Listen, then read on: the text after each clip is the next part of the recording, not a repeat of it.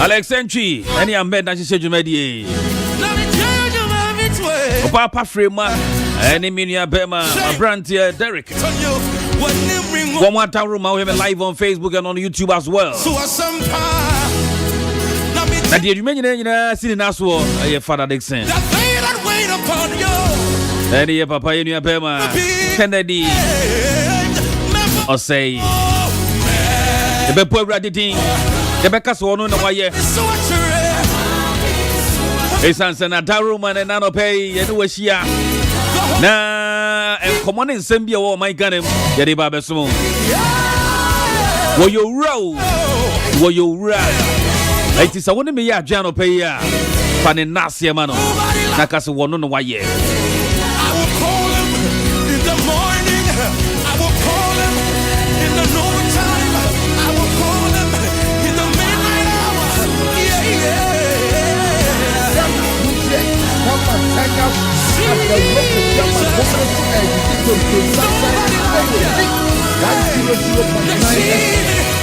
Nobody like Jesus.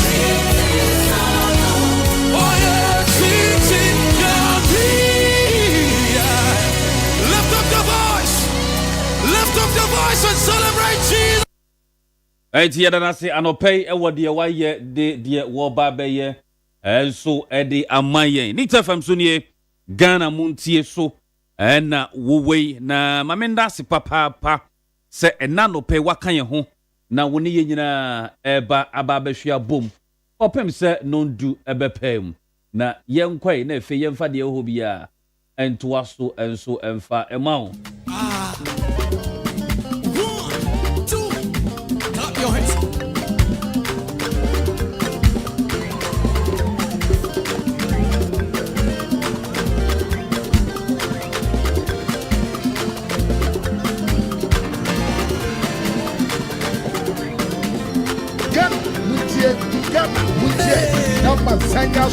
At the rock of Yaman Woman so digital to Sunshine and would lead 100.9 FM. Ghana, number Sanyasu at the rock of Yaman Woman so digital to Sunshine and would lead 100.9 FM.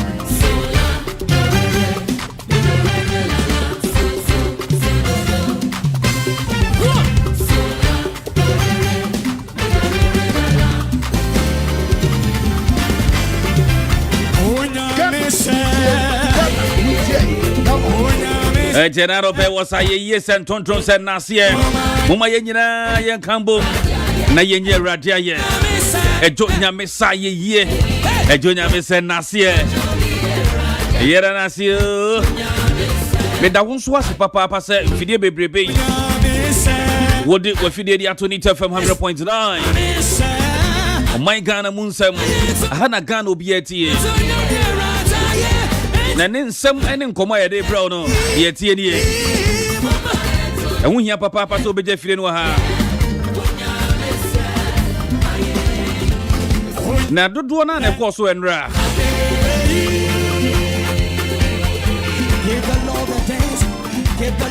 Jodo pa the course when Ramiji say a be a far for soon but the bill room at the amount but my main to win free hotel yen share your home crown or pay Wo simaka kremo no dia ye ka kire yan say if you can change your mind you can change your life so what to me esesa wadwen a obetumi asesa wa brabo what to me sesa wadwen a obetumi asesa wa brabo e kwan ahodo bebre so e de ye fa so de sesa ya adwen e ya na ye yen say yen to me enko yanim woni ma bi ho da bi ya na yen say enema bi wo ho no mo a oh apem ana esia ma yen da bi have a change of mind Would you man wo ye no have a change of mind towards it I say wo so won ko ade enye ye mfa ma oda da bi sa wadwen wo ho sa wadwen se woni ma bebre ho a wabra bo be sesa se de bia won ko ade obu hu abonfia na de bia won ko anwum bia eye a emfa mpuntuo mrew na woto ɛna me nso mebɛyɛ dɛ wɔ wiase ɛna abo hia de ne chain na ukuta saa adwen wɔ yi a onia wobɛsi da di ye enti ehu behia papa sɛ wobɛma adwen no asesa wɔ nneɛma bi ho wonim anamon bi a wutuo no ya adwen ɛka ho paa o. In fact, it takes a larger percentage of it. It's said the wodwen no saa so pepepe na ya wunya. Saa so pepepe na ya wunya. It is how person wa brabo esesa pa na wana montuo nyina eye yie de ma odia ya na wasesa wa adwen. Have a change of mind. If you can change your mind, you can change your life. So to me sesa wa adwen pe wa brabo obetumi asesa no. Wodun ho akwa for niam bi a wunya ya nanka enye wa sesa wa adwen no na fa sesa saade ne so. Isan sadwen ne sesa pa obetwe ho afiri ho. Ena do pay the sadwen no ewa adwuma wo ye ne ho.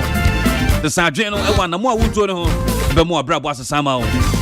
Wei ene de me ne wo nyina ye de nante ne da mo yi.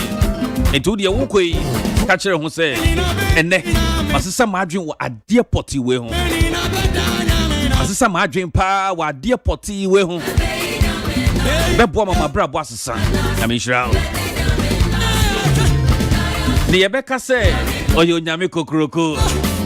Yebeka se wono na waye. Ni TFM Suni 100.9. Yepima kwa yanim.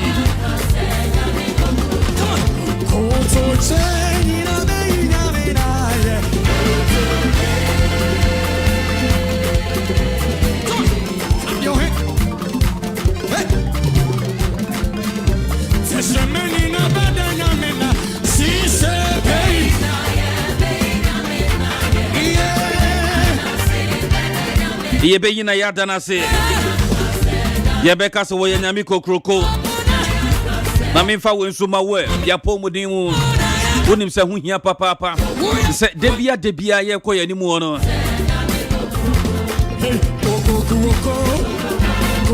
yetie futu e wo nkranhye mu no ye hwe ya pomudin sam nso kakra bi ye nra beka ya me no sha se fatigue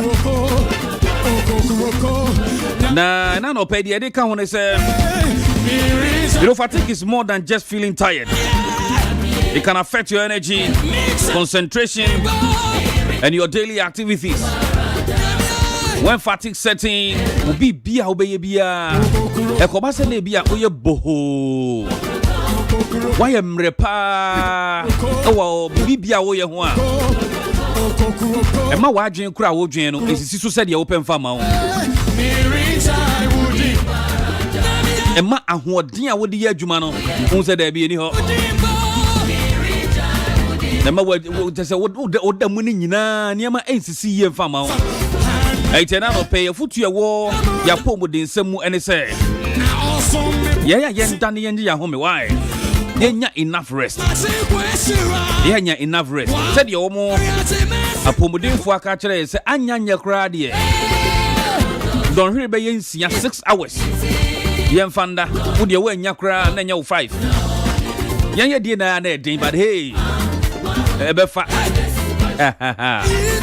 It's when Yakra then you 6 hours. Get enough rest. Now, into me, for you to regain back your energy, I'll bet to me, dear Juma.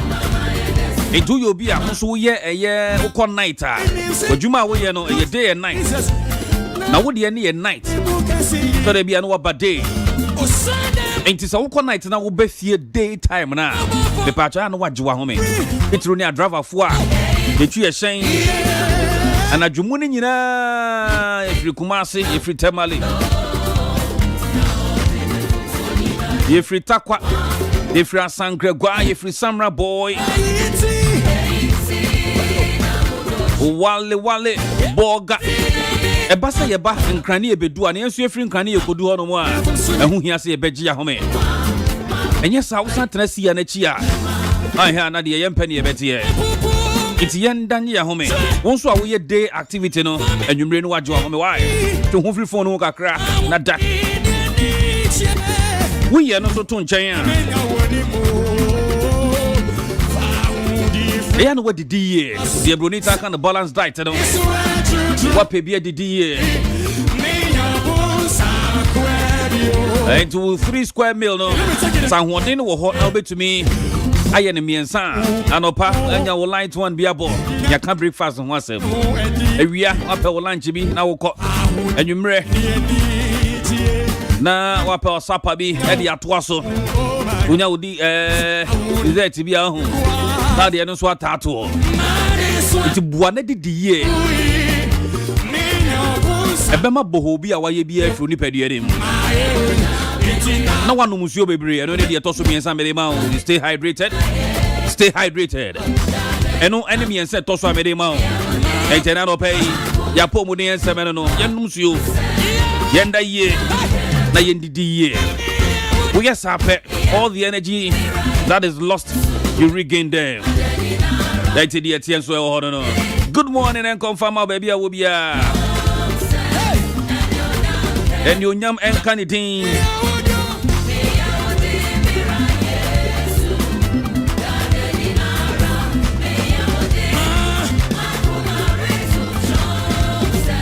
Yeah, sure my gun and some I will hold.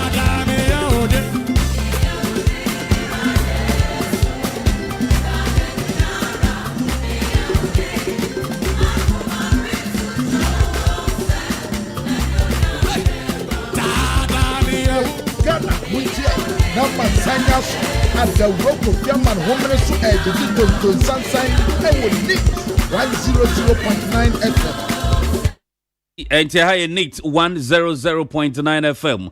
Na ene and some who draw my gun and maybe and rap the abeto dra be ene ebe baswono and I yede hun komo and hun sem ede bro we are if you here say the Bokratano ababe cancer na ya Wobon so edi ama wetona mathana se badansa na yebeko ho no no obekaye a enram bebo wamane se na the lead counsel owo ana wogine mediama chairman want to me was Samra boy trial ni muno na enyade na wo cheso betumi akwakopiam wo court badenra de yedi na asem no eye Bernard Ntwibu esiakon chairman want to me na do na tade frɛ no ekopiem was the Accra High Court Okoye and run a tembua necessary a baswono a baso court a sentence to 20 years imprisonment in hard labor.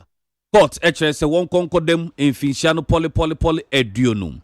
Na yebe run 7 ways and send ye won commodie papa per count do say and a yede a bo no na emudia he and would for emubi so hon moa yan charge no ewo hom anase yembuana 10 ewo hom.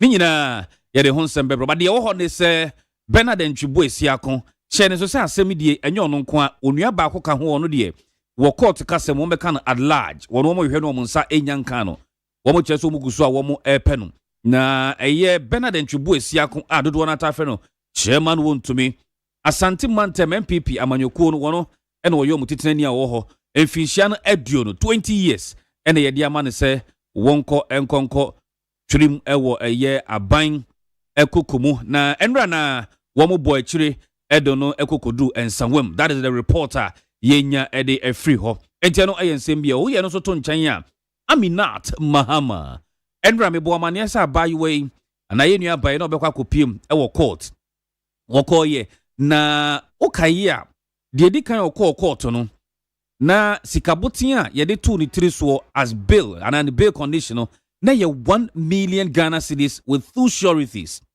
Na abayiwe kome a wanya sa sikabotin a ye de tu ni tiriso ne no na ye de wogina mu ma no ye ne lawyer ekokosre se ne bail da ne tiriso ne de esododo enti court nhwe na womwa entity niama so ampandra court tie ye ema me no ekasa de sikabotin a de atu ni tiriso 50,000 Ghana cedis as the bail condition with 2 sureties.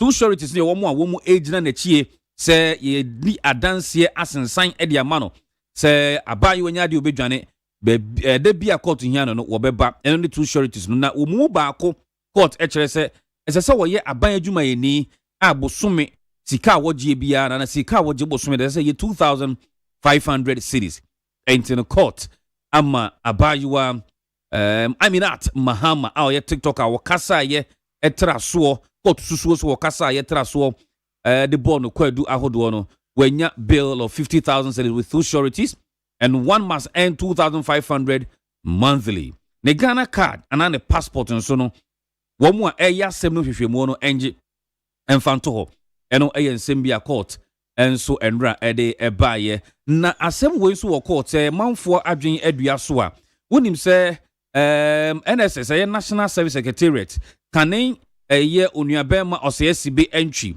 na asem die ne da so court ani ye kire se ghost names ahodo bi a na wo mo ewon krata mu manfo bi no asusuo so wo mudin anase wo mo afrim nanso wo mudin won krata mu a susuo ni se abrantie osei esibe entry na wo fa kwan bi so ediji wo musika no sa asem die no enso ewo court na enra wo mo freezing account nyina enti ne lawyer for ekọ isenka wo mo ekọ akosere lawyer lawyer poku edusei ekosere isenka court emwa nanka account o mo freeze bi no wo mo release bi mfa na ontumi enko yi sika na won fambo ne bra na won fa bi emfa nye ne ho ne ade sansa ho kire ewo ho papa pane no na court ekire se nkrato mo de baye no wo mo sanso enko sakram ensan enfambra court etu asem die no e de ahye July 31st and obesanso afre a70 yen shene so na Prince Abuaje eye NDC branch organizer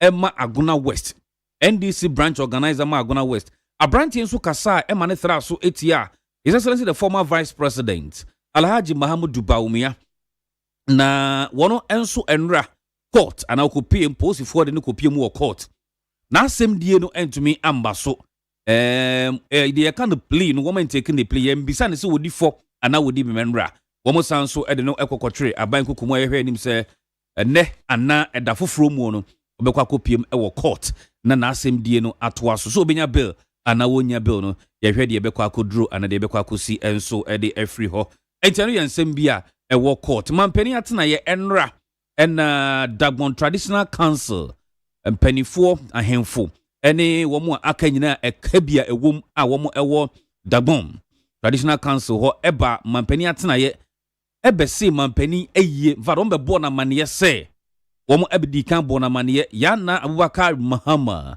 a wotoso mienu papa fra ne ntoma tintimu na womo ebebo mampani amane ya womo de eyie da no ene ho nkomo bia ekwan be fa so a womo be yie no womo ne mampani ana mampani atena ye edi nkomo eka bom esiginaye ahwekwan ye befa so a womo de beba womo de ho nkrata ba ye ma waso ensi woso ye ma wonso wahunu de etie ewo ho na enra enso na the government accountability series no ekoso odi onyamfo Haruna Idrisu minister responsible for education obegina simpie so ede ensema hodo tudwa ene wodwumadi yeso yi ye de bi ebebrewa ye berere mu papa pa wo kire se akyerkyerefo ahodo na womo eba befa wom hwebe ani fiada Friday na womo nkrata akokon nsa na womo ebefo in badges womo fa bi eyabusumi July aye womu mu nyame ya dom a November mu enso befa akyerkyerefo binum enti akyerkyerefo this good news ede ma atichafo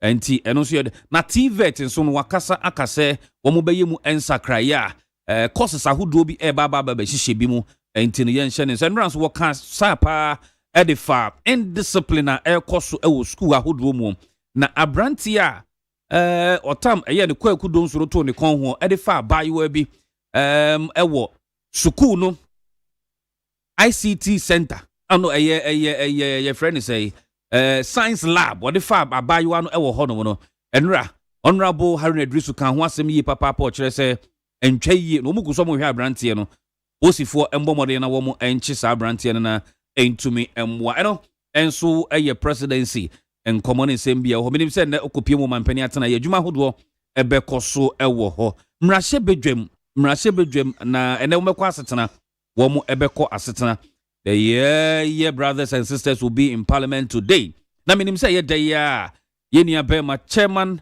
ana Bernard Ntwibuesi akon wontumi ensem no wo mo ebe kasa wo ho bebre pa ewo ho na ye kan no ho asem the minority caucus wo mrahye bedwem led by Osahini Afenyo Markins na papa yi anaye nua be mai enra o de kra 30 ba bonten a na enye asem keto akra kasaye edifa atembu a eko edema Bernard Ntwibu Esiakon won to me wakasaye edifa ho yi papa de nya asem keto me ya dum eda yawoda and the honorable minister responsible for finance Honorable Castle Ato Forcing Bakopim ewo mrashe bedwam na media fiscal policy review no de yetaka na media budget no wode enhu ensem akwa kotudwa sika afimu no womu etwaye se womu edebebo oman ne ho bra no ebeso ana enso asoya hodo binom wo ho no mo behia se womu ebebo sika na chi ebi aka ho ede ama no ana se etesei nyame ya domu a eda ya wada Honorable Castle Ato Forcing Minister responsible for finance ba ko PM ho na ensema hodo ho no wode ni nyina e de atudwa enso e wo ho na yebetie yebekọ ho ebrepam na ehon komo nso no ye de abrew na utietie enkomo ahodo ne nsema hodo e wo man Ghana mu nso a mene wo kase Ghana ne Burkina entiase apam aye adwuma a ye kase yi no Ghana ye ba bema Burkina Faso fo nkosua Ghana ye nkosua ye nya no fitim resanti nyina haya ne yenkosua free eko Burkina yenim se honso no tomatoes efree hoba pa na ntiase apama ye dwuma beka na nsemu ekoba ise menteme ho ase esiye enuanom ba bia de omani kirem e Burkina kwantempo no so a kwamikafo eba be ha o madwen in fact de esiye na enye asem keto akra enam so emma ye hye ise mema wo bibia emfa kwantempo no so kopem se ye besiesie na abotoyem abayo mene wo kasa de bibia eda na kwa mu a Ghana ene Burkina Faso edi nkomo ema ye kasa yi yen ye ba be momo inkosua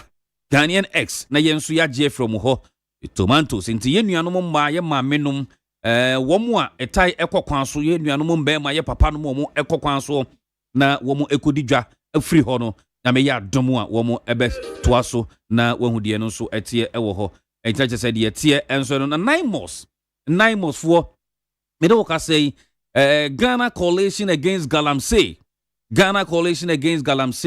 Owura Ken Dr.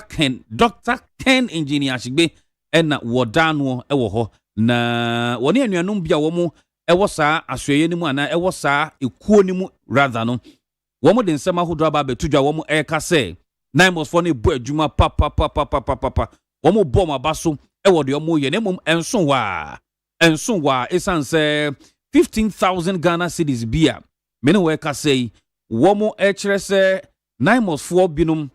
It is alleged that about 15,000 Ghana cedis akwakodi enuanum 9 months for na saa sika na akwakodi omo ho no wo mu echichi Galamsey yes bi na wo mu ebobo ma no echi nia aginema bi from ho enti agi motorbike a ende na waba beji wade oba beji na de sika botin bi aba na ode ba pe na efe na chese waba beji usika but ebrena so abono nsia yenko peace ye ba ye de yehu bi abeto aso e de ama ye besisi ya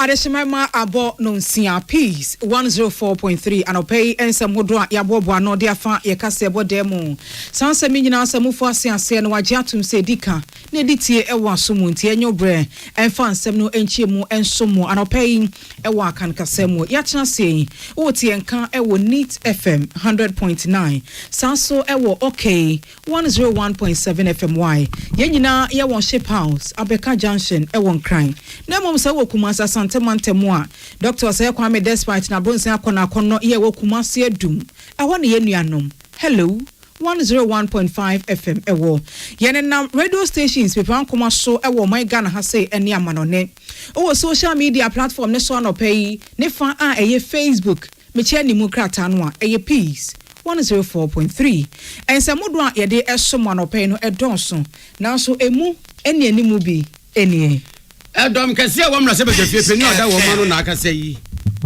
titru ne dia ona frefre wo mo se asema ba mo mra na yenka wo chemu obi obegina bebi aka se chema wuntumi akọ tete onko de mu mfirisi aduonu amanyosem bom mu no na nipa ni nim dia wo ka Sounds so now what chairman untumi asem kroya ehwo no kane yedru asante mantemu a na wo chairman no ne mra nim ni lawyer ohini jan so de atodwa se enura ginesidia no ebaaye no chairman untumi emra nim for de na enye wo mo enwonwon. Na Poultry Farmers Association of Ghana president oda wo manu na wo kase no se wo besra ban pa se nnuane na ye nnuama nkoda die o senior high schools no yemfa kosuawe ene kosuawe nso so enka ho. Good. Papa. Yebeko ensam foforo emu suafo no na hwa ye nwumesua ho ensam so ewo my Ghana ha se onumonyamfo Haruna Idrisu wode atodwa se aban no ede hyehyedie bi aba ye fe no teacher Dabrim wo gina so asi adankwa be se 50,000 kura kesem ne kronkumenkuma mu dia ma chechefo anya baby ada yebeko amanone ne akwa ensamodo ya ekoso France mpenifo atase ewo court of appeal no watase no kranchi bia ye friend Eugene Ramucho ya mpenifo ehye ne se onko afiase mfinhia porpore aduonu enso de potina na waye na de na akokeka ho bi amasesei eye appeal dwumadi no abamu ya chance anopai ye de somo na yebeko agudie mu nsam so na akwa akohwe wake up ya na no kwesi de ba na wie ye nsam bia esisi we kira wunyante ye we ye munu dwan enka nsuo kra. Ensena foforo PB ka we ho anopay ene wadama ye je obrede sansem ni nyina nche mu asomo ewo akan kasemu yemfa aseda emenyumekoyi na shane so say Laws and Herbal Center so na medi wagina edro ni din aye Laws and Herbal Mixture ogibi no no a ebebo apomodin na wo hia machire ho abedama se bind stain remover energy wo mode bind 20 disinfectant no ewo twa so ye hwe edro kakra de gu so pepa fie ho ye correct say KKP Pro na diamond long span roofing sheet ni wo dwa so ya gibi for crew dan so inso beton from abefa enwunu da Ongalicious have been wa ha promo no airport so sika botene achede esom be 4 million Ghana cedis afei mema wo bana dwane pa dia no pay esanse eno ena eboa wo mpacho yam vita infant cereal no ewo dwaso ye wo wheat ye wo rice ena ye wo maize se aduani ye wo nyanunu mako edunsia ena wom yama wo bana enso bi hwe no no ankasa obedi asanso adibio medindi nana ama ano tufuo anopay mene Ohene nana kwame amo Adesima ma yemfiri kase no ase na ye sha ase ewo eye de konso enrada ewo Accra High Court Criminal Division opani ba kwa ye fe ne se lawyer ohini jan kane chema wuntumi na wo ye ne mranim ni o se no kwasem de si ye no wo mo emranimfo ne de na enye wo mo nwanwa ne titiriu ene wo mo abra no na wo gina mu etwitwa edeje chema no wuntumi ewo sa akonta mining illegal case no a na ekonso ewo ho no eno anwumre wo gina mu no na ya kese ena edi nkomo ewo anwumre no nsia kase bo ne so lawyer ohini jan se wo de hwade o de ntia wo no eka se omo mranimfo na enye wo mo nwanwa na eye se wo be kwa court no ehya ase no enema agodo bi eye nkrata asemfam ya chairman untumi na mranimfo no ehya ase etintimie ede wu court dem wo no pinu wo ho akwan na wo se enema bi efa so no otemuafo no bunu edi gu na so wa mbie na so mu kura se wo betie wo mo na chese sa nneema no kura na ayemproporo wa na eka bibi ede kire wo mo babia na atsem no bekwa ko wie eye enra no de baaye oso mfa ye nkwa achi kura wo be company for ehye asem no ase no wo mo etintim krata bi ede koye ya sa krata no de na wo mo ehwehwe nyina eye se proceedings no na ekoso no empanifo enhwe emfa enema bi enkonkon ho asa afi de to so bio wo se empanifo antie wo mo no chema wuntumi emranimfo santintim krata ede koye ya emramu no ye friend say submission of no case wo se no so kwa no he ekoye moanan koye hwe buada empanifo antie enti wo mo keka asa ne mani nyina ede bom no kwasem se no mo do mo nim se ade en enkoye mfa ma wo mo de daw ansa na eno akra no de sie no esie Obeka ya ye ebesi bra ye submission of no case once ye won appeal ebesi endewe court of appeal enya kwanyampo appeal na by the court of appeal and submission of no case no na case no tintina what you can show to ye case na hajin kaka I will share charges and so I ya bo se ma wuntumi ene akonta mani na ya je case na charges we and one dance ni ja so sao akoba se 2 counts ni na ya find that mine they want to make guilty one kakra and so said there start ya next no anya one because a demand be was na airport no so na ti won say possible to say and a outcome no everything lawyer Ohini Jan says kwanta ya na empanifo aka wo mai Ghana yemre ne mu se wa wo bokọ adu no wona asodie eda wo so se nipa na ade kọ adu no ebo no no wo di adansidi a emu oduru ebegina court ho na wa cheche mu di ache court no ene otemu afo no die nti a sa kọ adu no odi abo nipa no ne no kra no yesi wadansidi no e wo se emu yeduru na emu da ho hweta wo brekra esum bia eni sa adansidi no achi na so wo se hweche ma hu ntumi die yi obi ani ho ya wo beka se beto sa abrenyi kọ adubofo no omu kogina mu e wo court omu bo che ma hu ntumi kọ adu no na omu wa dansidi people ya wo mu di ti ache ma hu ntumi na emom emrem ye fre bibi circumstantial evidence eno che se wo mu a ye di kan kọ kire wo mu wa asase no eso no wo manu mu asem a ye fre no ense e wo court wo enumom e na enei panifo gina so e di ti ache ma hu ntumi. So na na be determine na me make my channel. E tremonu ben ya dey because me dey say e say chema o tumi akoye legal man because evidence about court na say chema o tumi wa akoye legal man. Evidence about court say had you say okoye man no positive free by and a good year unaye okoche mu koma chema o. E dey na wa go chema ko say e wa o ti wo say e chema o tumi akoto 20 years because akoye legal man.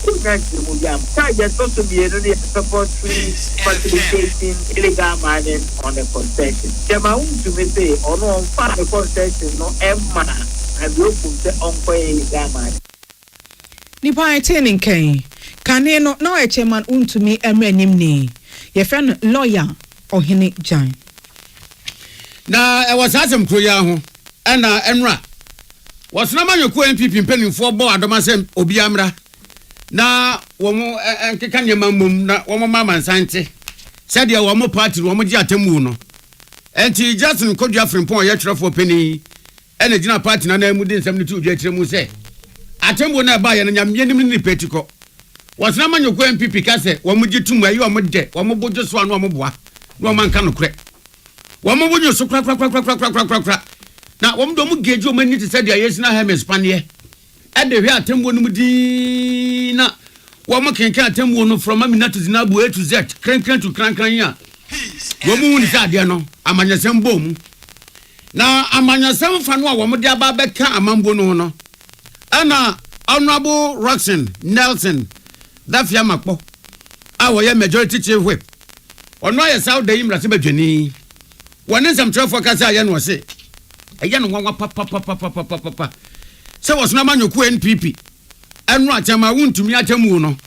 wo msa amanyosem bom a obisa se amanyosem na firi na bebom anya bia wuntumi asem na yenkwan no maka se eye kobi ana amane ana ewule monko bi edam ana ama center bem was eye politically motivated wa hefa adanya bia be edi asem no na ye party bi headquarters ana se court na edi asem no eye party bi dia ana se judge na odi asem no oye party bi national chairman no maka se amanyosem bom oso munya de wo moka no wonu a wokase yi wo ye mranim ni na wankosia mra keke wo de yi aduma party mra na se wo ye chema wuntumi asem yi a wo se court na muwe so se de yabu obi ko adu a kwanye de ne fa so kopisa atembo beba no sa nom de ne fa so ye to no wo be ko wunku abansa aka ade ne ko gina atembo adakam tembo afọ ma kwanye ko adu bofo bo no ko adu anu akenkan no ko adu no ba ko miensa asem kwa yi quotation our children's week service ase owie ya no chema wuntumi lawyer fo yi ano sen wo ba kwa asem no so am obi abonu nkura wie tembo afọ ne de nenim anu obehwe na wasi ginaye na wahwe de begu nanim awie ebu atan a anase danu ana wo mudidi asem no wo mu se amanyokuo bi empanimfo aba betena ho no maka se amanyosem bom oso no mo nya adwene kra na wo tremu kra se de ye no nwanwa se MPP fo ka de wo mu kan number 2 wo se akontama ni ya ye kan wasem no enwasem na nsore wo NDC abanfufuro ya breso o wo se kana fo be kai a emra na MPP wa ban mu wa bra na wo mu NDC e wo minority wo mrate bjofie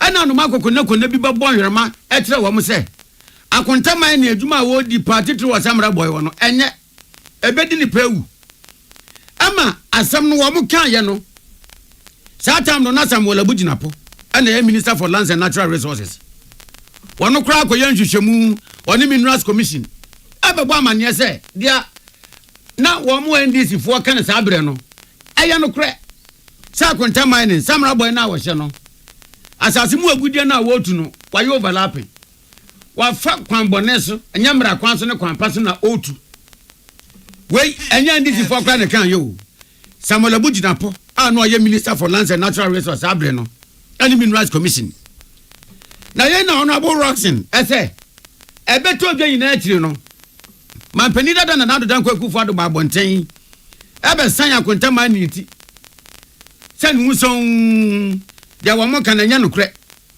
dia Abuginapo kan dia Minerals Commission e kan anya no kre akonta mani wona momra kwan so ene etu asase mu egudie no ene se neyi asamba ya ye mu hwehwemu ana yesi we de se baye bantenya eja na kire o ana eja kire nti wei wo be gina baby kase eya manyokuo bi a na nipa no nim dia woka wo se ade ne de evidence e ko ye na judge no wo de ebu aten na mo bia e monitor so na wei no court e wo Ghana no ye du asem na se nto da wo mo nyo so a utumi kwa foforo enti api wo ho so we na se atembo ne nkoyi ama wo mo a wo mo nkoyi bi wei aye Saudi Imra se bedwani Roxin Nelson da fiamapo Yako yangumashia no asoye na soafa wadano ayo numunyamfo Haruna Idrisu wade atudwan se aban ade dwumadie foforo ba na sa dwumadie no ebeboa achechefo wo mudabrem ama won dwumadie a wodi sa achechefo no so wode akoma mu fan na adwene mu fan ayaye no yie na ma adeche ne adesua enso akonkan wo se dwumadie eye teacher dabrem initiative aban no agina so esi adan ben se 50,000 ewo kura kesem ene ekuro nkumenkume mu wo man Ghana ha sei na ode asom achechefo no abai e won hyehyeye ya brano wo mo eye ye no kra no man Ghana ye 1990 constitution e me ho kwan se brano amamu atwumedie enkoso sa eno ye se sa wo ye soafo a e brano mpanifo ma kwan egira mampani atena yem na wo ye amambo mu enkuntabuo e waso ye ho e de che mampani e na afa omamu no ade hye nyina na eno e na aduru onumanyamfo Haruna Idrisu so ene wode atodwa se no kwasem ade ba ko e ha wo man Ghana ye nwumesua e ya achechefo wo mo dabrem yesan se obi wo ho a wodi ne kokro nkumenkume mu a bebi wodi ne tibeto no ya na ehwo edin eni nti oka ne sisu kura so obe ye adwuma no a wonya baabi mfa ne ti n20 na kire bi wodi oni afoforo okwo wa no no so dwane ya eto da bi a ye wo suku dan si wo ye wo suafo ma ye krado so ba be gintete na so checheni no e wo hefa eni nti no se aban na fa wei e de ato ne ho so oromanyamfo se ebra empanifo efri dwumadie no ase no no wode hyehye so no akeka bibia de agu nkrata so enti se wo mo firi ase a enya de se bibi ba besom akwakote bayira homam da bi da eni nti obefa eye district assembly common fund dwumadie no so ena die firi ase e wo mantam eni mensini ahodo so na ebre ko nanimo no enwumahia na so yenso ebegina Ghana secondary school pension won dwumadie no so e de yensi achiba aboasa project. I'm also happy to note that the teacher remains pivotal to the school environment and even to the organization of the school management. Therefore, our government places priority in the motivation and well-being of teachers. Apart from the 20% allowance for persons who accept posting into rural areas, we are almost through, led by the District Assembly Common Fund with our Teacher Dabre initiative, which is a bold government program of President John Dramani Mahama to provide accommodation facilities for teachers across the country. We intend to construct 50,000 housing units for teachers all across the country. Nipa yetene ken ayo man Ghana yumesua soafo no pani orumanyamfo Haruna Idrisu obrekran enkomo ekoso ne ensentwo ni Salamat Kuku Apento ewo ho na ewansanfo from no Owura George Dasa aya Poultry Farmers Association of Ghana national president one Peace FM yensem twere yaman before Caleb Kodwadai albon komo na enkomo no wo me sha di free Burkina Faso Mosukrom aban ene Ghana aban konya wo mesi abon komo se Burkina Faso ebe ya wo mo boda no mumie na Ghana wo mo nya nkokọ entumi fa wo mu nkosia nko Burkina nkoton Burkina Faso so ntumi fa mo diamra na ateka na enkomo ne be wie se Ora George Dasa Esra ban say the secondary schools no eduane na nkra ni di no obesre pa say eduane na ye man nkra no de sese edukosua kan wo bia no ye fa kosua kan wo ye man nkra no wi nkosua wo na kosua de ye pa ye num nkra no wo kire ye school say amino acid na ni na bi okosua mu oh micro nutrient ni na bi wom choline mu ni na bi wom abo ni pa adwene kosua emfa so wo so papa ya ti bi mo wi ne anu abi e mo wi ebeboa papa ama de di kan wo mo a wo nya nkokọ e wo man mu no enko ba se nkokọ ya mo ntete ne nuane ama mo didi aya kese atoto ensin kosua no na egua na apro na asai wa bra betumi di ama sku nkoda yi ama wo medi bie wo madwunu am ya kire o made a wo mehu so hu na ni ya bokina wo beto mo bodam yi na kosua ya ye ka titiri e wo bu no gua na ese kwa wei ka abane afa e de akanuane ye mankoda no ho a enka wei na e ma ne sei ebiew o se koba se abanje pene amia di nkosua kokko senior high schools e de frankra ne duane no ebeboa ama portrait adwuma ye e wo man mu atumpo akonanim ama foforo nkran tete do mo aba begim eno sa no na adwuma na abane bie e de ama adehye ama efie gyanso so edum esanse e diska beba. Probably there might not even be the need exporting it because there were a lot of schools, but our consumption rate of kosua or maimuno is not that high. Until we say to me, my schools apart from the public, the general public are consume schools the policy be I just say all students will be fed with kosua and also begwa my dear they call outside Ukraine. Kakyire bi and now say and that means as one you increasing the production of kosua and the more we increase the production we say is going to create loss of job. Government in nanka school feeding certain schools they will patronize kosua yeah producing of money let na boama let na create more jobs. Penia yatini ni Ora George Dasa on a Poultry Farmers Association wo maimu national president.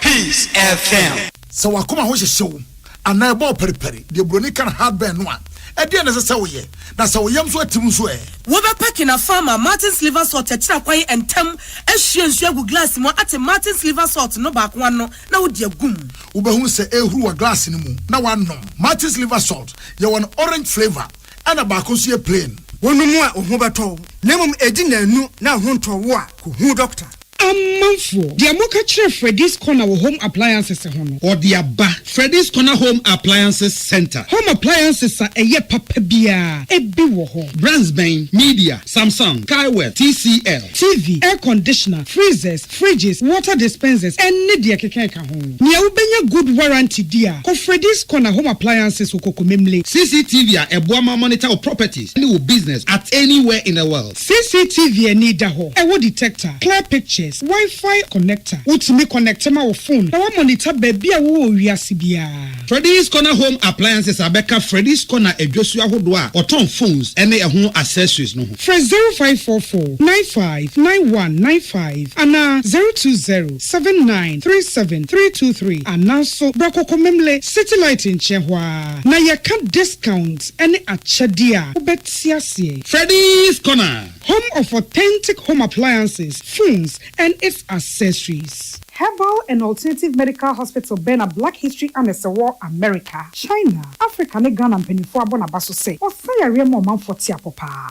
Amin Scientific Hospital. I had a sabia, or won't feed them was so, ya would that's so, if you didn't chill yadi, na no sound so sour yadi. Amin, expert or one croyaria, one run when nam. Now, what Dr. Fonia Nurse Fonso, or what's a man? Amin Scientific at the herbal, homeopathy, naturopathy, and reflexology, a sayade. So, one I will pay, and I are in it the same pa, Yamia Dumunti, Yaria expert.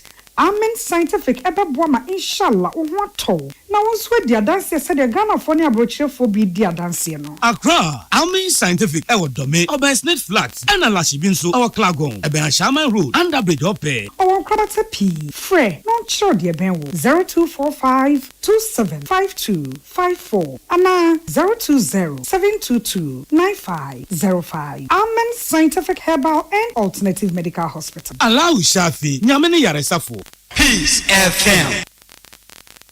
Tune it in, turn it up, Peace FM, and rip off the knob.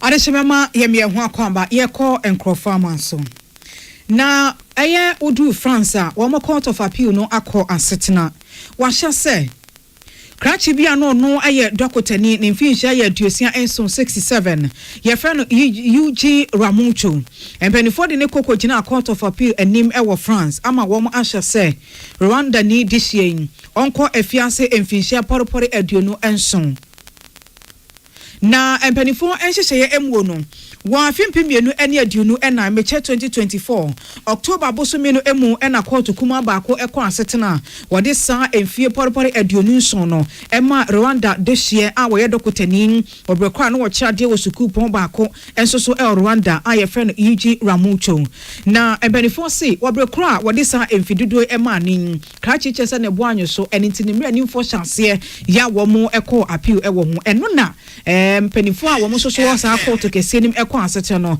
atemuafo ni nyina ekọ adwendwen mu no wo mo sen mfinhia aduonu so 27 no a ye de ema UG Ramucho no osefata eninti onsan ko no nkotwa eno ewo afiase asem ni nchemu eyese wa afi apem ahenkron ene aduokron enan 1994 ena ensem bi ehyanse ema ne hom ne som wobrekron empanifo se wuduru eye tusi eno ewo Rwanda wo mo nko mo kokodi ye no echese omonya tutwafo ekuo bi ema wo mo ehyanse edi nkomo se wo besesei enema ewo ho esanse na wo mo eye asrafa na waka wonti apam ho a wo mo chese enema bi enkoye mfa ma wo mo enti de wo mo budwoso no yese wo be keke kan krofo ti abobobom no ma sese enema wo bese krofo abusua wo bese ajapade enso so ewo manimu sabre no na UG Ramucho esanse na wo kire ade ewo sukupon ewo ho enti no wo mo ne kwakasae se wo mo botaye ni ampanso wo gitum eta wo mo achi ewo sumase ema de wo mo ehyekyire yese wo mo ye no wo mo hwe etu eho anamo esanse sabre no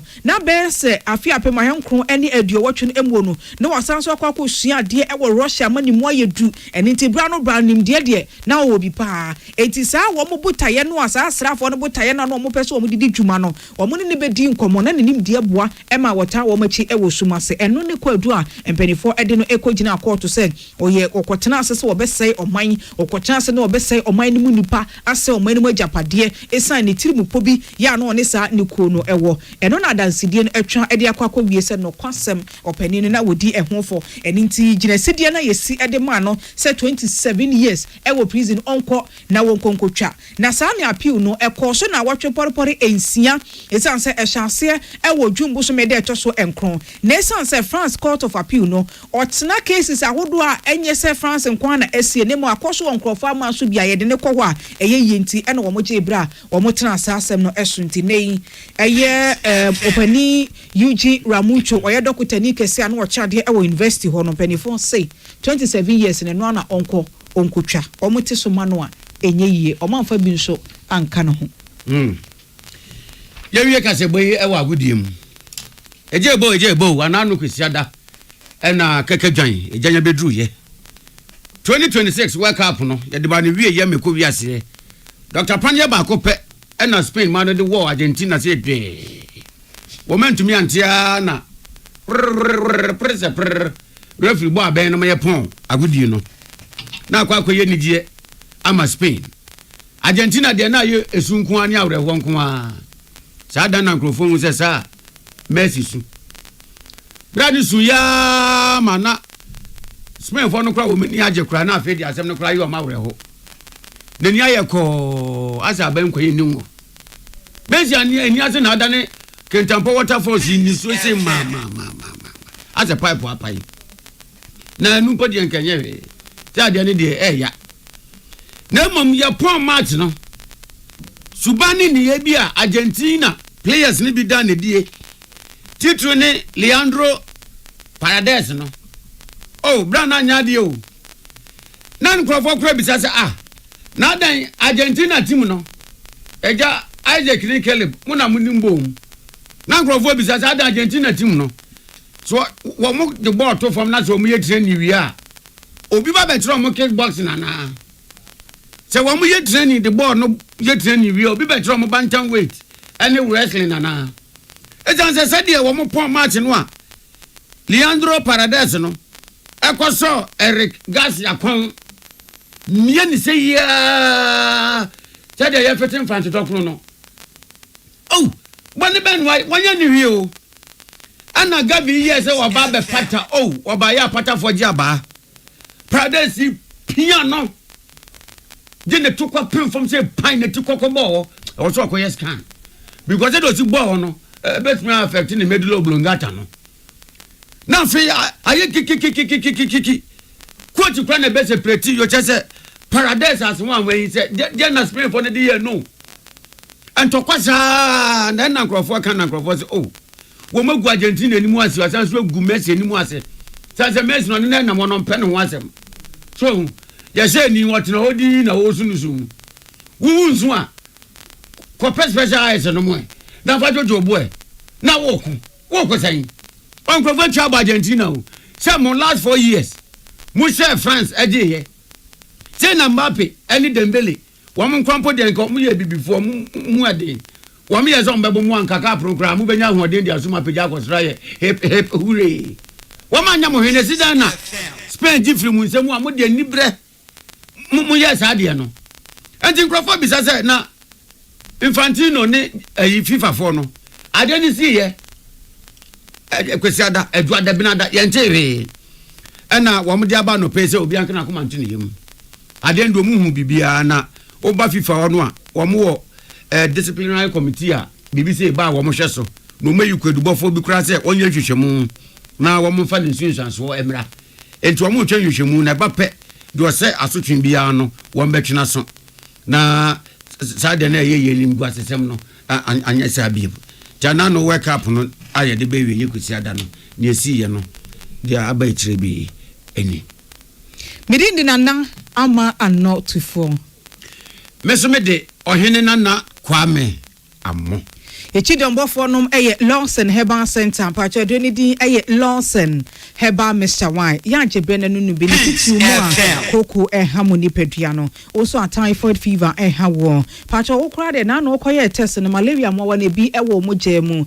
ene etia wa ya je aduro bi enonom why oba ya wanyi se mesre no aduro bi enye ye nso a woteche obani tua no fo ano unu bi a enye ye umfie no emro mfinhye dumienu so ya atwo ho da so ya children wunyini a no wanom bi why edu license chemical shop pharmaceutical shop and afi baby a yeton abibido bia no a Lawson Herbal Mr. Dre yensa bekebi ngo penido so poetu aton dia and ye 0248 619999 ana 0242 133577 by 20 disinfectant no ye dro wo sensu edigu o mop basket ni mu a na wahwie edro ti baako ede agum he fa paper na be damasechi restaurant hotel rafondom yeah adwuma mu ho pacho suku mu any fidue mu yesi won say interfere children bi wo ho omo ha twi o na so omo ti by 20 disinfectant no epampan a wo mu dwane ekumu omo pa ya fa sesi ofie wo kitchen ho ni titiw ene washroom ho na be damasechi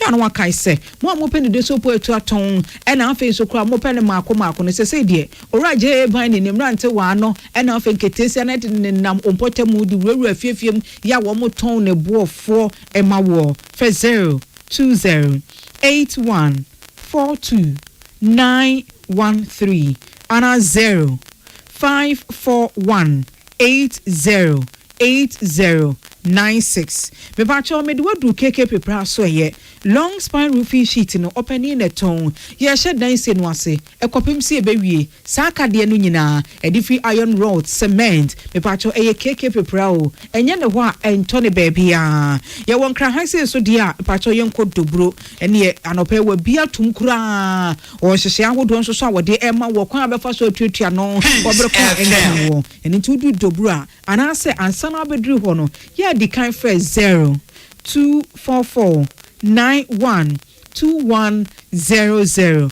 and I say 0533218646 and me here adentan so number obefre eye 0203997372 owo kumasi asante mantemu a keke pepra ewo fa de mamponten the number wo de frɛ ho eye 0544684069 Ongalicious abe wa ha promo no ekoso pacha ya no akai se onga de ye de ye aduane o aduane se ye nkwan for ye jollof rice ene owo seasoning powder no ewo ho ntinam no se ye chicken e pacha ye beef ni nyina bi ewo ho fish no so kra no pacha de odi steaming so ewo ho odi steaming wa aduane no e ma nunsuo eyede edasha ye mama nsabuafo lele pachocha ne so yam vita infant cereal no ewo dwaso we eye aduane ankoda no kon do na wo ma wo nya bidi susu a ya no wo di edi ne ye e ma akoda no nyini ye akono bo se ne honam no aye tuntum na ha akoda no anyini fom kama wo bole vidie ma e ba cha ye wo nwane no ma akoma akodunsia ene wo mti enye aduane bia keke ye wo wheat ye wo rice maize pacho ya chebre ne tobi kofie ma wo ba no eni pape wo to diaper na kofie no aduane akoda no hia no eyam vita infant cereal no jibiko na be hu say you wo yire betu chama oba wa so na wo to bia ya ka hu ni say wo tetemu akoda no otwentwe na ne ase kakra bi na so do teche mafa che na say ye wo ba hu ni nyina agya akoda ntinya ya abotre ede papa yam vita wo say eboa emanwanu akoda ne hia wori ni pedua ne saka ne ye FDA mpanifo agye atum enwe kwa damenti ena no pay enya hoden we sika semfamu a yede no nsabre mu kase no esomwo emu wache ema mo enutia efia hotew ya ba nkomo pi ewachi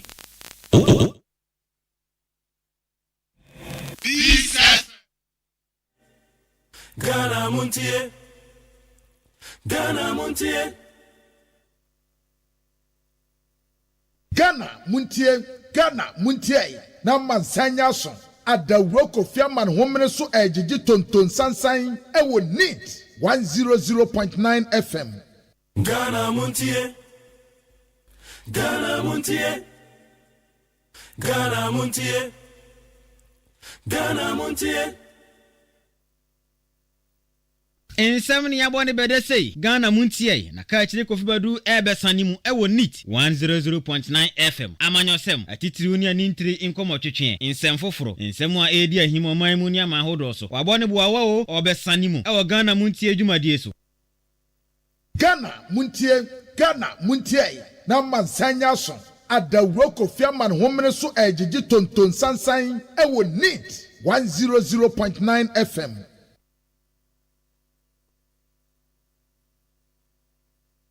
You tune into 100.9 FM. Hey, catch it. Listen in here. And you ma beto to dia me baba no hwade no. Hwem so betumi a. Hey, asew. Hey, now beka. Ya John to mami ensa duku portmanteau. This way chocolate drink. Na kan wo hwe afibian so beri ni waware ni a. This way chocolate drink. Na kan sia. Oh, asew. We den kan no ntumu ho. Me be mo anu nso hye kura dia ka ho. Wo hwade a wapi ho. O ka se batete e da fom ho. This way chocolate drink.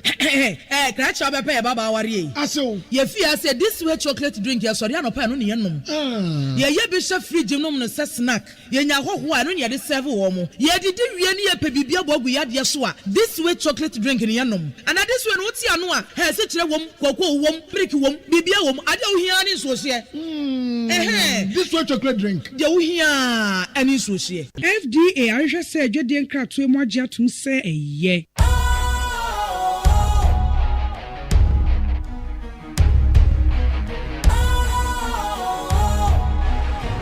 What's cool, fresh and trendy with a new look?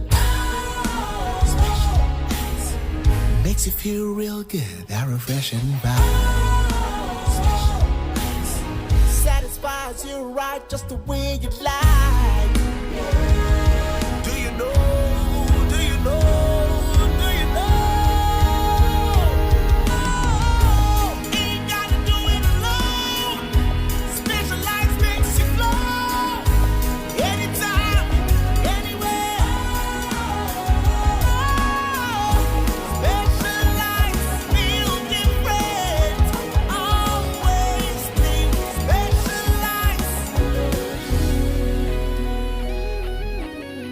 special. Ice Natural Mineral Water. Feel different. Think special. This advertisement has been vetted and approved by the FDA. You tune into 100.9 FM. Ghana Montie. Na mansanya so. Adawuro Kofi Badu homene so ejiji tonton sansan ewo neat 100.9 FM. Kenya nim da hwa ya Montie edem da dwa yensi so Kakyire Kofi Badu hompam je nei prekase jamadu ofiti krotia na ne ho agege afiafie mu woni age ba bia sane nsem ni mu na pense mu ni ehu de no kro ne da Ghana Montie. Every country gets it right if it invests in its foundational learning system, because that is where literacy, numeracy, critical thinking, problem solving is learnt. But in Ghana, over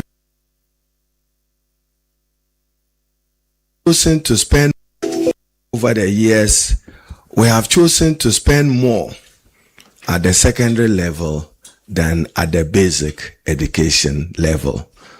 A wrong that President Mahama is determined to right, and to ensure realignment and reallocation of resources more into foundational basic education. As I speak to you, one of the most significant decisions we took as government was to revise our education curriculum. And the agency responsible is NACA, the National Curriculum Review Agency. They were asked to revise our education curriculum from kindergarten to junior high school. I'm happy to note that on Wednesday, a revised curriculum for all people from kindergarten to junior high school will be presented formally to the Ministry of Education for onward submission to the President and for the policy to go to Cabinet and Parliament. The revision of our curriculum is to ensure smart start curriculum for greater integration of technology, science, engineering, and mathematics. We have promised to introduce coding, electronics, artificial intelligence, and TVET into the basic education curriculum. And this will be the new addition. And more importantly, ethics, ethical values. How the child grows up, knowing what is state resources, knowing how to be patriotic and responsible, and knowing how to be civic responsible will be an integral part of our revised curriculum. And therefore, at the basic education level, we have done some spending, improving capitation. Ghana Montie. Ghana Montie. Ghana Montie. Ghana Montie.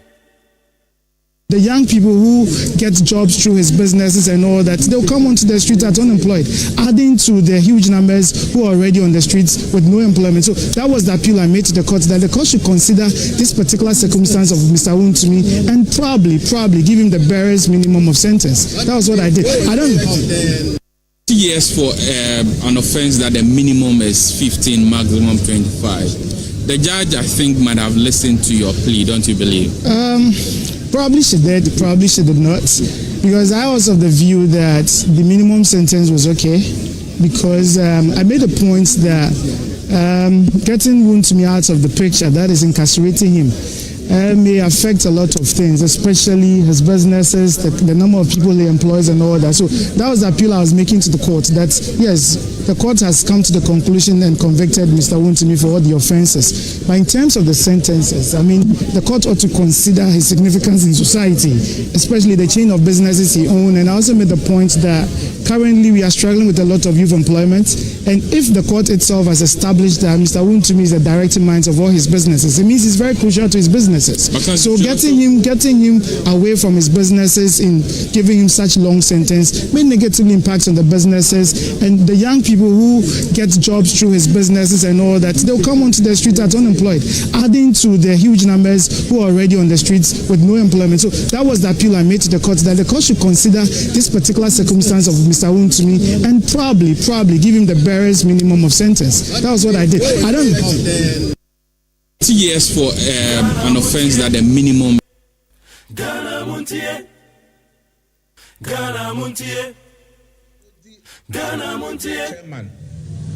Chairman Ben atemu a odi aba no atemu a achia na amaye nyina ye hu se sabi amayosem na atemu afo no wo ye ya ra won se yadutum se Ghana emra na ese ye adwuma nanso so emra na nkyerɛ sɛ bi obubu atɛn na achia ne nka wasɛm asɛm a ɛda court na anim ɛnɛ court ni buaye no ne tenten ni ne tetia ɛne sɛ obia ne wɔ a ɔwɔ prosecution hɔ attorney general office hɔ etimi ka asɛm ɛma ne to asum sɛ Chairman Wontumi sɛ bi no ni nkrata sɛ obetu sɛ bi gold o ya sase so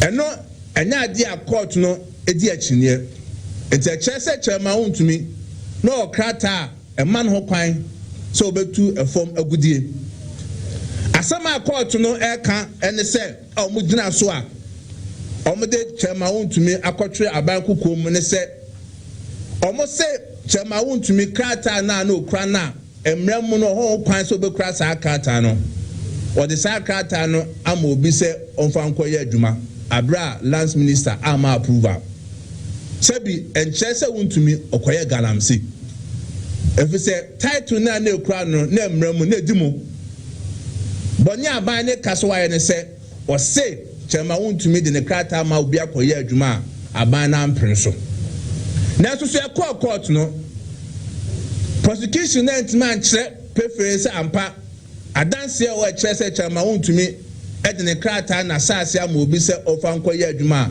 aban no ampene so prosecution no ɔmo ntima nkyerɛ judge a wodi asɛm no ɛsɛ amo a mo ba yɛ bedi adanse na asɛm a ɔmo kaayɛ no ɛno na ɔdo to nsianiani a ogyina so a ɔka sɛ Chairman Wontumi edifo ɛno ne mmem yɛ ka no circumstantial evidence na so what man prove beyond reasonable doubt I a bad criminal prosecution ɛsɛ prosecution na sɛ court na edigina so ka asɛm no obi asɛm a ɔka kaayɛ ɛno nti ɛna judge na gyina so a ɔka sɛ ɔde Chairman Wontumi akɔto ɔban no kuku mu yɛ NPP party no deɛ ka ne sɛ ɔmampani mahama sɛ ɔwɔ pɛpapa sɛ bi illegal mining friend galamsey no obɛko ho na so betu ho ɛsa ɛna wa ban mu enkofo bebre wo mu a wa okwa odi tum sɛ ɔmo to na so ɔmo yɛ galamsey ɔma pene de Ghana fo busa ne sɛ saa asɛm no akosi sɛn o party fo no na ɔmo yɛ no ehu asɛm no akosi sɛn na akɔyɛ sɛ ɔma pene ne NDC ahonhare a asɛm bi ɛfa opposition for no ɔmo ɛde kɔ na sɛ ɔmo tu ho asa no ɛnɛ saa ɔhare no bi ɛna asɛm fa NDC for ho a ɔmo tu saa asa no Ghana Montie ɛkɔfo di petition kɔma yoku ɛfa NDC or national organizer Joseph Yami ho ɛna ɔmo vice chairman Abanga Yakubu sɛ ɔmo yɛ galamsey ɔmo apɛni ne NDC for busa mo sɛ asɛm no akosi sɛ Nama sanya at the Roko Fiaman Women so Editon Sansan was neat 100.9 FM. Ghana Montie. Oyala, let's Oyala. Women so Editon Sansan. Oh, Nyame to Ufo, ye baby, Mutina, Oyala. Juma Montie, ye baby, why? Oh, Yami too, ye baby, Woodina, you my papa nunti you why young what say oh yeah now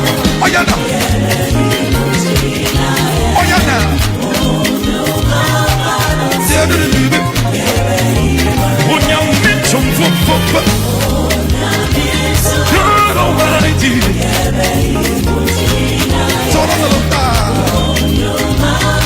can you wait yet to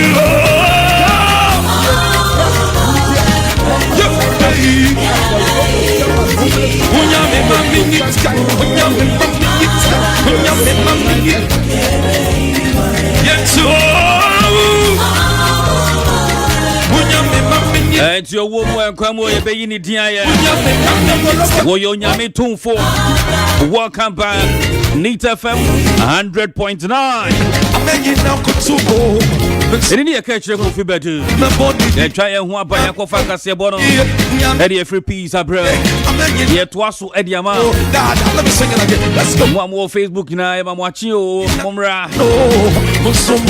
It's an Sahana Kano Bia. And I then summon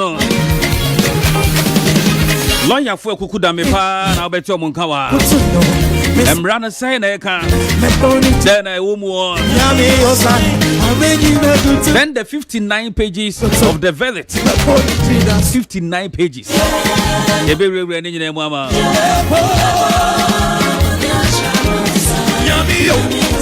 Why somebody can Bernard and Chibu Siako and no fat and Bokratana? Good water, the home command in the home some Tembunaba.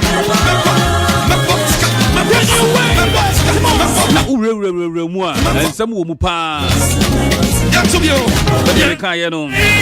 A free court to Waba say a Tembuno, not a Cruchenia. The charges are hold on the ball, the Montie more. It's 59 pages.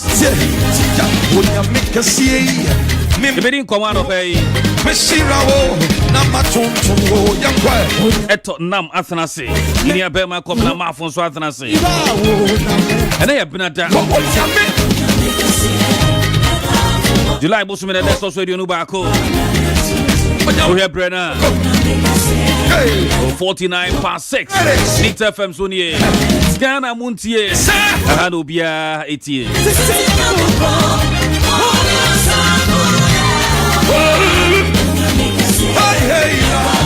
Yantin Thomas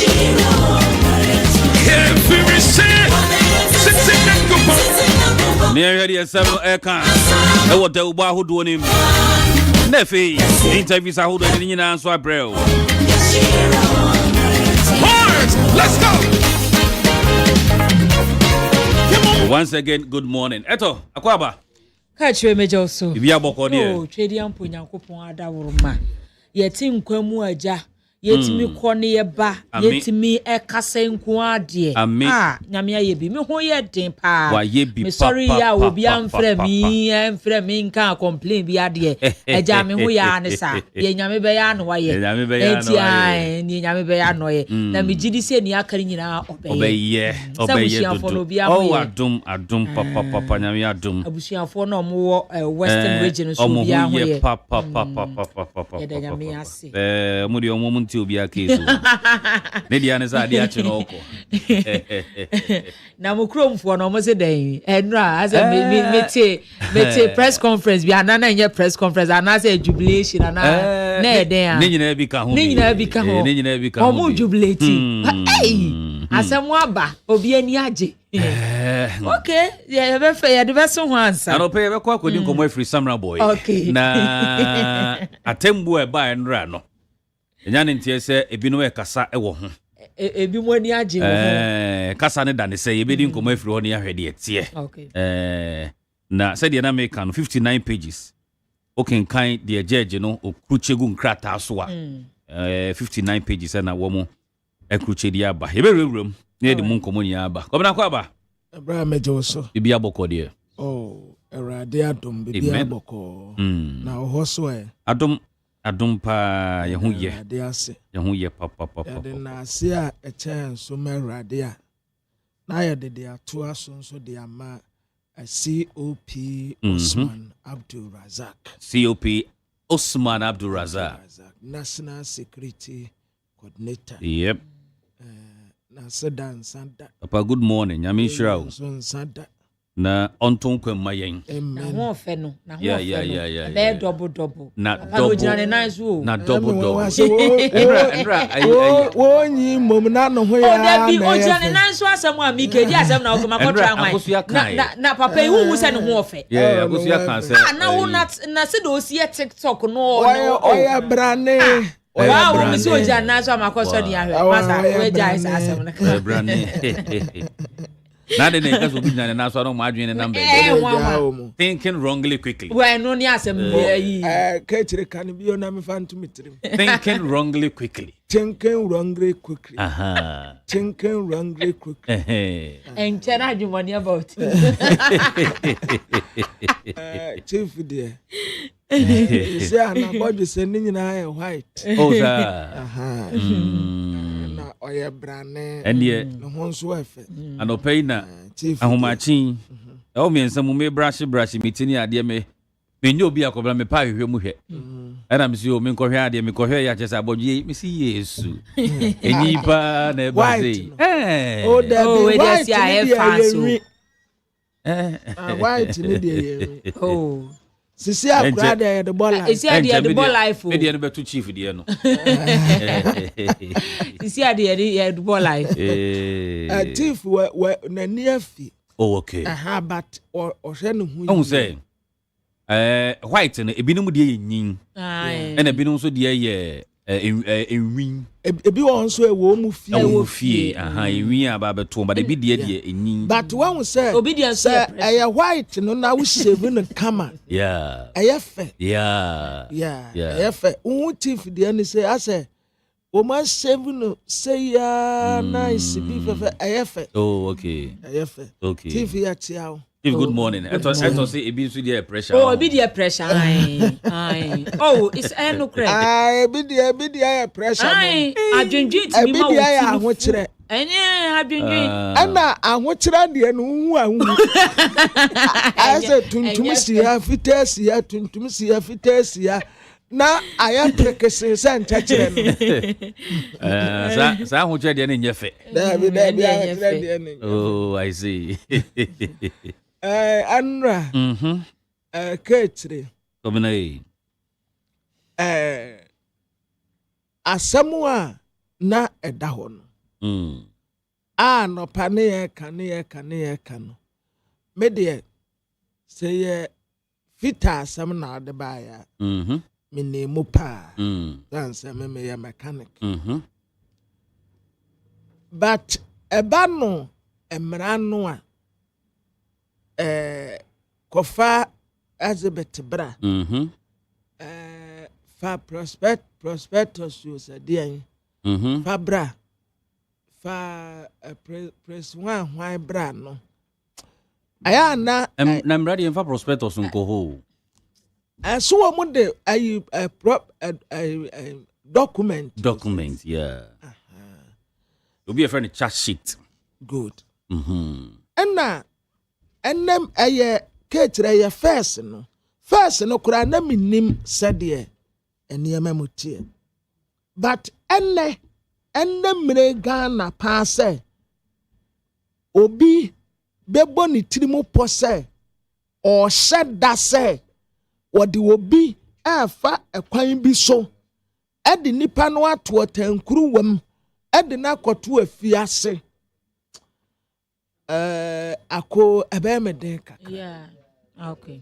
Ebe me den kakra because and the nipa bie. Yeah. Social media all over the place. Sure. And to me ni say I imagine o. Me kwala agene, me mechanic agene na me kire. Me ni say judge ni betena ho. Say ma said that say me pese me bo me tirimu po. Na me di obi kotum me die me nimbata na me njindi na moma na emra no de emra no eka no sisi a me saa 20 ahi pages ya. Yeah, 59. 59 pages. Me packing kind. Me will be a me packing kind. Crack. Abrabon me the experience nabo. Enye akenkan. The minimum one say what the koje asase wakwa akoye galamse wakwa akotu famu agudie enna enti te said the abeto dwe say no the meme fafiri mu ane say wo mami asase say gold wa ha memra metu a na matweme ho menko ho na daate bi enti mu nso a mutu afamu agudie enne mo amutu famu agudie enne emra nsise bi abatan bi ano mu make sure say mo de ye adwuma ane da metie commentary ni bebre commentary ni bebre bi ebinom ekeka na Ibrahim Mahama and some time ago and then you know hini boss site there be so we compare you know hini box site ya dema Ibrahim anyway no a different thing altogether ono kra de odin machine si kono e de ko no kra ne ye seize machines ni nyina wo kwan and wo mo je machines ni nyina kogu baby eka na wabo saa time a na wode koye adwuma besia no wakoje ene anamontu a wotu ye enyina ye ka enti wano kura no asase no nani no wode hunu ye nso ne nansi so empo no wakwa akotu famu agode enti anim ye no aye different ayamra na akasa kechire emra de ya judge fo a lawyer fo enenim nti eno ho asam de yentimi in the public space no for any accountant for yentimi emra de because we wono ne de no you see ya de ade ama no ya de ade ama wa on say mining no kechire unim say eniama ye involve no eya akese say machines Ibrahim machines EBC low bed you say dia no so na ekwa ye bone bo kire we bebu ahwe de de kono kura ye kamua low bed no a de ade no kura ekono eye bank bosin kamua ai ansa na machines nti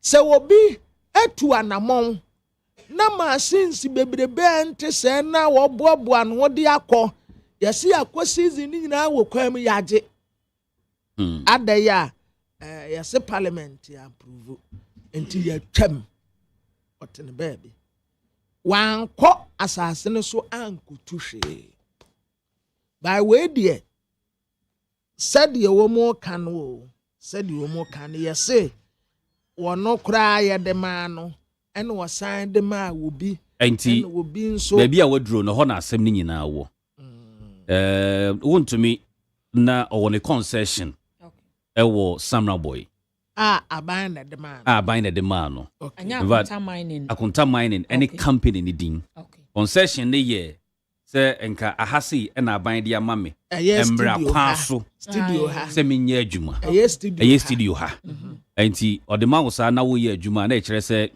obeye adwuma no eno na ya prospecting no debi adwuma no prospecting de wo kohwe se bibi wo ho asase ni mu enti prospecting no a wo mo kan bebrebe ne kire se kohwe se bi wo ha for test kohwe se bi wo ha be kan se obekwa ko test akohwe se efoma gudie wo ho na senti wo kohwe keke se bibi wo ho a nkotu wo yansa na wo tu mu na mo enti wo mo a enam nkurase hunahuna nkofo se waje prospectus in prospecting inti waje in mo faso etu enti trese wa ukuta prospecting no wonso wutuo no wososo awati amra eno so ti amra ena nkofo bebre makwaje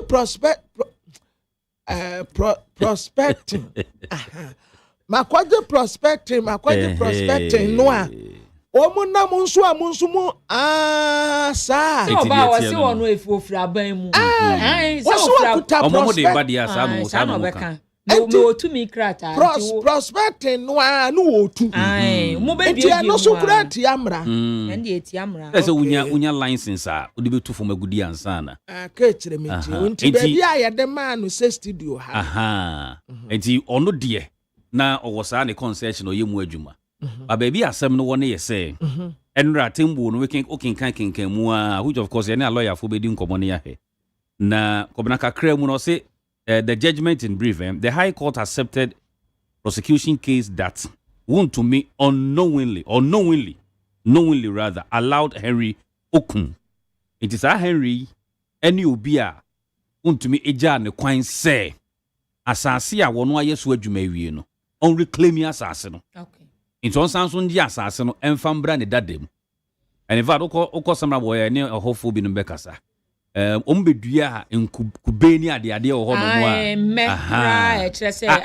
ewo edia dance ye wo the concession baby oye adwuma ani ade ye fra wasen me ho ye mempasem ekuro ne din de mempasem ho ye mempasem e wo samra boy mu okay brono ne din de mempasem just at the edge of upiedi awram akọ eye western north okay enti Henry Okum no to mine on a Akonta mines concession without the minister's approval. What you say? Enti na chese baby e dia ma no se wono no onkata asase no so. Onkata asase no so. Wa fa chire. Omo we di omo ke ono so kokoye gala na bi ewo. Ti ene de kwa kwotwetwe we nyina. Nsem nyina ne bai. Okay. Enti se wo toa so okenkan eye atembo no ma se na make you. Mining concession without minister's approval. It rejected the defense that Henry Okum had been given permission only to reclaim degraded land by planting coconut trees. Okay. Intitire reclaiming no. Ya ka se onkoye no. Wanye no. Ono so kotu fo magudie ni bi. Continue. Enti eno na akwa twetwe nsem ni nyina ba. Enti wono no tu a wokotu ye no. Was time I wontumi na ma no kwan mu. Enti the court further held that wontumi was effective controlling mind of Akonta mining. Convicted both of them. That's omutu ni nyina. On the relevant count, sentence wontumi to 20 years concurrently. 20 years no count no me no ho no mu a omubu ane for. Baako eye first count na baako ye the third count. Na ni nyina na ye 20 years but obetwa ni nyina dia bom. 20-year prison term. Fined the company and ordered the forfeiture of the state of the equipment and also the items seized from the concession. Inte to so but ne tofa bom kese pa ye se nanka ho ne dia ye wuntu media. But ye ko ye nimi ko be boss na tiefu ehu di asem no etie pa ne ba bi free a ye dia ba beduru ba bi aduri.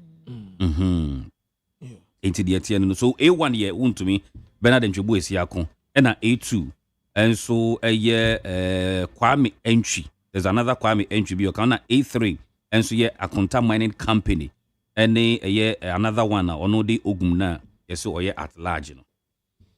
Enti dia tie no. Nti wo ba akono a wono koye ye no dio ye ka so nko rekremu a okoye ye wo wai. Enti the defense did not deny allowing Henry Ogum onto the concession. Instead, he argued that Henry Ogum was there only to reclaim degraded land. Wontumi never authorized mining. Henry Ogum exceeded whatever authority he had been given. And if illegal mining occurred, it was done without Wuntumi's knowledge or approval. Where lawyer for no mu gina mu diama Bernard Ntwebu esiako no de no mu so mu ka eno no. Na saa nipa Ogum no na on de omo hwehwe na omo say nyanka. What assembly says say alatani no. Well. Ana Ghana. Obey Ghana. Me Ghana ni a wadi wogum de. Obey Ghana ni. Ogum. Ghana ni wadi wogum. Obey Ghana ni because me gidi so obey Ghana ni. Ebi a wokwa alata. Because wogum de. Enfantini bia nso ni wogum. Ena me nim asantini a oya asantini de hia wadi wogum. Wogum. Okay. Ogun or wogum. Enti komra shashana de yenko yanim. Yo. Abusiafo de yade gum amamu anope. De obakra ta be dwaso. Sana anope ya pe na me hu se na ye 21st. Minim sa ye nenam 14 to wo baby o. Minim sa ye 14. Obra de manfo be ye wo. Baby o ni aden, bra kwabna aden. Trasa me imagine no baby nam sisi ano me nim date kura o. Oh, 21st July. Ebna danso. Abusiafo de obakra te be dwaso anope ni 300.9. Eni yeyi ni se apaswa de mamu baako o ene benada. July da etoso eduonu baako. Ene dance na ye 20 ati oni yeso onkodem 20 years.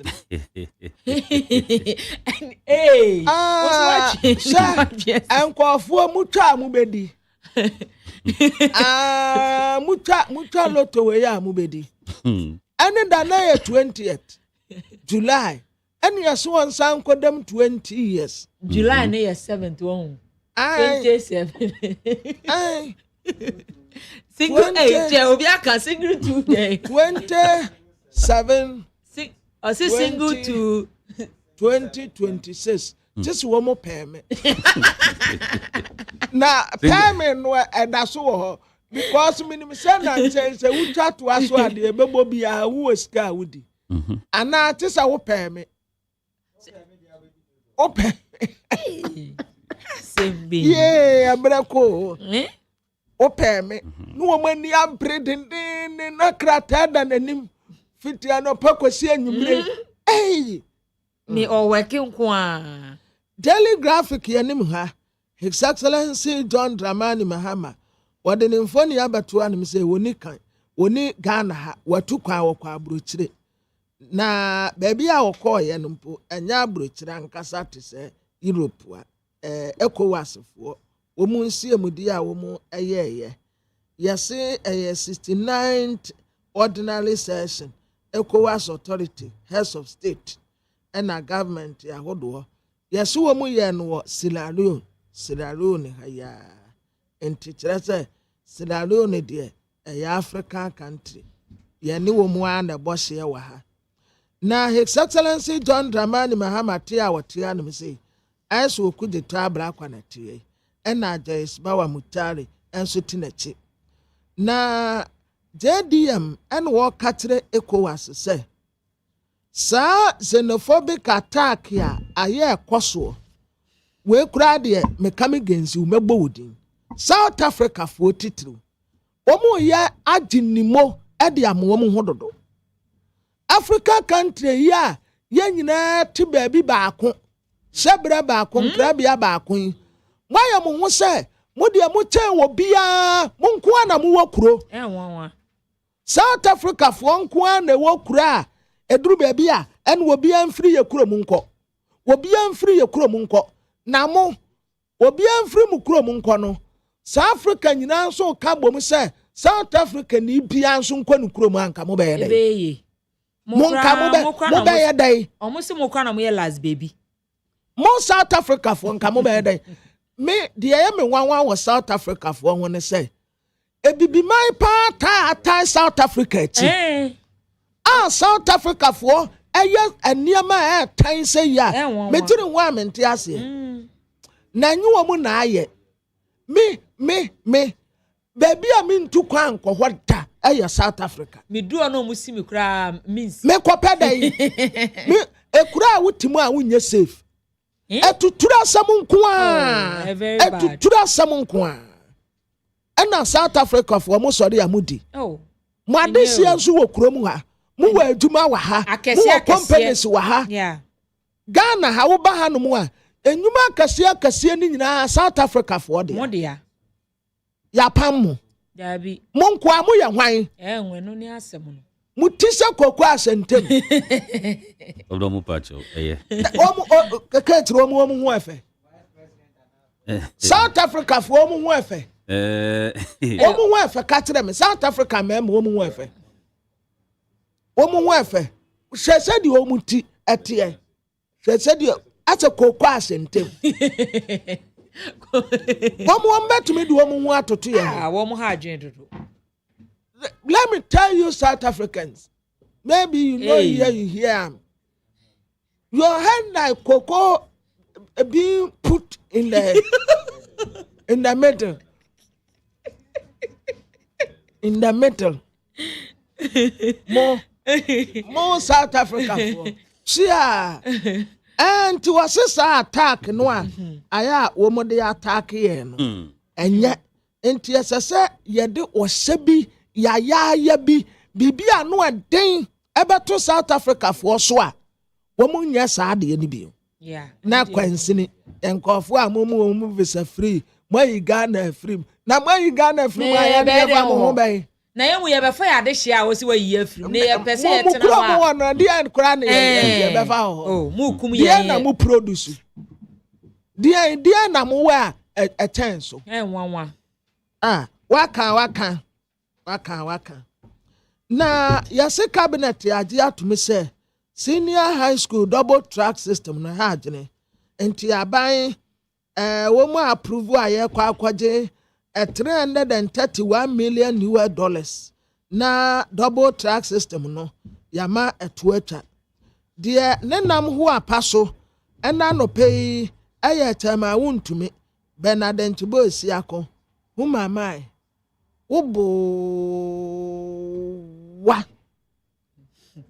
mo see the time untumi akoto mo bo wa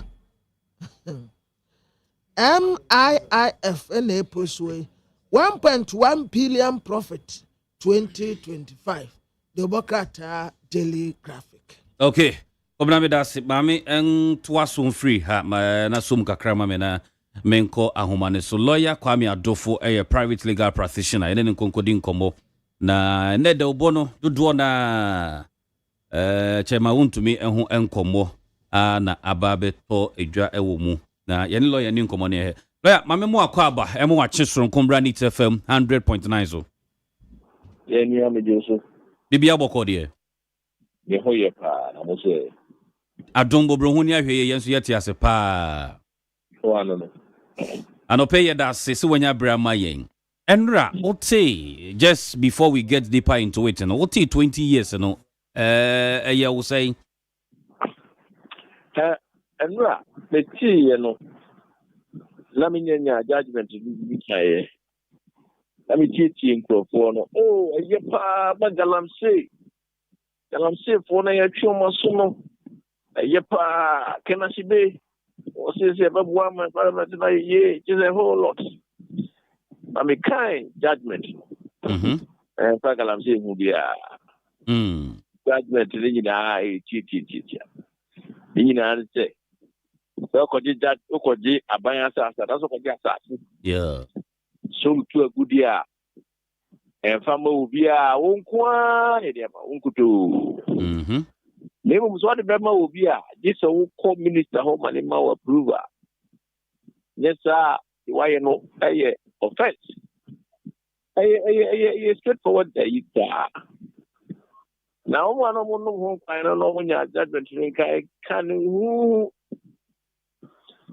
and I say the kind judgment.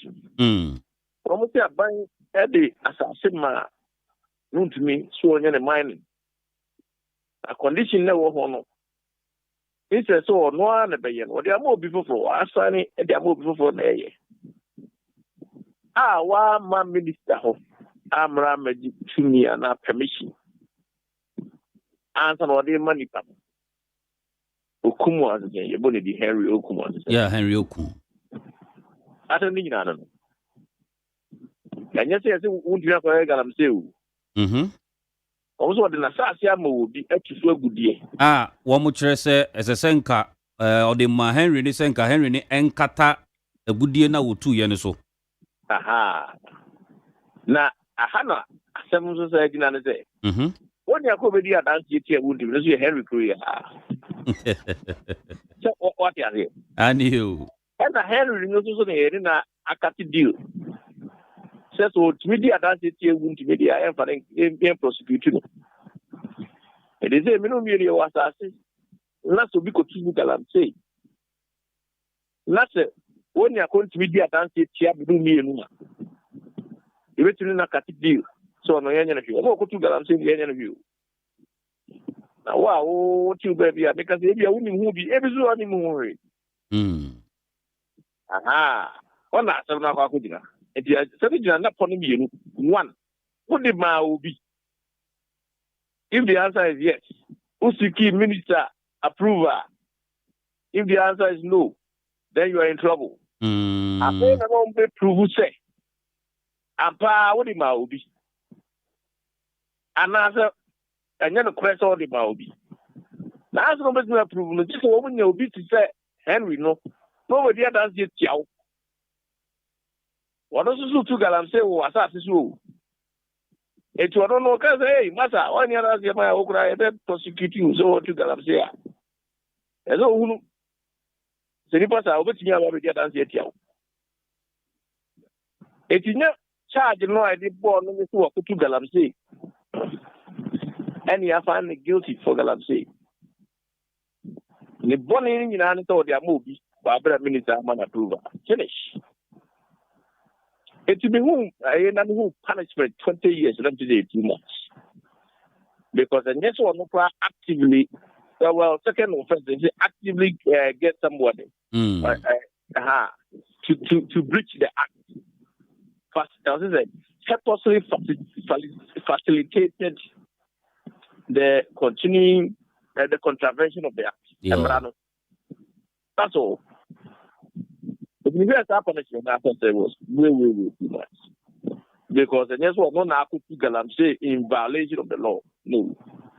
But in land is a movie. Because maybe a war which the driver's license need me the money and the car. Now you have chua. Now we have about 20 years. Because it's a way higher end of the scale for that sort of offense. I don't know, meaning as what is the mechanism here. Lawyer Mitipa. The punishment is way excessive. Okay, your offense, there's no committee here. If you order noise, what about this? Galam say, Obi Kradi was Ora. Obi Ora number 1 now. Let's see if I Ora over you. We have as I said, what you do to do a good year. And as a very well to know what a movie. I want community, I want to approve. We have Ora over you. It's a free to their corner. And I feel their way. I'm out for them to say, there's a sanity. The money who walk concession piano, so yesterday. Because the big dinner super, money according to the other state here was also the coup. A hona me bas concession G. Yenim se utumi geno embra kwan so e free aban ho no mu a wo sa atumi ni se obeye so adwuma. Na eni kwan se uma obi basu bi ahye be na eza wo ne ko. Anuna yedi wuntu. So who concession embra no so utumi mo bia masu bi. Ne mo so mo bia basu a communist ho. Na kwaji approval. Embra no. The years because you know how Chinese boy baby because no musu. And you always be you only the baby omo. Nemu no. Se eva onko jina court abi fi say am ready ni ho. E man ni say so what concession onko an e dia ma. Onko an tu. Nemu say o person de man obi a kona ko bi approve a prime minister. E konum na almost won't me anye. And yet, Nako. Now, end is the vote minimum. Matthew said, Yarko, Mama Yuku. nti ɔmo nso yɛ dɔm bɛkɔ akɔgyina court anaa yɛhwɛ adeɛ kyea na yɛbɛhu yɛhwɛ no mu no lawyer menim sɛ ɛba asɛm deɛ a asɛm biara titiriw ne criminal cases biara no ɛyɛ a ne yɛwɔ mfie dodoɔ a ɛsusuo sɛ okay wei deɛ between from this years to this number of years wohwɛ deɛ kɔɔ so anaa tembu aba ɛnra na it is within anaasɛ atra. Yes, that's a punishment up to 25 years. Any amount 20. And you only within. But whether it is excessive, appeal for the. So what you say? Me too. Judge me or can I anything. Okay. Between mount anything within the range. Judge me so now what between mount anything less within the range and the discretion. There was sentencing guideline or other countries that it took us a way fixed 3 years. And I wait fixed not less than 15 years. And we a maximum of 25 years. And it is up to the judge. This is who were you? Obonia Wyatt. And more punishment don't go out. Wow. Na dia baako nso a me making kind a judgment ne bi no me who count one I think up to about 6 na emu mienu na ase ye gina so de ball kwa adu anase ye de ebu atan no lawyer kire mu kakra na efe ye nhwe bibi nso ye concurrently 20 years for this 20 years for this but they say won twani nyina mfa mbom eno wase kire ne say well yes I last question is okay because the punishments are to run concurrently. Okay. Meaning to be boom and nantia boom. They say run concurrently. Meaning a to be boom. Who 7 million boom. Yes, sir. And Quebec 40 years. You get 20 years. We are not out of Seba.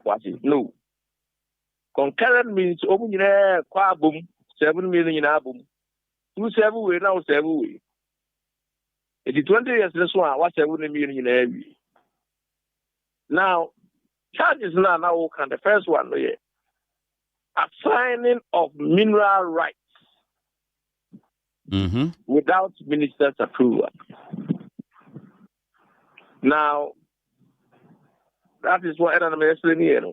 So, when your mineral rights, well, maybe they can go to now the will be a Konakoji minister's approval. Then no prove nothing. Yeah, the prove nothing. How do you prove that original?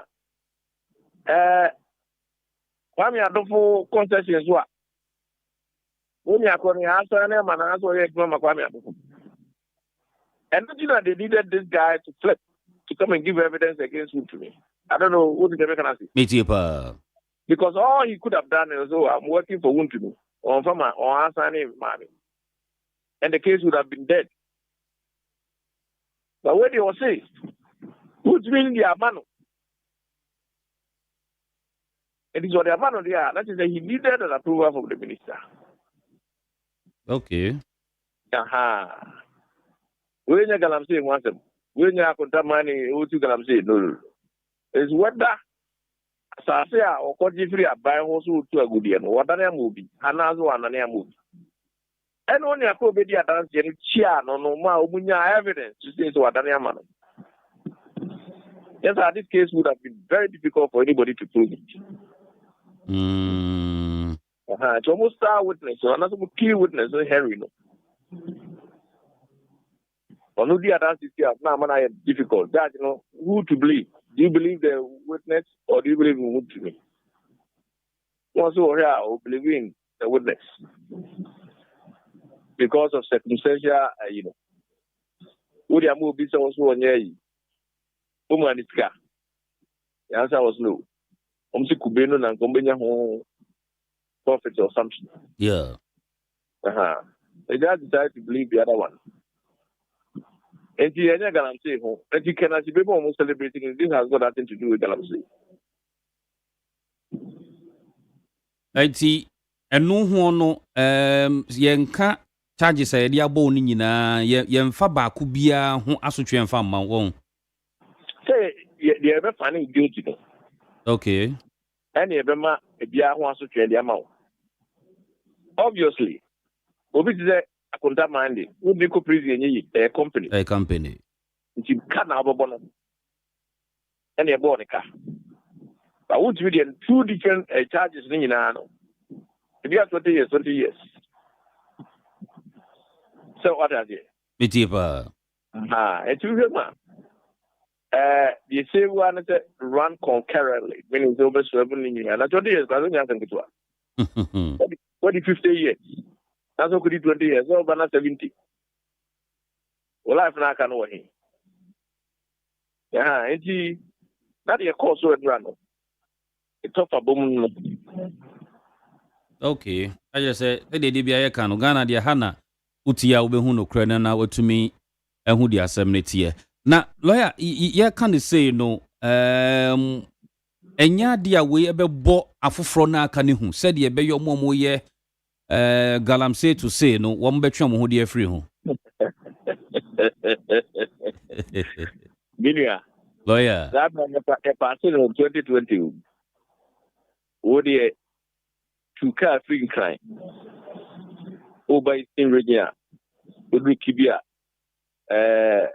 ayo inda do hono wa mani afa bonkum oba miami kuma udun koko a wo de fa old town no wa he bonkum ni nifa udu kono ngwa no wa he bonkum ni nifa e bia kwan na say udu ha aye yi no o udu na du kuma se na o tene a udu na kire anwan kwanta okodu kwa I am very ekwa no hu nyina pepe o se gani hey yes we sika e ho sika e ho there's no way this one will change anybody's right anyway no enye galamsey kra o kra so besa chat hu se enye galamsey kra we kra ne kankan what do you enye galamsey no aso bi na sa ja mo bi abaso sika obi a sɛdeɛ sika no ti ade nkra no some boys no sika ade sɛ ma bɔ mo sɛm no yɛyai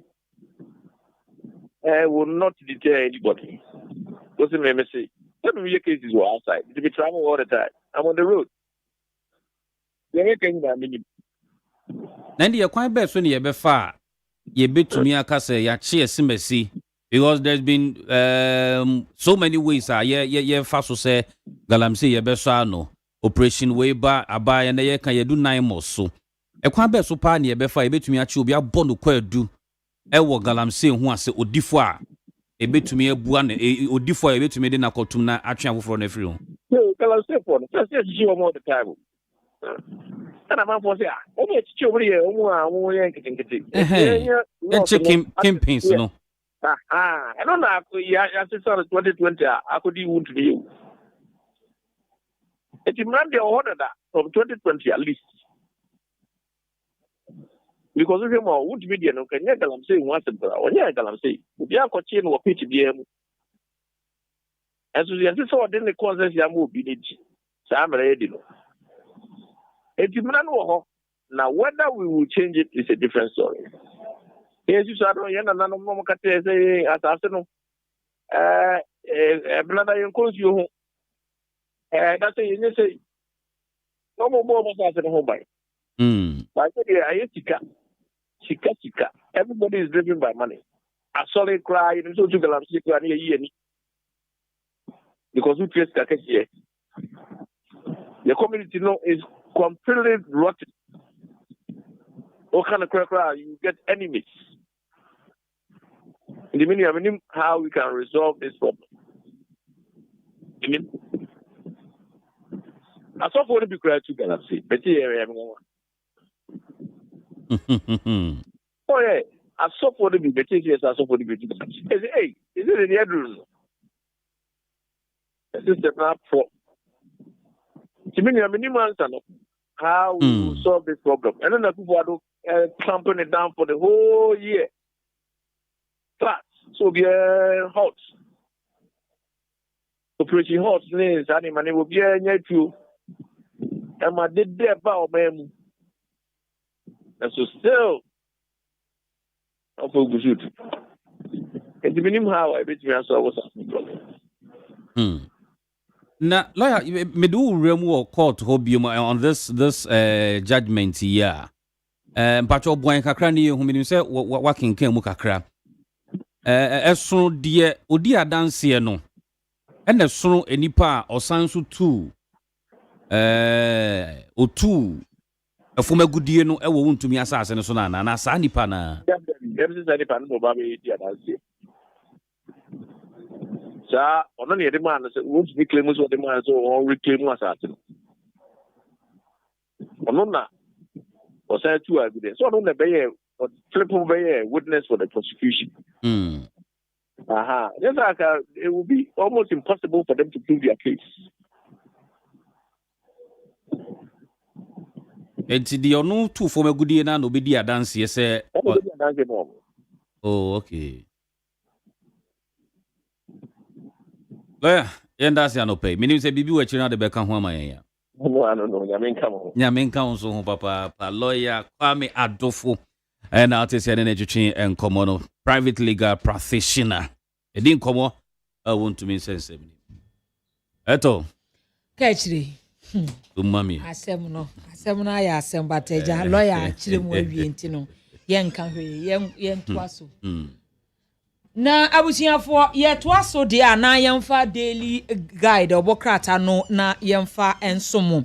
Na daily guide abokrata no animu ase eno de Bernard Antwibosi akon chairman wuntumi wode mfonyini aba ha na we de sidie edi akire pa ya wo sere atade a daily guide abokrata no de baaye de wo wo hye yellow na animu no ase wode blue be design efe I said the wo call wedding be engagement bi no watade no was wapam na African wear kama no eno na daily guide abokrata no edi aba eno wo bo amane se esi ana asem na nya asem awie asem na si ya ne ebeka ne se eja ne aba no ano no chairman wuntumi ya jail no 20 years ena wo mo se o ma sign so afine no 30,000 Ghana cedis for illegal mining ya to say daily guide obokrata no de o de baaye eno no na busia for daily guide obokrata no ani ha sei ena wo de MPP wo mo etro for Justin Frepon kodu anfo nyina ba na nra ebra temu no ba ya pe womo so friends entrofo nhie mu ekasa ye se na asem ya mo kikan bi woni na mframa mu kika san se ma wuntumi aye galamse de ende wo se enye nokre na womo kwa asem na womo kan na lawyer akan wo se womo se wod na asase amobi amana tofo magudie wo so abra wa mo minister amane eno na enam so match se womo ajeli no na no no chese we di adwobre womo pa achew na asem no se de esi kono pa de mususu se atemmuo nu ankoyie ya chese daily guide obokrata nso ede ho amanebo ede aba na busia daily guide obokrata no animu ase no obo amane eno se buanka project no ho nsem akoye bie ho na wonim se akopie mu ewo court na ebra ekopie mu ewo court eno na o kire se Ashanti Port Service Limited ena womo eba atemmuo bi high court ebuaye ede ema nipa bi na womo ne no edi juma Jesmo Construction Limited no womo echiremu se na womo bonyo so entu womo tamasam no di kopie mu e Supreme Court se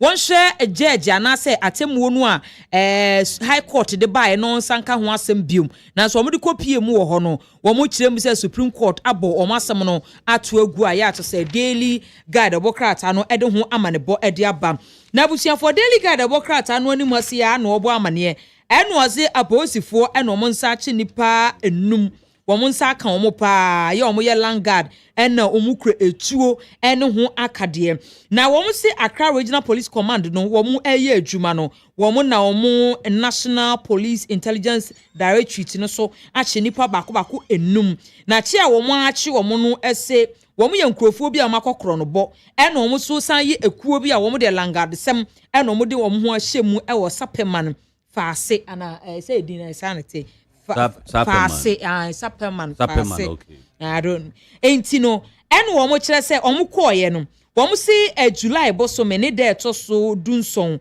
ena ye kwache wo mo nipa ba ko enum ya ye kɔkye wo mo no na wo mo kɔkye wo mo no nyese bia wo mo enam ho saa wo mo abo ho papa pistol be mienu na afen so yesi etuo bi a 3 round 9mm ammunition eno so ka ho AK-47 na wo mo se eba etu amoba no mo de ende bebre se kan mo ne jack knife ne ne keka ho nyina max mo face mask mo ni nyina de ka nose mask nyina keka ho bi enti wo mo akere wo mo a wo mo gusu eye wo mo nsem hwehwemu a daily guide obokrata no so ede ho amanebo ede aba na busuafo daily guide obokrata no aniwa se na no pe wo bo amane na amanebo a wo bo no ena wo se Dr. Maxwell Boache ena waye nyameso adwuma na adwuma a waye nyina ene se one way member of state and wo western region wasanso CEO ma win energy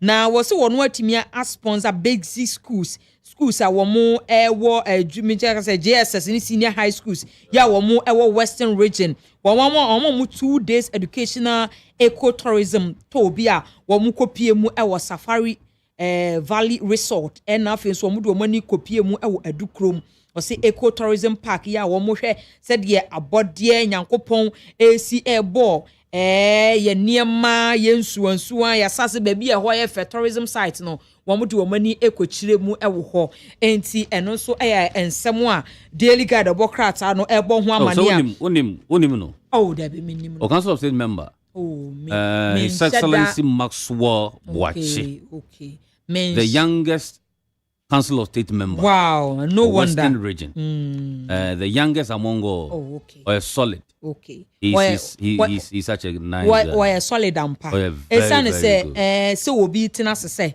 ma sponsor senior high schools and junior high school say mon kwana mon kohwe mo ni so ade keke we who say nkwala within western region when you man ka say school we be ko be school omo select ya no mo de buy very beautiful beautiful and say womo 2 days there be omo better 2 days and you can imagine safari valley assembly nkwala ni nyina mo da enka nkwala ni enka mo ko be ye pe school dan bi ana say there bi we di oye ne ye say dan ba ko bi nkwala ni you okay wala mi nu sa na hwe nkwala do o tua ni nyina mo TNT baby of bibia e no de mo ko ho no na efe o me share pictures ya enkwala ye ni age a zebra yi o mo do mo nsane na biti ho na o ma afroka yi ni o mo hia in fact efe usa ko excursion efe me so makobi da usa ko excursion me so mi kobi okay me so mi kobi pa o no ko excursion da me kobi one question that you wo school there be yankobida so when they say me catch up ala na obefa ko safari valley and you know Dr. Maxwell Boache yeah from Sisi teacher Nkuma Anglican ni nyina yankobida ena se wo mo koye nso a men tetere se de wodi betu yakobi no kura no eni wonti wo enfa ho ntawasum mankobida sa de mankobida na me kura me kan kura se mankobida ayo ukobi de bi ko na me nyesho ena me anso me mpechintin me ka me de beda won say that time no won say efe kura keke so what to say ye ba national theater now say akose wo mu me woni me say ka kire me ko first day am ko Dubai 2 weeks mempie na o shede mu sa ye de me pia ti se me kodidi me hu baby a me ko no me hu ade a me koye o se wo ko hwe ho no dem se me beba no na Dubai mo ho ko fa ho koto 1-2 bipe but the aka nyina me se dem one socialize it one minimi ye okay and ya kana de bia mpesa metame wan kona sometimes also uchi na utwa pictures na o video na oh yeah wo hwe wani so ade wa say one way wa ba anti onya fan efri mu Anope say answer your chance ye ko business okay then ye cancer ni one way wa ba social media ni yo de wa generate mpaboa any eno na mo look nice acrylic kotokites manicure pedicure obey your nails more obey your lash na see omo da so to le ko blende kan ki mo fan conference kintes oh sisi anu de ya sisi anu de kintes eno ache sisi anu de ma ko blanca bronze your friend say kites ya sana me say kites na wo mu kanu a me nim se wa sisa but sisi ya obi say da ko so ko tobi na me patcho sisi ande ya upgrade okay see obi an ko so ko tobi na de sini fie no no atwene na no de o ya da wa na o de ko da bi o ko o mu ka so ma 10 cedis spell ebi wo ha low key 10 cedis obi beju 20 cedis obi beju 25 cedis ona ye wo de obesha ye 50 Ghana 1.5 200 okay ona nyi se sisi ya obi an ko tobi so no atifi no oh no o de o mu ka so ma wa ne bo onye de ne bo ye je 10 15 20 ebi o sha 25 30 yini e wo ba ku bi wo ho a akomu amu nkoto nkoka wo da bi sisi ayenye ni sai entansie ne ma ko bi pe se first no mo ka wo fie mo ka no fie e ko bi aka ko bi pa na ejire no aji efie akonwa aji efie ku ya no de na so wo so waka se wa no pe yo wo de na isi de abrakate asie no and there is so na ni na ya kola bi na be fa na chi na be ka ites egu for mu a asie ready and also carry on for the nice almost start to press and your man nya never and I want to me stop home dabi e de e we mojam ha aya na ememe bi agini wo mu say o be gini ma o yira agini aboa o forget odwen de yanko ati ya na baby a ono na agini nam yeah anya wana wo agini dabi na say ne emu nya pia woti wona waye dina o mani adi wo mu siri woni nkwada na ni adi wo mu siri na waye din no aniama ekoso o mu de ni ye different kra oni wa agini ne nyepe o be gina asa dabi cement iron rod what ye dey we sama ye nyini ye na ehu de enti ane ye papa mpe kasa me papa sa wo kasa pe na ne ho meti obepie me ma me be kasa nze oje ma ye na fo we o se aden kwa de asem kurani nti obegya fie na amamo mo mani na age na mu di ehurusie wo onum no fa ho asu die ni nyina da kasa no so obekọ no age na kpasa na aja wa relax no what wodi ajinjin kwa mu promise ye de ye fa ye hwemu ye de ni aka no de abusiafo the chronic the chronic de obokrata na me de eto aso afenyo mark enra wotre tenten minority fo en wo mo chese chema wuntumi oye political prisoner wo kwa akodem Accra na ebe host to Pan-African Conference ebe koso political reforms. Sentia ye jeli chema wuntumi 20 years no. The Democrat edi aba. Buankra inland port dispute be koso. Law loss na what dismiss ASPL.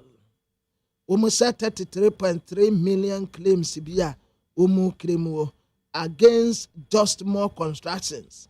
Na chese asam no ya dismiss na Matthew ena womuta afre no na wo trese mu no wo say oye tax collector no wajeje to Matthew oye accountant na Matthew etredu mienu entitem eduasa ensia kwa eduasa nso wonom no was about I tell you that every one will have to give account on the day of judgment For every empty word they are spoken. Verse 37. For by your words you'll be acquitted, and by your words you'll be condemned. Yes, a day chat to Urade, Ebetina atemwoja mua wobu ateno. Urade bisawa semua. And ya no a wode bebano, and wode bebu aten. Inti di Urade bebi sa ubia kano pepepe. Na me, ketre se mi dru atemwoja na animua. Na enkofuo gina ho ma me fancy se me na eduru me so no. Me dru ho anu me bisa ne se ekwan we he. Wo ka se we ko he na me se we nso kwan. Wo se we nso ko heaven na. Men ka se no ansa mafa ba akoso. Din na me ko. Be fa de hin so. Na se me nim de me ya be ye wa. Afei na me ko twam webu ma. Wo ba be ko se tin. Afei na Ewurade da bi asade anya no kure. We de David we de minim menkai minim ba bi ameko. Din na me ko. Mo amaka no mo pa munye protest. Abusianfo yemfa di Ghanaian Times the Bokrata no na yemfa ntoa so eno na wode chairman wontumi mfo nyine aba wo ha se enanope ne nsem no a en wo ha se na se ye jeli no eno so ho nsem wo ha se a the Ghanaian Times the Bokrata de ho amane bo de aba na abusianfo wo hye Ghanaian Times the Bokrata no anim ha se a en wo bo amane na abane bo no en wo kire sa aban no de niema egu akwan mu na ni nyina ejina enwumasua suafo no nyamfo hari na idrisu ene wo bo amane yese enche kra nyame adom a July bosome ne de to so aduasa baako won be release na BEC result no ebeba abonten na ba eba abonten no enu ene ebema kwan ma se bia se school bia wo pe bia no wo be ko no akokọ salete ana wo be ko kochusu na enu ene wo mo kire se aya system no a aya wo mu use na wo mo de salete schools no ya na ho nsem akoye bibia wo ho we mu be ko ena afa ye nya bi ena wo mo kire mu se sisi ande technical committee a wo mo eda computerized school selection and placement system no wo mo ni wo mo atena se aye ntoto ye se de be ya process no this time around no say o school obeka se me school akam me nya school ena ho nkro no ba ye choose ye say me peke kra na am peke sa ha no nyina no wo mu be hye na eto atimi atwanti aban no ahye ayen hye se de na anu ada de esi ye no ebi ensi bio mu ahonsem so eda ha se a ye the Ghanaian Times obokrata no ede ho amanebo ede aba na busia for Times obokrata no ani ha se no de osoafo hwe ensase abusiafo we no eyo osoafo hwe nuane ani kwayo ensem so onimonyamfo erikopoku ena oda ha se na wo se nyame adom aban no ya ade papa nkokọ nketenkete project no aba beboa amasisi an nkokọ bo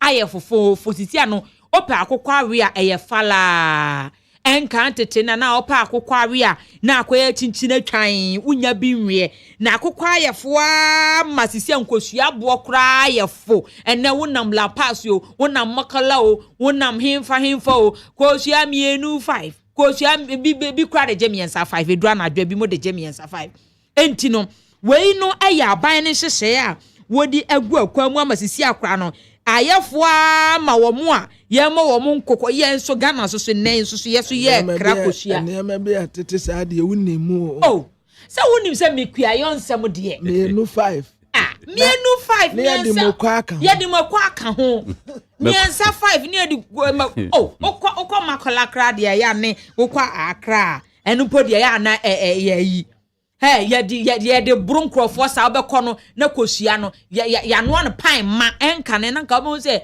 kosua ne ya plate no ka na eden ya plate apampan kitwe bi na kosua mienu bi si so ene ye nton kosua sa bio ene no eye pan obekọ ne anu akosua na gu pan kakra kamu na esi ho ne ye pai obi ambedi bi free ako asamdaba obi be sho kosua dwa asam ye dan ya mi ase asamdaba de dan ya mi ase ketro we de obi be sho kosua dwa so se nkokọ nketenkete ɛde nkosua bebree aba ɛnɛ nkosua no na wonim sɛ yɛde bi kura ɛkɔ Burkina ɛno ne asa na ne yɛse yɛkura na ne yɛ supply Burkina o yɛne ne maso Burkina nkosua sɛdeɛ yɛkɔfa tomatoes free hɔ no yɛna ne yɛmɔ nkosua Ghana so yɛso yɛayɛ adeɛ sɛ yɛ na yɛnyina yɛpɛ o nyɛ da biara ne yɛkra yɛba so ɛno wɔayɛ adeɛ akwai COP Osman Abdulrazak patron patron of all patrons. Patron ojira ne nan so. We wo chira ne nan so star bi e. Ose me nkwa shop o makola. Obe to kusie. Ose me nkwa makola. Na me nkwa shop kase pa ma o. I said you win me and 5. Aye sa de mekua to hu die nkosua no wo betu okay wo hye wudwa chief nyame nshira wate nyame nshira wo kwanketen no ho abamfa so ho abamfa so ena wo so na wo be supply national security fo nyina nkosua ene se me contract nya asam ketewa o ma yeye o aban school so nyina ye de be ka rade ye dase na wa supply wo mu nyina nkosua chief nyame nshira wate nyame nshira ne anopa bia chief bedi kosua chi an ope won pe ye betata wo no bedi kosua ka tira onim se me mpe kosua e wo se wapomodi nti wo se anya apomodi media me yim frama sa me okay tire me ta papa so mam why na baby a me kwa no pay no obi ato ne kuku a wo no ba be say ne kuku no da bi ka tire me ampo me yamba yam no ku aye krr na aye krr so mami on present eto me ba why so mami na me ko Samra boy mbra na yene na ohene na kwame amo mensa enkonkodi nkomo ne yehwe Samra boy saying womo ete 20 years yedi ama Bernard Nchubu esiakon chairman won to me no say na manfo e honum eka kwame maachi me mo akwa abadeba ni FM so 100.9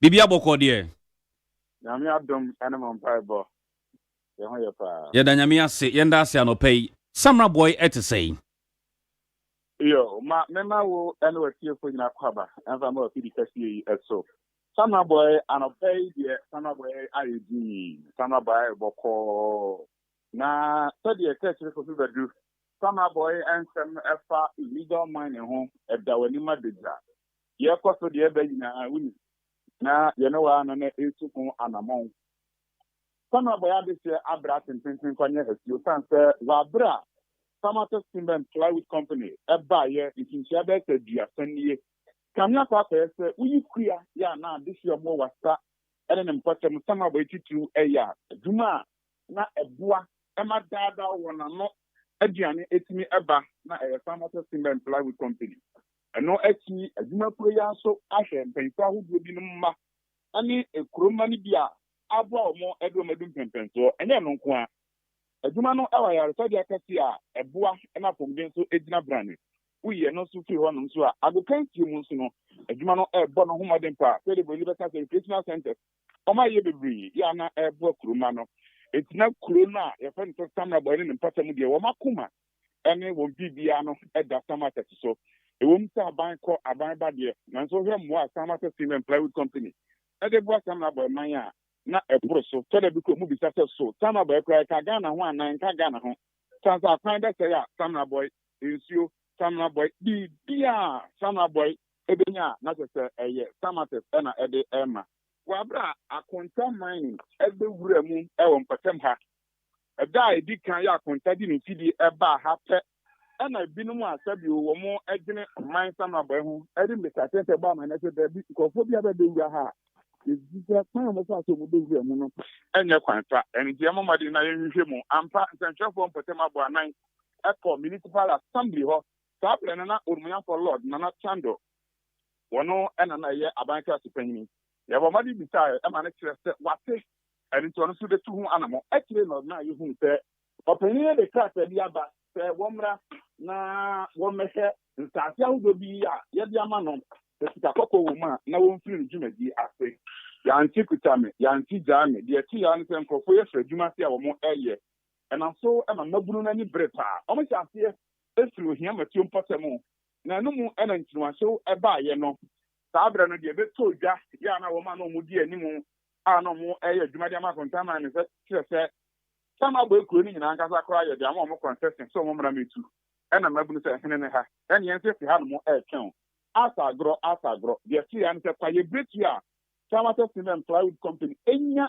sabe ne raw materials a ye nnua edi efire no animfo yi a ya kontama ni foi agbo ewe mu ndi omufu ntam na omo ese nyema na ayehosem secretary sabra na omufu ntam ese na na nke mpo enia hodu a ewo kwaye ni mu no omu ejai titu dia fe na sama tesetia aboka bia no omu ja ne hokora na nka nyeja nanso ni nyina no omufu ntam ye eno twanya epai ede yiram kwanta ede ko e ma no kwa asefo sempa e ma dakrum po dia Ghana nyina ehunu bi wa abra na content video ahodo be ko na mabunu se ho yi sisi ade amene ye ntie na de sisi mukunye ampanyam pa wo ma na o sisi o ma yo mo ho se security guards o mo guard akontaman to brani o mo di gbowura mo samra boy to ye ma mpanfo ma enem koda yam sisi o mo a da na o twekura de na obi ebia sabe obi nkan ho ntimi empie no na akwa ya sefensem Samata Cement Company el sorry ye se wo makwan e ma sa adwumade no ankoso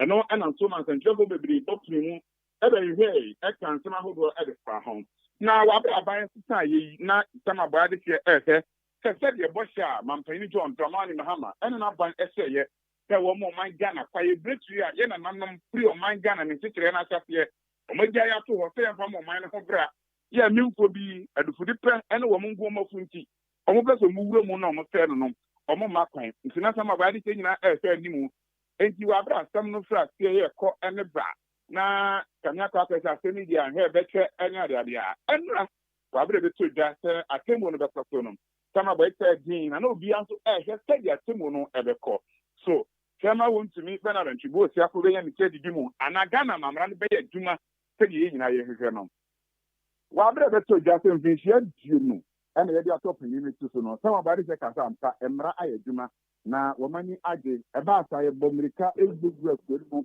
na akonte magie obedie no bro no ba ke friend say me pastem eho ene nyadie no course pa eho nso ene ntidi ahodo ampanyifo mo ebo guarantee no ho ban na omatu ase no ba ye no ntidi on be tie nyina asa no be ye ho no bi ene mo pay ya mo de sanfie no ebo siye enti ebopri ho ene wo ma no mo bi edi nkomo Kama sema no mokane se sabi akontaman ebe tikire won sa eligo na chi ena sabi wo buru wo yemu a wa bra na wona sum ewo ho na sanne emra no ayaduma omodo mani age pa no mususu agitum se enya Bernard ntubo si akonko a ena wa se yede ntansa ne bo no wo mo maka bi ese ne pata no yemfa mo mo san se kwan a akontaman ofa so bewura me mpasa nsam na boy any enye di o monko fofofo tintina chan obeton ho nton ye befa ye manfa obewan so o de chaka asu nsuo nnamu enti abanga pa go de baba kan sabe o de ko afu mo kwa nya duma ni nyina na yade na ha de tia o mo mpatem ha pa wa bra judgment ne ba ye die the Portugal better no judgment workers ana sama boy me customer this year o mo nya ti fu ye pa embo of the intention kwani ha so so musu na no Ghana mrana kan e de no sorry no mo ko e de ema wo mo ema titu ene ba bi o munyo manu diane efi na edinu so estre se kwan of fast so no chia sama market ya so no e what abai no so he na o mani tie bi e empathisika bi e de ma sama market no competition se o ma company no akwa ho hie mu papa enya kontetua abra konta mine ebe bawu asa market no sama market stage me for be say pim ahasa any adunum 35,000 workers that is our more na eba ye no se de enyedie ye bunia a enye mrasan so ene de na ma company no kaka no na so kra e diri da ho ahuntie e ja ye duma na me no kasa binum kra no ye ni de wo mo asa enti se onyedie we nyina konta ama Samates, any Santa Boya Kuma, I was a bano, Obama didn't know here, Nampa Sita do Honma, Obama Contanikia, Edema Samates, and say, Wabra, managing director. So we are Dr. Richard in the class story, you know. For Kakyire and pray, I want to cast a give our to say, baby, or Tipan with now with you know, ever be not working. Now, send a gun and racket after quite a possible work, you know, and I find so quite a fire. Many of our there. And then I said, Pacific one was say, Pastor now, but I did say, get the company now, a bit near one. And firstly, remember, everybody, some of boys, Pastor, you be a cancer and part a thing with power, no more shedding and on 130 years. Na ura tembo ni mua, die ni a lawyer for akasa o machire and say, concession na wontumi wo ewo samra boy ne important mu no osanso edane ani ma obi se enipa ne nye so adwuma enam so ema nipa no so ekire se wo mo aduadua kube ni ade ewo ho ehemfa pote na sa kubedua no ekọ so mempa asem na ahemfa na ne gina bia wo ho so etesei yo secondly what you for ene wo ebeja dance so that dia asemo menwa na nkontompo ya danen no kure e dia ma wo na asema menwo no me no ka say ewom se aban sesaye ana ehu se mempa se bedu na yesi afe ye dia gude bi wo na yesi dabi anadwema na se moje yenko he ampa ekokodu ya na ya fele baby kakra e di nkube bi oni me se be so na yene environmental agency young women viewers edidi nkomo e mo kire so mo so atia ba be na kwan e fa so yes ade no sabe marakan so no etia na no ada nsuo eyiri fa sama boy kati no be bo afro kakra wa ha bridge kasie bi a nsuo no twifa so a na nnuane ade egu so no etie fo ni ahefo be kai a sabe aye ho em line for tire so mukodu a nkube no me no ka sai ukodu ho no ma e wa da ne sasa bi park so nse kuro bi se kuro park no bi dia ni ho e bi na ka se kube aye bi ni na asumpa na se egisi e so ni kifa so ni nyina ne se environment afọ ni no tan mo fa so mo ye feeling and kan mo bia no na yo san ko mo be mu be kire bi be tina ye enu bi ano de na ya na adwum na se bi ana ze kata so mo so mo de medical center kokko ye se de be ya Ghana de se be hu ta ampa o sa de no kwa no mo ye wie no omako kata so ananso muwie no omasiesie nti we di anka di sabi bia ni pobio enti no ekasa die ukoduru mempasem ofi samra boy na ugwem mempasem extra bridge kese e fan out bridge na wo kono on sabe kunso na o masela e ka de no a me no kasa yi kube ba kunko eli fanom ni nyina yenim kudokura mkofa ba ye ene de biko mbi kiri ba ye se bia beboa e o my Ghana no bia eboa because of your condition say whether in tia na say data you fear je could be na oka tano asemu yi na atwe ya adwen dia baso ensuo ne te say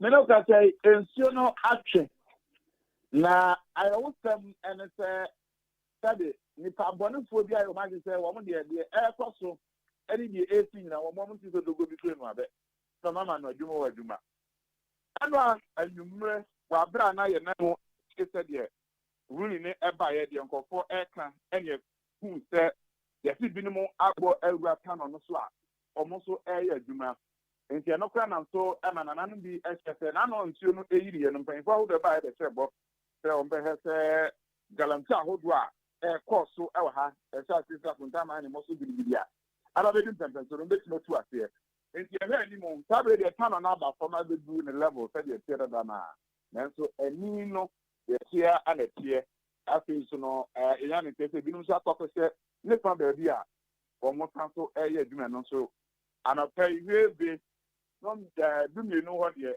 na ye na no fo ni pen fo se fasal so no aba pro akwa ko hese ampa ana se tani fiti ho enti ayemempa asem ho nko a na akonta mines wo mo eye adwuma wo ho ana se mbia ya hodo bi wo ho nso a wo mo eye adwuma akonta mines na ba ye no wa sha se efi ko ba ko ben sama bo ye pa e friend say no good na uye ewura no good a kanta bi ewo ho ho ene ofra se ko bo ne sefen ansa na obegba mu ewo mempasem obabedu mempasem etan se sabe na yenim tumi kuekura no ene nkrata ye di amani international bi o kuduro ta nti obo wura sama ke kwaya ho duo bi de ta no numre kana nyam egokọ ye duma ewo ho no mu a na eno ma libre eba ye ntinya sabe mempasem ko a kano numre kwaya ekwaye breakthrough sama ke de kenya efrimo uwi a wa next akwa ko dia across the commission na di wa dan se kwaya sama ke fa so na wo bo pan na se wo bo bra e wo kwaya no no mani adi ho yie no akonta minus ewura mu ekwaye adwuma e wo ho no ye ne kase pa e na ekọ ho no mo kase. Wow. Ati anopay die ekronum ayedin ana se manfo bo se. Oh, se bwana ne powder ne de en no tutu bi pa. Se ye na mo pe en mo nsa aka no. San se emra na no mo pe se ye adwuma eduru ba bi na ba bu aba. Se bi Ghana kana kwa kwa so se yo. Obi nsem obi a yentimi no ntwema nso. Nanso man na mra aye adwuma ama sa abirije. Tari ye anade na adeki a mo ewa boy ene ne pata mo epe no mo nsa aka. Ena na rusi bukaji. Okay. Ana mendase samra boy nyame ya adumu abibie ne eba bedi nkomo afiri ho. Medase papa. Michia eye nuanum ho nyina nso. Menso medase pa kaji. Eni abema ohene nana kwame amo mmensa. Samra boy ena o reporto edifiri wono ena yete ne nkan. Eto. Kachi nsɛm no de ha me ne ye nano ade ya nsuo eyiri ye ɛwɔ Samra boy ya ɛfa wo modan so munya baabi na yetu o mo baabi kakra bi school dan mu nyame na ye adom sɛ school dan ne bi wo okra nsuo anyina amfo mo kɔ ho no a kyɛ sɛ nyame ya adom nsuo na awe kakra no obi nipa de se ni debi o sabi o mo dwen de ebi ma sanso asi akire enu nti ne sɛ homo koso acheche nkofo no sometimes adibi wa wodwen wa se meka se adi won ye mpo beka se bia Ghana de e bia ye wo short memory ana ye refre wo na we na se we eni boso me kra o debi eni boso me kra ada wo nti Samra boy krom ho ana na wo nim awu a nsuo na di ana ana wo ni hama asi nipa awuo ni wo nti ye galamsefo Awurade nyankopon enti na lawyer ne ka se bibia ni wa betimi aye o mo yi no ya no enye ye so timi ya no because onye sure say bibi besesa se na wo de kotu no wo asase so Udi kotu udi na tano nsuo no a ya divert no akofa problem aba no wo so do o machine akwakosi nsuo no so se wo ye galam se wo ye die nipa sometimes o mo ma ye bread do ye mo asem ye kense enjoy adwuma ide bia ye bre na ase yakoma nyina ye ya sometimes wo dwen asem ni bi wo ho a wo nti ase Samra boy problem o munya ye nyina ye tano nsuo ya divert a akwakọ yiri a ye ka ho asem se o mu yiri fa kuro no munya japade ne enema se ya ye ka ho asem kura ye nkanwie ya nanom hi video bi a asa atacharge kuro no nyina aboso yi nya asem ketwa o na ye di nnua ase kuro no mu line nyame adom a abafam no wo kwabrane nso so se makokote nsuo nso etugala. God have mercy. Sometimes in Yemani be out, I want to say, mean to us one. I any dear son and papa. Abusia for Daily Guide, the Bokrat, and more the Binami war Ghanaian Times, the Bokrat, and more no bending. Abusia for Namijan, go on getting Nedia Noswa, Chief Sisiano Obeshewija. Inti Sisia Chief, me da se many da sopa say. We say of a Kwabnanko pet shop, our Makala Mami. Na Sisi, I mean, I may supply.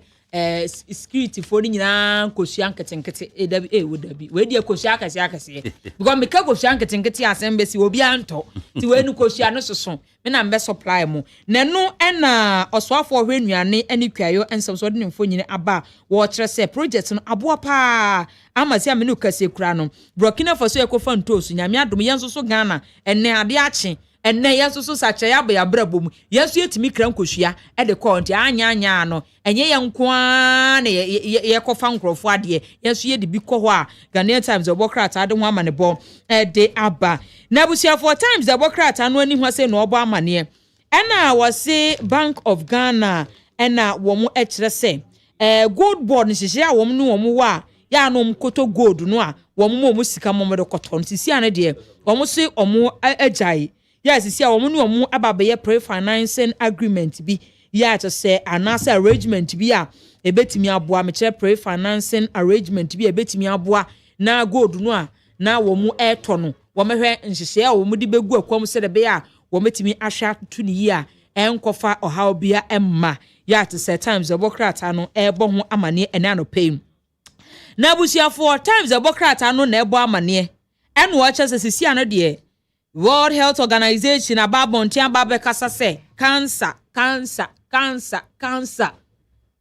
ade ba kwa si ade ba kwa si ekum nipa obete to wokɔ cancer obete to wokɔ cancer no ɔkyerɛ sɛ wɔse cancer cases ni mu ba ko be edu ɛyɛ preventable yebetimi asia no kwan wɔse si ehunu ntam na ye ka ho asɛm a ɛnkyɛ koraa na yɛtimi atu aseɛ na ɛno ɔmo kyerɛ sɛ wohwɛ yade wa bi mu a ɛboba no wɔn atimi identify ebiti sɛ hepatitis B ni C ɛna wɔn a wɔn yusu tobacco product no alcohol onum nsaden obesity ɛna obu a wunni unhealthy diet aduane a wudi sɛ mo na wudi a da bia mo na wudie wɔn sisemu ebia dane no undi balanced diet balance food no nye one way no saa no wɔse saa nneɛma no na akeka bomo ɛna fe air pollution mframa bɔne a yɛ home ɛna fe yɛnyɛ exercise ye ɛnɛ wo bia tefaako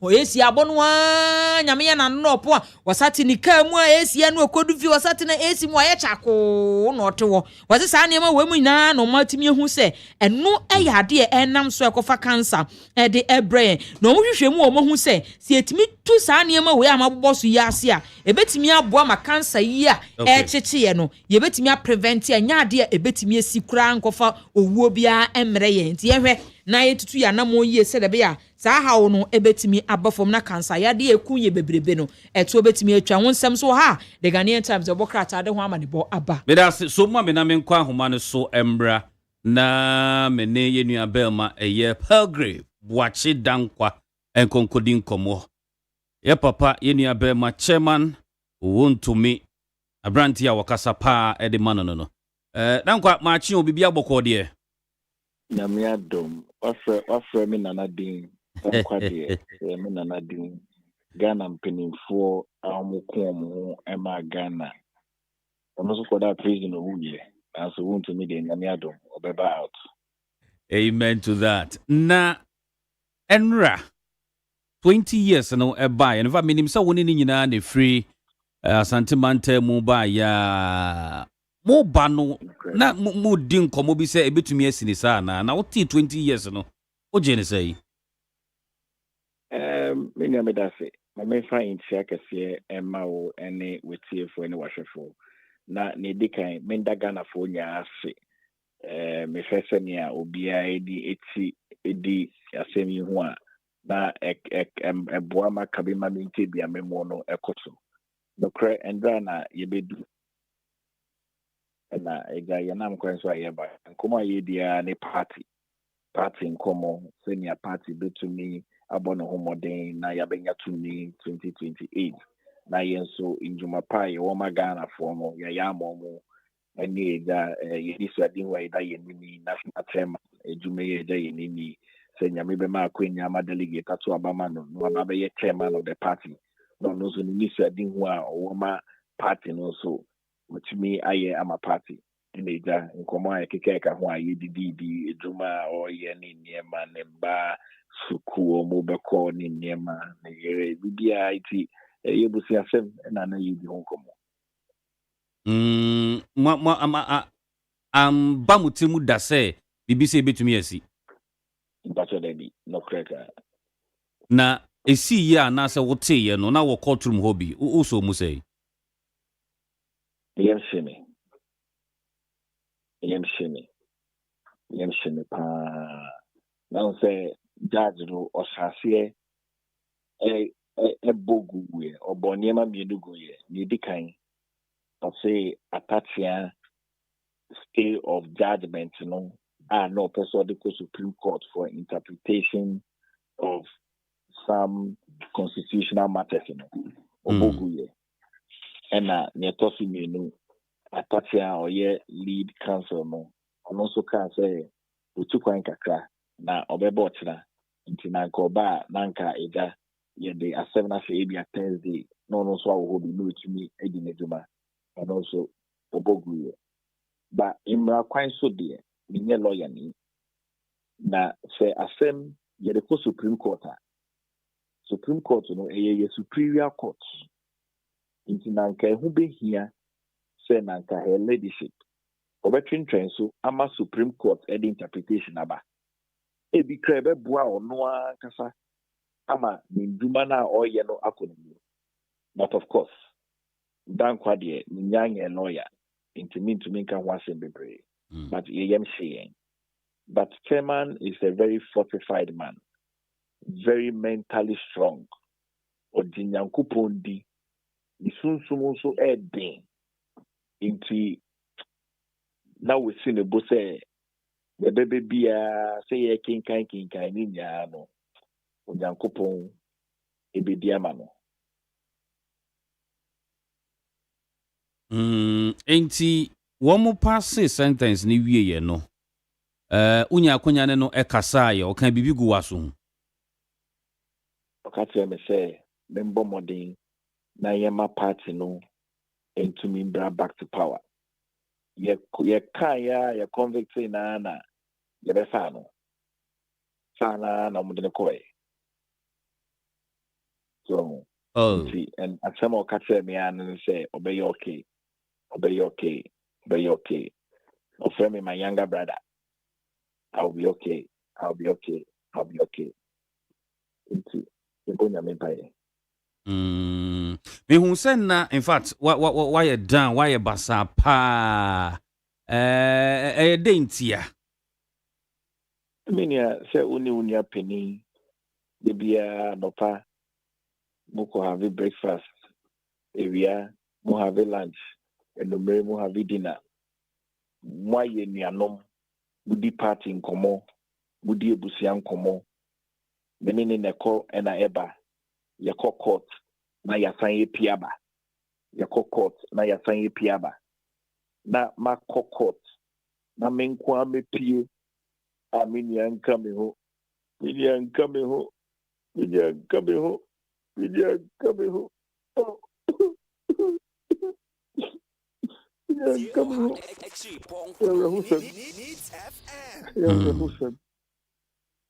Hussein. Minim ya meye. Hussein.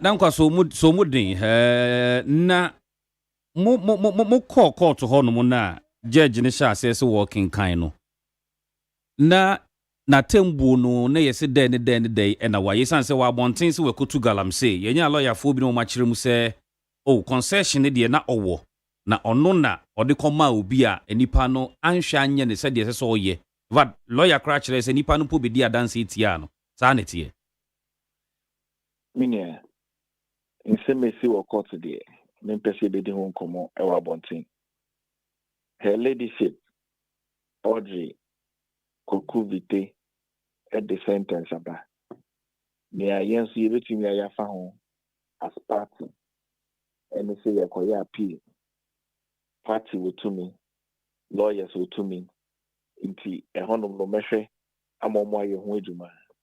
But say, integrity is a commodity. When you have a sankomo, and show you into me.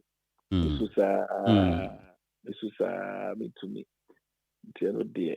So, okay. Andra party, Mushia ye, me nyanu maybe bosh, macragu masum se, mu flag bearer. Asha sia mu tutu anamon bi pa anamon beza minia say flag bearer only leader of the party when you only know say elections and internal restructuring and rebuilding nti me akasa na meet ni mo bi flag bearer emergency meeting in penifo bebre hia parliament for party headquarters with acting chairman, general secretary, and former government appointees. And the Bobo party by a press conference. And near my car whereby a dear, and your diabetes to me diabetes. And so, yes, soon, your home drain. Send your bayer as the biggest opposition party, and the government is waiting for 2029. You bet to me the near matter 2 years. Now you budget the realms of governance. Now you to me a boa Ghana for send your MPP die yellow. Okay. I see. There's a possibility to say Behunse mobile appeal. Is it going to be possible? I mean, as soon as possible. Oh no, credit. Almost immediately. And not be Mrama Hokwain say yes sir. Into mobile lawyers and any party. Okay. Na obeko Asante Mantem dabe. Me patro me nan sequence so ameko sesia me ko in sawom kra. Mate, oh, okay. Oh, kono hono mano pay. And can baby say, Endra na 2:30, and Omodene police headquarters, CID. Omodene could do in Sawom. Yanti could do obey 4 o'clock. To me, Yanin and Kasai in Chanope, and who he has a corner. And I question a sitting. Wow. Okay. Mainja wena Cobra. Bibia ni ebedi nkomona. Alisa na yo baba kumponzu birthday o. Eya no kre and dey me baba ko birthday. My friend yo mo bompaye. Na enseme si ya na me PFC court no. Minia no nya den se me nya asem kese. Na am si no kre. Asem kese o. Minia penia minia no Ghana. And asem atoni. Na minia no me mba no me me try do me say atemi. Na me say oh nyamia dom yentimi me nye boni di mraso minia peni na de atonini na ebi atomini so say na me pi ba ye camera for no wo so no that doso oh journalist ya munya obutrema yenkakra kasi ye nipa why ye best ba ye bedam wase why na me shamo pepe okay Atantemanya Nyamishamo, MPP Nyamishamo, Dr. Baumia Yadasi, Nyamishamo, General Secretary, Chairman, Yeda Party in Pennsylvania, Minority Leader, Yadawasi, Yedamunyasi. Yes, Yadawasi, Yama, Ubanan Swa Wadapa, na Shell Hodina, Yamuba Twasam baby, and we be any about Bedin Communia. The Patromedasi Nyamishamo. Nami, and Kahu Papa, Pelgrave watch it down qua.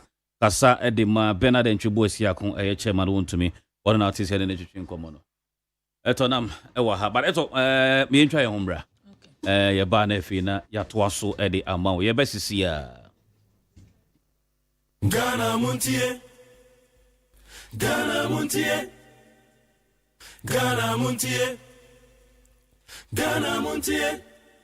Kenya nim da hwa ya Montie edem da dwa yinsi so Kakyire Kofi Badu hu ampam je nei prekase jamadu ofiti tia na ho agye afiafie mu woni agye ba bia sane nsam ni mu na pense mu ni ehu de no kro ne da Ghana Montie na mansanya so adawro Kofi man homene so agye tonton sansan e wo neat 100.9 FM.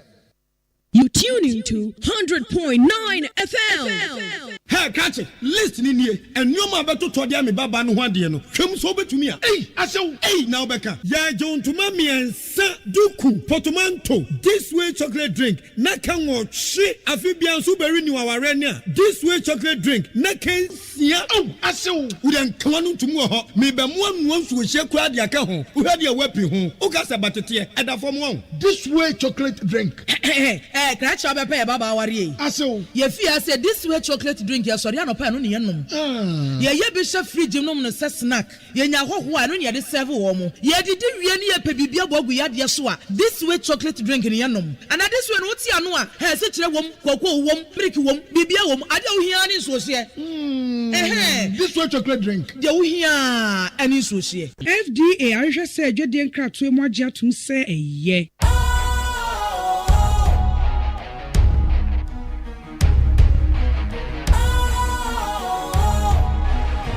What's cool, fresh and trendy with a new look? Makes you feel real good, that refreshing vibe.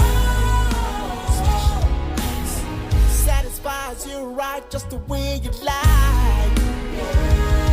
Do you know? Do you know?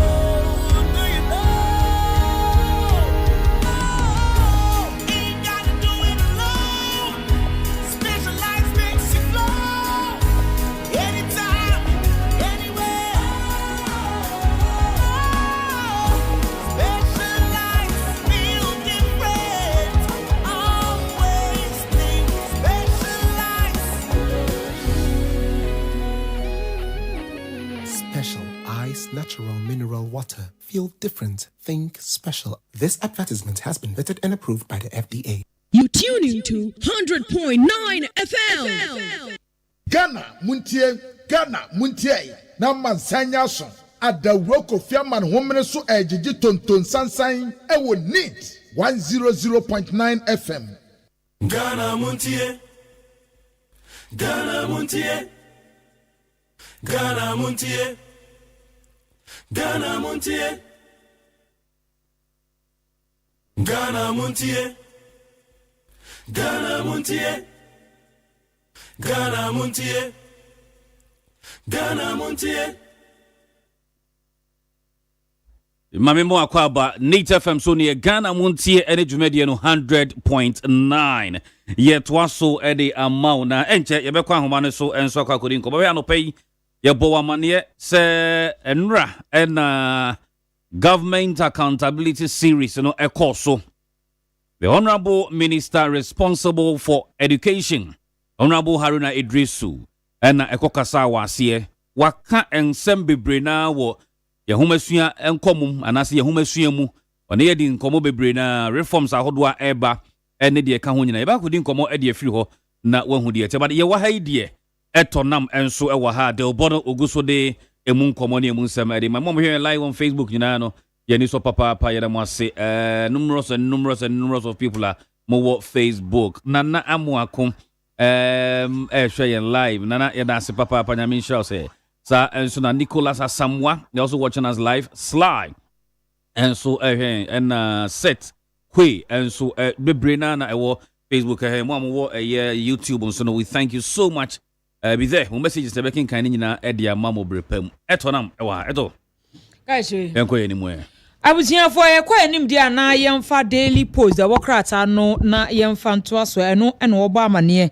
eno o kire se Ghana Medical Trust Fund and ho teaching hospital womo atena se akwakodi enkomo nyina kwam befa so ma yade krankro a se etete adehia womo ewo fra mantamu no won betimi atena se aka ho asem emo a won betimi aboa womo ene nhihye a womo mienu nyina womo de bedu de begu akwan mu a womo behwe na sa yade no womo timi abre ano ase Daily Post the bokrata no ebo ho amane ewo ehaseye na abusiafo yamfa Daily Post abokrata no ento aso eno chese aban no atimi identify was 150 second cycle institutions a womo ehia se womo yensiesie yes senior high schools ni bia abre papa wo kose de edan no asia ye se de ye yesi ye obi me na bese kwampa abre so ne yesi sa school dan yi yensiesie de atia na ete omo chem se bredu se was a woman yensiesie ewo ho a Daily Post the bokrata no so de ho amanebo de aba wo de oswafo hwe nhumasua ensem so onumunyafo Haruna Ejusumfo nyini aba ebra wo kopie mu ewo Government Accountability Series and what is awesome way de atsu edwa na wo chiom se san hihye a wo ye nyina ne se wɔn ɛɛboa ahyɛ mu kenan sɛ deɛ ɛbɛyɛ free senior high school no ebetumi agya ne nan so nti obiara enso ebetimi anya ne chefadie ewo mu a ehun nsɛm so wase daily post the wokrata ebo ho amane ewo ahase na meko ahoma ne so mra wodi enkomo yi a waboso wo daily post mu ye yenya ewo ahoma ne so Professor Nana Osei PSC Anto or educationist esanso ye historian. Prof, good morning bibia boko de me joso adese bibia boko nyamia da Roma yeda nyamia se yani so wabekan ye ho wo Nit FM 100.9 so. So me da Montie say mama me ho kwa say me nkyere madwen wo sa asemfu a ba kwa na mi no. Yo. Menim say eba no Ghana education sem dia wani adi akire wankasa wawurawura mu bia na enra accountability series a minister eba ye de nsema etutu dwa no wonya kwan etie bi de he na ewo mu office say ye de ye adwuma beboa education system yi. Yo mi da say de me kan no machia Nit FM atiefo nyina ankanka mo so anopa ebura hasuo na motimi Equatorial Studios na yebuobo nsema efa o my Ghana ho enkanka isuku nsem na nsem no kan bebre ani nyina so sebia me a mako University of Cape Coast makosia adekire na fe so no machira dia emfi obesi petepepe ebesi no ani nyina ya fam ne ho na nsem no ba ko dikaya o kan manage ho ne se ehihie popura awasi de ba isuku emu efiri enkwara ntetie ekosi temperature na ni na se agwa wo kura no to bia oro no ho na wa kai de papopro enti emre eba na emre ko no na nyeme dane na o to tumi dane ho na one ene ne daache ehia na afi etua na mompa na ni na so ne se Tibet na o kan ho atem no here academy or technical schools near or vocational schools. In fact, 1975-76, Agogo college commercial. What am I calling national service? It's not commercial. It was secondary school level. What is it? Let me call Western region. Kikam technical. The Maho net technical school. Even Takurade. GSTS. No, no, see the bar at the bar as you let's say, junior secondary school level. No, I'm here, I'm obviously grammar, brofo, no, na yetumi inakwa. Na ni na so ne say the team that in Bamusudia. Say the been mukika, no, ya me am MP, Dr. Ose Yaduchum. Yeah, subject in the yes, na ni topa de say o see a keso man kwara say science education na you are more concentrated on science education na brofo no de ene ne yakasa ni etimi tumu e ma brofo no etimi omo na omo etimi te science education na se papa na say ba ke kwara no brofo omo ke kan ne no so omo de ko science na em say abuai enti onu ebe hia pa ade ba ko so a na me de me say ya be share suku adan dormitories classrooms. Prof, answer na obeto asumpo ho no bibi to say electronics artificial intelligence and AI being any ekwan be fa so an kankwala ne be hunu nka yekọ TV schools and second cycle schools na na wo mo sha ase esu afiri ho ye de ba basic ne mu no ebetumi abie nkwala na dwen mu saa o betumi abie mu nkwala adwen mu woni se ya ne ya ka se ebia handset buy telephone buy see every channel for nkwala na ye mebo yeah want to be that prof mitipa and you see what the ade bi sakoda no etrimu ene ne nsa no a obenyini no na ene no abo edi ye de chance here ni e cheche mo kakra hwe maka aso ye mfa tablet oko efie bia bu na akwadaa bi a ɔkɔ international school no me nana no mo efia ha nyina obi a ɔde tablet wow na so applications that also no e friend apps no ni nyina yɛ abrochire deɛ ɛyɛ na yɛn sisa abrochire deɛ no na yɛ culture yɛ tourist centers yɛ adoa yɛ abagya ɛne yɛ kundum ne nneɛma yɛ no promote yɛ culture no yɛma school biara anase awfo biara no yɛmfa nhyɛ apps no because your app developers see your content creators or they hire your Ghana hano sign your app developers ntiade no team develop near fan share sa machine mu na yankwana no obunhia na kosi broni e de na da bia omohwe enti wono ya de ehia pa ewo sa ade mu nti wo de beba de na o se ye share ye man kwara na yetete o ma se chiro kronkron no ka no yoro betiti akwara no e no di nyini e ye panin. Wow. Essence and no basic level ne de ni nyina akwa reading subject nko a. Sanity.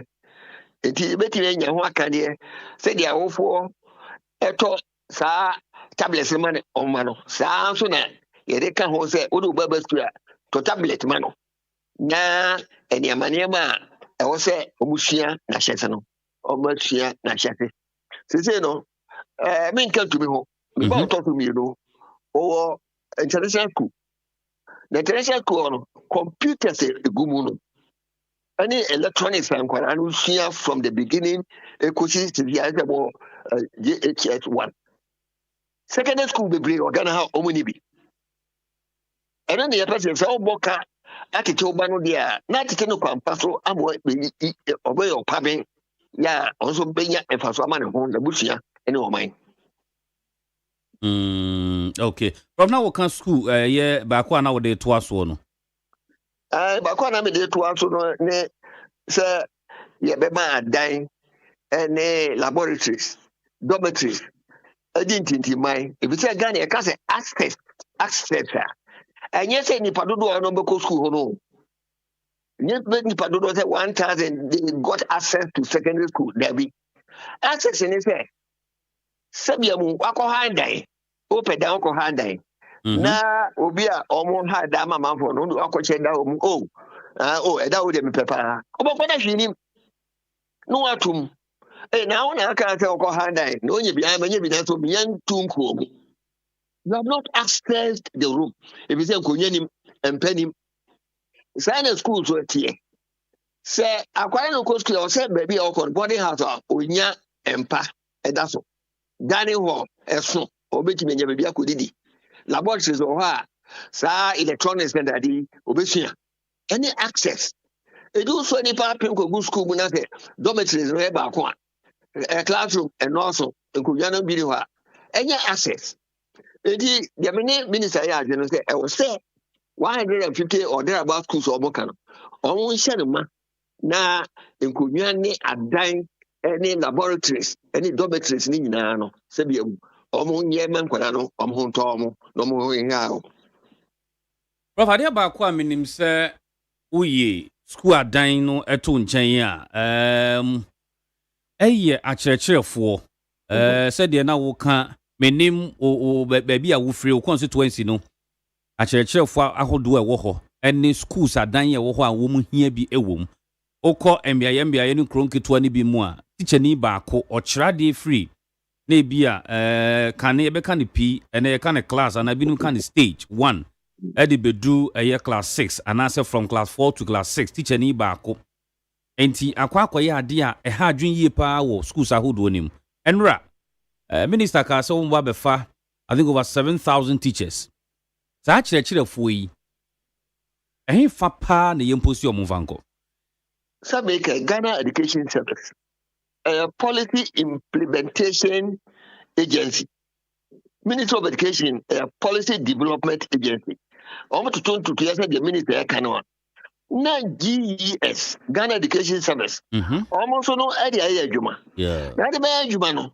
Na statistics say to go waha from a sort of Western region. Sugu adudu ose na ho school, A class school, so or me say B class school, or me say C class school, or me say. And son of baby, teacher Bonnie, what do you want? Now said in a thing, a Ministry of Health. I was here something like an incentive package. Say, teacher Nibia, the Boko, a class, and now first will call a class. Okwa, what that you know, you be too or have a pen of you. Maybe they're standing crying, no cover. It is the Ministry of Health, you be there. And yeah, but to say, Ministry of Education also was with me. It is there. You'll be say next year. Say, oh, system baby, I would see no alcohol, a class here, Eden. It was a class be and Canadian hall, it be a super penny hall. Then so, and it's no ma, or may you, or me said, or make shady or home. Now, wash your more, Apple Mukaka. Ama, almost a Katiano, a Coso Kaka. And it's already a Minister of Education beating the idea. Kababa 7,000 for a person. What's it 7,000 and 17,000? I think, yeah, record 7,000. 7,000. I think in total, no, I be do 17,000 because also before them in badges. The 17,000, no, yeah, say, move half, let's say 8,000. Ubia, ya penipa 8,000 on petrol, Boko, Kratia, Cochiladi. You better work at your pen, a do not idea. Now, amount for echo. Now, I know when you say a Kratia and Chen, Yana, a home for so. Okoa, Sabiamu, Usika, a whole do. Never would think an echo. Sabiamu, who's out to me garden kakra, who offer to me don't feel. It is called about Gotoriane, or the Bay and Yama, Ehiano, or the Bafaka, so we are not it. Adenta, launch that war, no, Nina, as I said, a torture. A dear now, crisis school at the shadow. I'm saying, who of a proper, so I'm up for the name. Yes, a honokwa. I say, Unya network in Fanya and Fanya research, be. Lesson note here, ne omuye good tablet ne iPad ne ade so unya network na ade ayi we brand san nti omo person mbeko yeah network no kwa e be say yeah time no crowd say improvisation o na say wo pade attribute mu nya ka wadwene fifa ho na fa kire kwara no na nyina so ne say digitalization abai ye bebe mu ama enkwate so omso anya ho faso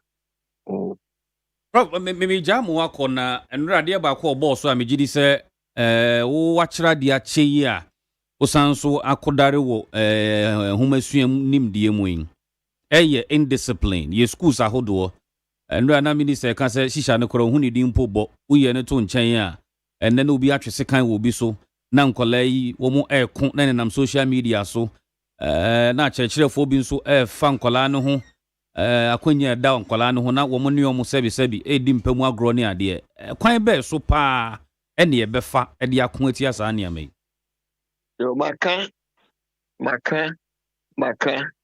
wotete yakoda yi a wodini ye penimpa yakoda ndete no kare na gina efie ya busu yakoda ye pribo ene mantamo ene kru na wotimo ene tukura beka edi efie ene ne mantamo ene suku awo se ye nyina no ko benkrum ye nyina ho se akwara no ye titi na ma abusia ene oman edi ye nyina no ko benkrum se akwara be titi ni ye bia ye ho se ye ni dato ye mma ene na na mutiti no se be mu ebe konkan akodi ya maye Never we a jakwa, Udiano Quasa, no one to Tiakurano, never we no dear. And also being Ama on one, what did also? We didn't most watch him. Then he passed to the Tiano. Teacher, say, it's ready than daddy. And why be more of it? That's all. Uno, and she so bad now, show also. Sakura, Lufu, Sissy, Naneto, Katikati. Na. Kabiamu unya woman o ma akodo body enuru edidi na e discipline na ye ka no edi ya tete akoda no ni ya nso ya teacher fo eni awofo no so no ya fi awu se ya de ye chefa wo no ye nso ya ye ene awofo sori a ebo no tia no tuka no ko na school bus abefa akwadaa no kɔ school bus di akwadaa no bɛba ansa na papa na maame no wasa abɛfie ɔbɛba na akwadaa no hwɛ nkorɔmo yɛbɛ tete akwadaa nti ne nyinaa no yɛnka mmom yɛn nyinaa yɛasɛde a wɔsi yɛde tete yɛn mma no yɛnyɛ wɔn no yɛnyɛ ɛma mmɔfra no enyini ɛbɛyɛ ɔman papa na woyɛ ɔman papa a na aka dani abɛduru wɔ abusua no ebi sɛ ebi na akɔyɛ doctor ebi na akɔyɛ lawyer ebi na akɔyɛ teacher na ne bɔtɔ bi eduru a na ɔso maame ana papa na ɔtete ne yie no na ɔso wɔtwɛn ni abɛhwɛw. Mayenda se na adeɛ system no saa na aba bɛyi o ɛwa nkɔntɛm a wokɔ nkɔ wokɔdu nso so a woba nso a woba fie nso a na kyɛ sɛ late sɛm nso aba mu saa system yi a yɛde ɛbɔ abrabɔ yi ɛbɛyɛ ɛno ne adeɛ a sɛ yɛsua kɔsɛ buroni deɛ no a ne yɛsua ne yie ne yɛde nso akyikyere ɔman ɛfiri sɛ yɛtumi kɔfa kɔsɛ buroni deɛ no na ɛnsene yɛ no ne yɛfa kɔsɛ buroni deɛ no a yɛma nkyekyerɛ no ɛbɛtɔ ape ama yɛ ɛde nti no yɛbɛserɛ na sɛ yɛde kɔsɛ buroni deɛ no ba mu di a na ɔsɛ yɛhwa yɛn nso yɛni ɛhwɛ yɛtete wɔ sɛ mokɔ Japan ɛne China ɔmo tete atempɔn no ɛntwere yo yɛto Ghana no yɛato yɛtete mpɔn no yɛntete yɛde tete yɛato atwere ɛne ne adeɛ a ɛma sɛbia mu yɛnkwadaa no teteɛ no ayɛ yɛde akwadaa yɛbɔ ne kyɛm so adɛn sɛ yɛteɛ no ofie ɛteɛ no sukuu ɛhefa no wɔba waka nsesɛ mu ɛdi ne nyinaa sɛ obɛdi mmara so na sɛ fie yɛnteɛ no sukuu yɛnteɛ no deɛ a na akɔsi brɛni human rights ɛdeɛ na yɛnyɛyɛ na sɛ pɛni yɛdi a ɔsɛ yɛteɛ no bi sɛ kyerɛ kronkron no aka sɛ wo abaa no wɔmfa mmoa akwadaa no a ɛdeɛ obɛnyina no ɔnsuro abaa Prof, Mame ndase adɔpɛ yi eso meda bɔse na kɔnya mode maa me mu ne Onyankopɔn ɛnyɛ adwuma ɔne nyame ntena yɛda ase papaapa no ɛyɛ Professor Nana Osei PSA Anto education is an historian Nenka ena wote yene quickly yebeto aso na yako the education ministry ankasa na yako akodi nkomo ede afiri ho ni nyina ya ayenra accountability series a eba so wa bra the minister responsible for education Honorable Haruna Idrisu sema hodo a wode etudwa na wo kyerɛkyerɛ nsɛm ahodo mu no yebekɔ akodi nkomo de afiri ho eto se uye okyerɛkyerɛ ni na ye kase ye do to nkronketo anu bi ahemfa na nka opɛ oh media me on say me obi a I believe in say ewiase wo ho obi a ne baabi a ne hyebre ehye menye wa adwen se bi a wo bakuro kase mu ana abɛkyerɛ nko a da bi o nkwala bi ni made ehye nkuma mu me na me say me sometimes say ana we was a hwinaja ye enjoy no obi nso tia na wo post no a won koloya bi on post no ba se wi oso was won ko ne ye se ye de asotwe na de ma no so on na se wi oso ene oba hu se ho no eti se adukrum e ho na wi osa people so one papa yi lawyer ya ba be fili e frama bonu wo no wa to no ko tene was na musa hwi no na se dia ha desa odi to bibia nto si fresh kontombre fresh bibia fresh o papa yi na why after wa parking the car to o ba adwuma na onam kakra wadu enti so sometimes ye wo ba bi wo ho nso enye kra but so we o cheche ni a mo ana maka tere se o cheche adwuma no ya katua no wo so da bi se do mo dia katua no wasase so o kan so no be kunto kwa isia da keteru bi agene de wa ha obiani wa ye de ne beko ba media me ba bi wo ho a ba obiani wa obeko ba bi a network ni enu ba bi a kane ani ena ba ensuso adwuma no se de adwuma na si akokoye no unni option bia so sa na akoba no ti esere nko ade so ye nurse ni ochechre ni ene asofo kra mpuka ho wo gintete nko ade hu ni se eye ya na wo presi ye mposiw ni yemfa nkwan wo presi ye mo adwuma nye ebi ni 7,000 ya ministry so mba befu na omo ba be chom de akonkron ketuwa mu obi se me nko mo se same post ne mame Yes, some farmers and I would Tuesika. Yes, Sunday post in Farmer, who pay Chromatana. Now, why don't watch the whole for an idea? And no near Semono, And no near what tears one can say, oh, per hand one at 19. Ye mounted 10 of a cotton. Baby, Ayana Eddie, dear own says sometimes catchly, ye can't say, baby, one network in you. And baby, walk can you, baby, walk a car in you, baby, a cow, baby, a cobac. There be some one who could mean to know a way teacher knew I was all researching. Aha, it's a beer, Obetina.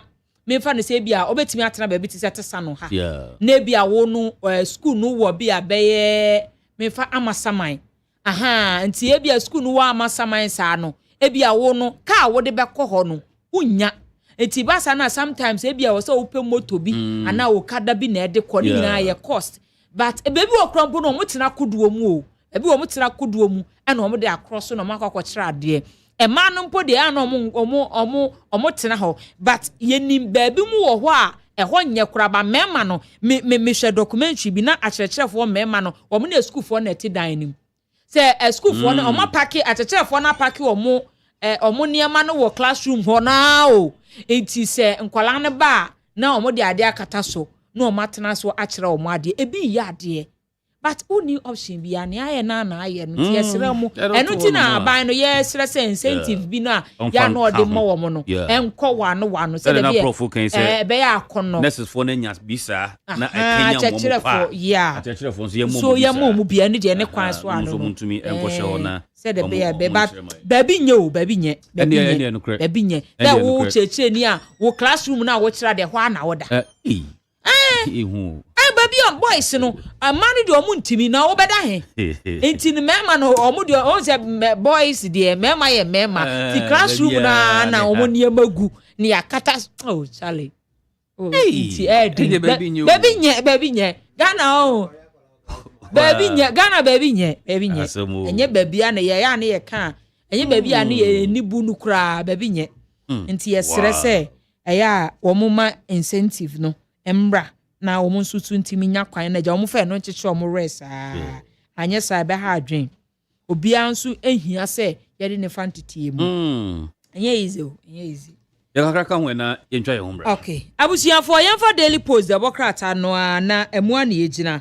na no na wo bo amane na o se aban no esisisi ane de wo mu eba besi community day school ewo nima na afensu so ayewa so na kaso a enti honsem so e wa ase ya daily post the bokrata no e bo ho amane se sisi ano wo so e benya community day school e wo ho ana community senior high school e wo nima ayewa so en Africa so honsem so wa ase ya daily post the bokrata e bo ho amane nyina e ye bra wo so afo hwe nwomasua ensem so e kopie mu e wo government accountability series and wo boss amane na busia for daily post na e bo amane and wo se chairman wuntimi ya jeli no 20 years and honsem so asia daily post the bokrata no e de ho amanebo e de aba na busia for yemfa daybreak ade achia bia e na wode domkuma band den fonyin aba Alexander Fenyoma ke fonyin aba beto ase eno wo bo amane no chese nyame anim no kwene wuntumi case ni pa de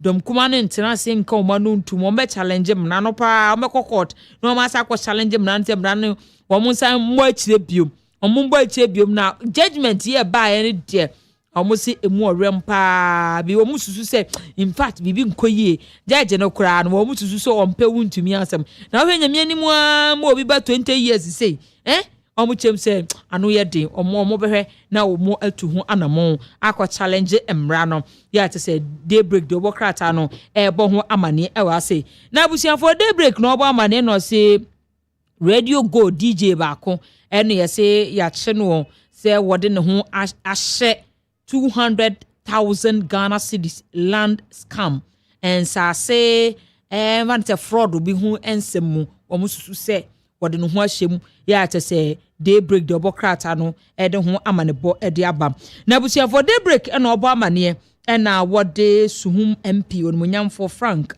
asi edu beko emfonyi aba na no e na wo mu kirem se supporters e wo ho no echem se papa yi ba ye no omo esusu se bredu se ɛwɔ sɛ otimi hwɛ ma asomdwe etimi ba san sɛ ɔmo so kopie mu ɛwɔ sunmu a MPP amanyokuo no mu ntɔkwa akra wɔ hɔ enti wɔ ne mpanyifo ɛtena sɛ da bi ɔmo hwɛ na asomdwe etimi afa ne ntoma pa afra na nkabom bɛba sɛ da bi a seat no wɔn betimi awini ne biom ya daybreak nso de ho ama ne bɔ ɛde aba na abusuafo daybreak na ɛbɔ ama ne na ama ne bɔ a wɔbɔ no ana ɔsi GRA wɔn ocean cases anasa ocean bi a wɔn yɛ no wɔn se ama ɔman no ahwere sika bɛɛ millions koraa na wɔn kyɛm sɛ mu bi a ɛbaa yɛ anan kɛwɔ sɛ nkɔmɔ tɔn no wɔn atɔn no fofofo koraa dodo yɛ ade sɛ ho nsɛm so wɔ ha se a daybreak de ɛbɔ krataa bi nso ɛde ho ama ne bɔ ɛde aba na daybreak de ɛbɔ krataa no na ɛbɔ ama neɛ na wɔse report a ɛbaa yɛ no ne nyinaa egyina NPA wɔn kyɛm sɛ financial loss bi a wɔn ɛsi wɔn akɔse to the state no no ɛna wɔn so aba abɔnten aba bɛkyerɛ mu sɛ nyame anim no kure na asɛm no ɛnte saa koraa ɛnte saa nti wɔn so aba bɛkyerɛ mu kyɛm sɛ auditor general report bi a ɛbaa yɛ kyerɛ mu sɛ okopie mu ɛwɔ NPA a wɔn aboka na kado wɔn ɛbɔɔyɛ no wɔn susu sɛ wɔn akɔse financial loss to the state na no ɛna wɔn kyerɛ mu sɛ report no ɛbaayɛ ɛjuada ɛyɛ July bɔsɔm ne de to so aduonu ɛna ɛbaayɛ ɛna no ɛna wɔn ɛkyerɛ sɛ nyame anim nokure ne report na ɛbaayɛ ɛyɛ 2023 ɛkɔpem 2025 ɛna saa report no ɛbaayɛ wɔn kɔse financial loss bi a wɔn krataa mu de bibi saa bia ɛnu wɔn akakye yes ho nsɛm so ɛwɔ ase a daybreak de wɔkrata no ɛde ho amanebɔ ɛde aba yɛde emu nsɛm ɛsom abusuafo yɛmfa de inside de wɔkrata no na yɛmfa ntoa so na insight ɛna ɛbɔ amane no se an hyɛma no ntumi yɛgyeli no 20 years ɔno de wɔse galamsey enti ɛna wɔn mu agyeli no wɔn se weidie with hard labor ya inside the bokrata no ɛde ho amanebɔ ɛde aba na abusia de inside the bokrata no ani ho ase no wɔbɔ amane ɔde ɔsoafo wɔhwɛ enhomasia ensɛm so fonyi aba ɛna ɔkyerɛ sɛ aban no ɛde nneɛma egu akwam sɛ de be a wɔn betimi asi 50,000 houses ɛde ama akyerɛkyerɛfoɔ na wɔn se ɛdi ɛda so no se teacher dabre initiative na ɛsɛ baabi a akyerɛkyerɛfoɔ bɛda no ai aban no hwɛ sɛ obesi dan de ama wɔ mu enkoye antimifa no sɛ de yɛfrɛ no bungalow si bia ɛna esi di ama kyerɛkyerɛfo a enkoba sɛ kyerɛkyerɛ ni bɛkɔ baabi a onya baabi na ɔno a ɛda classroom wɔn sɛ aban no de hyehyɛ agu akwa mu a inside the bokrata nso de ho amanebɔ de aba enne anopei na wɔn se youth development ministry no ɛna wɔn ada dwumadie bi adi wɔn ɛse Germany labor exchange na no ɛyɛ adwumaso a wɔn ni wɔn ɛbɛka bom sɛ de bi yɛbɛtumi aboa na ɛmaburo wɔn firi aman koko Ghana nso kɔ Europe a wɔn nso bɛtumi akɔkɔnye adwuma nti hyehyɛ bi ɛna wɔn ni wɔn ɛka bom ayɛ sɛ de bi a Ghana mabunu nso bɛkɔ akɔyɛ adwuma ya inside the bokrata nso ɛde ho amanebɔ ɛde aba ɛne anopɛ na wo sɛ the inside the bokrata no anim hase a what the Zoom MC mfonyi aba na ɔkyɛ sɛ adehye ni bi abɔ na aba so papa yɛse adwuma a wɔbɔ hɔ no wɔn edutwam to ɔma bɔ na aba so sɛ wɔyɛ adeɛ ya inside the bokrata nso ɛde ho amanebɔ ɛde aba na wo hwɛ the inside the bokrata no anim hase ya na ɔbɔ amaneɛ na no na ɔse Professor Kofi Anoche kasa sɛ bredu sɛ MMDCs no was he etime empower omo pa se de be a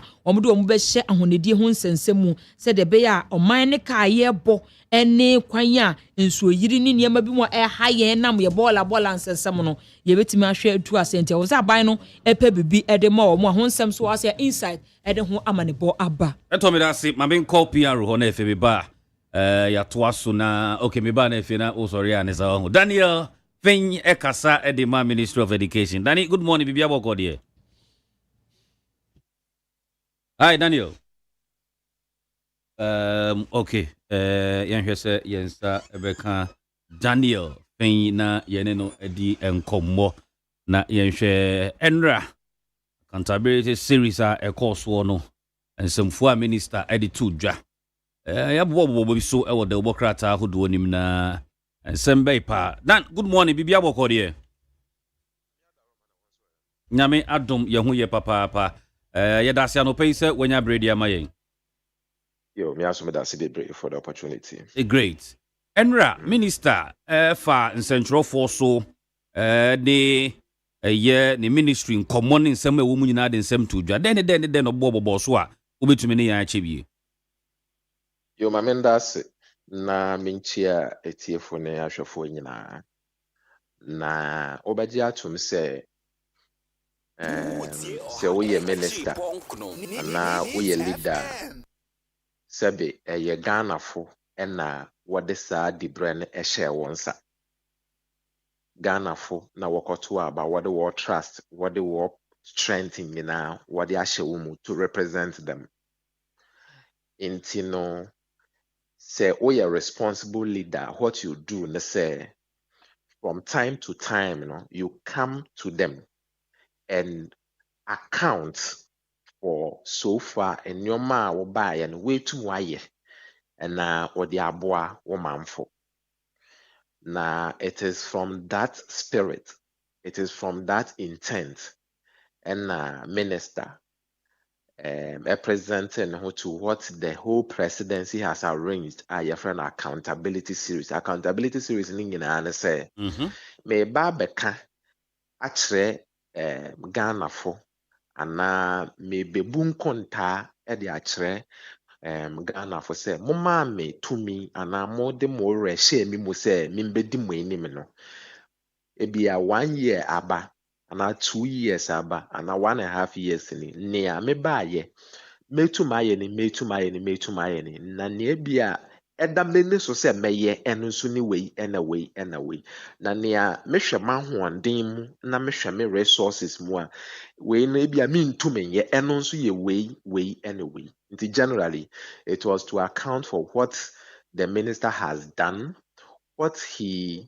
intends to do and of course the challenges nso a we face nti na bia nneɛma bi wɔ hɔ a ontumi nyɛ no mprempren mu anaasɛ right now nti no nea ɔbɔbɔɔ so ne bi ne sɛ edi nkan ɔbaeɛ no we supervise recruitment ɛyɛ akyerɛkyerɛfo wɔn recruitment kakra kama in fact the plan ne sɛ akyerɛkyerɛfo a wɔwɔ fie a wɔnya adwuma so far no ne ɛne soade ho nyinaa ne sɛ ɔbɛclear wɔn nyinaa clear means that ɔbɛrecruit obiara na sɛnea wonim no ayɛ na ɔman ne sika no yɛfrɛ no national cake ebi kɔ health ebi kɔ road ebi kɔ agriculture ebi kɔ education nti ne nyinaa ne kakra nti no ɔne sika a ɔde bɛyɛ ne nyinaa mpofiri mu sisi a ɔno ankasa de nka ne pɛ mu no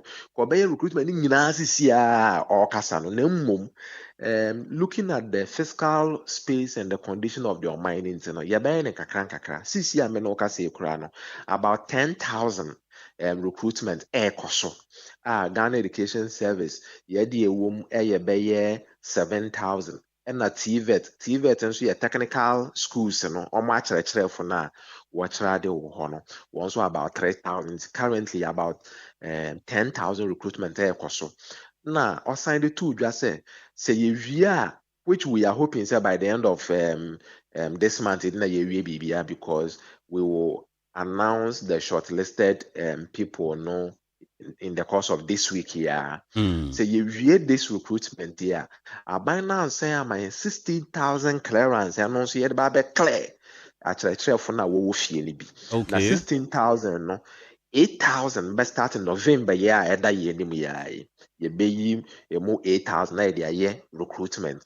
Now sa recruitment so you via senior the current one you be November 1 no and also you na you recruit another set of 8,000 into ni dwumadi mu no recruitment ɛkɔ so wano yɛbɛfrɛ no series of recruitment ɛkɔ so so woyɛ kyerɛkyerɛni from the university woyɛ kyerɛkyerɛni from the college of education nya abotɔyɛ mu koraa sɛ there's a series of recruitment ɛkɔ so ɛwɔ system ni mu a yɛbɛ make sure sɛ yɛbɛ clear obiara efi system ni mu ɛno yɛ one ɛna two nso no we to my establish the National Research Fund obɛkae sɛ yɛ starte edi ho adase aya aban we started edi ho adase many years ago sɛ research a yɛwɔ kurom ha no ɛna decisions policies a yɛtake wɔ kurom ha no it should be backed by some research ɛnyɛ sɛ wosɔre a na mpotopuro mu wokɔ akɔyɛ project anaa intervention bi you first have to consult the people, engage them, take their minds. Your friend a survey, conduct an opinion survey, conduct various research. Diseases be creba or mind monocra be or being here as a medical expert. I'm conduct research into those diseases and normal find the solutions to it. Technology advancement and AI eba obe person researchers ebe come into details. Some acquire research no to me the findings no or the abua na ɔman no yɛtumi yɛtumpɔn nti ɛno nso wahwɛ ma sisi a menoka sɛ national research fund no abɛto dwa a sɛ woyɛ medical person woyɛ academic person woyɛ industry person na wopɛ sɛ wo conduct research ɛwɔ ɔman no mu na wotumi make recommendations bi ɛbɛkɔ yɛ anim a wobɛtumi akyerɛ akɔma national research fund na ɔmɛtumi ahwɛ na ɔmo aboa. Number 3 ɔsan so bɔɔ so sɛ double track system yi many wunya ebedi ho adase say eba no e be reduce quality of senior higher education very drastically yɛn nyinaa obia obɛyɛ honest conversation bi abɛgye atom sɛ double track yi de na ntwa yie nti aban no hyɛ bɔ sɛ double track na ɔba obetutu ho anamwa kwapem sɛ obɛclear na efiri hɔ completely na sisi a yɛbɛhu sɛ there's no double track in the system.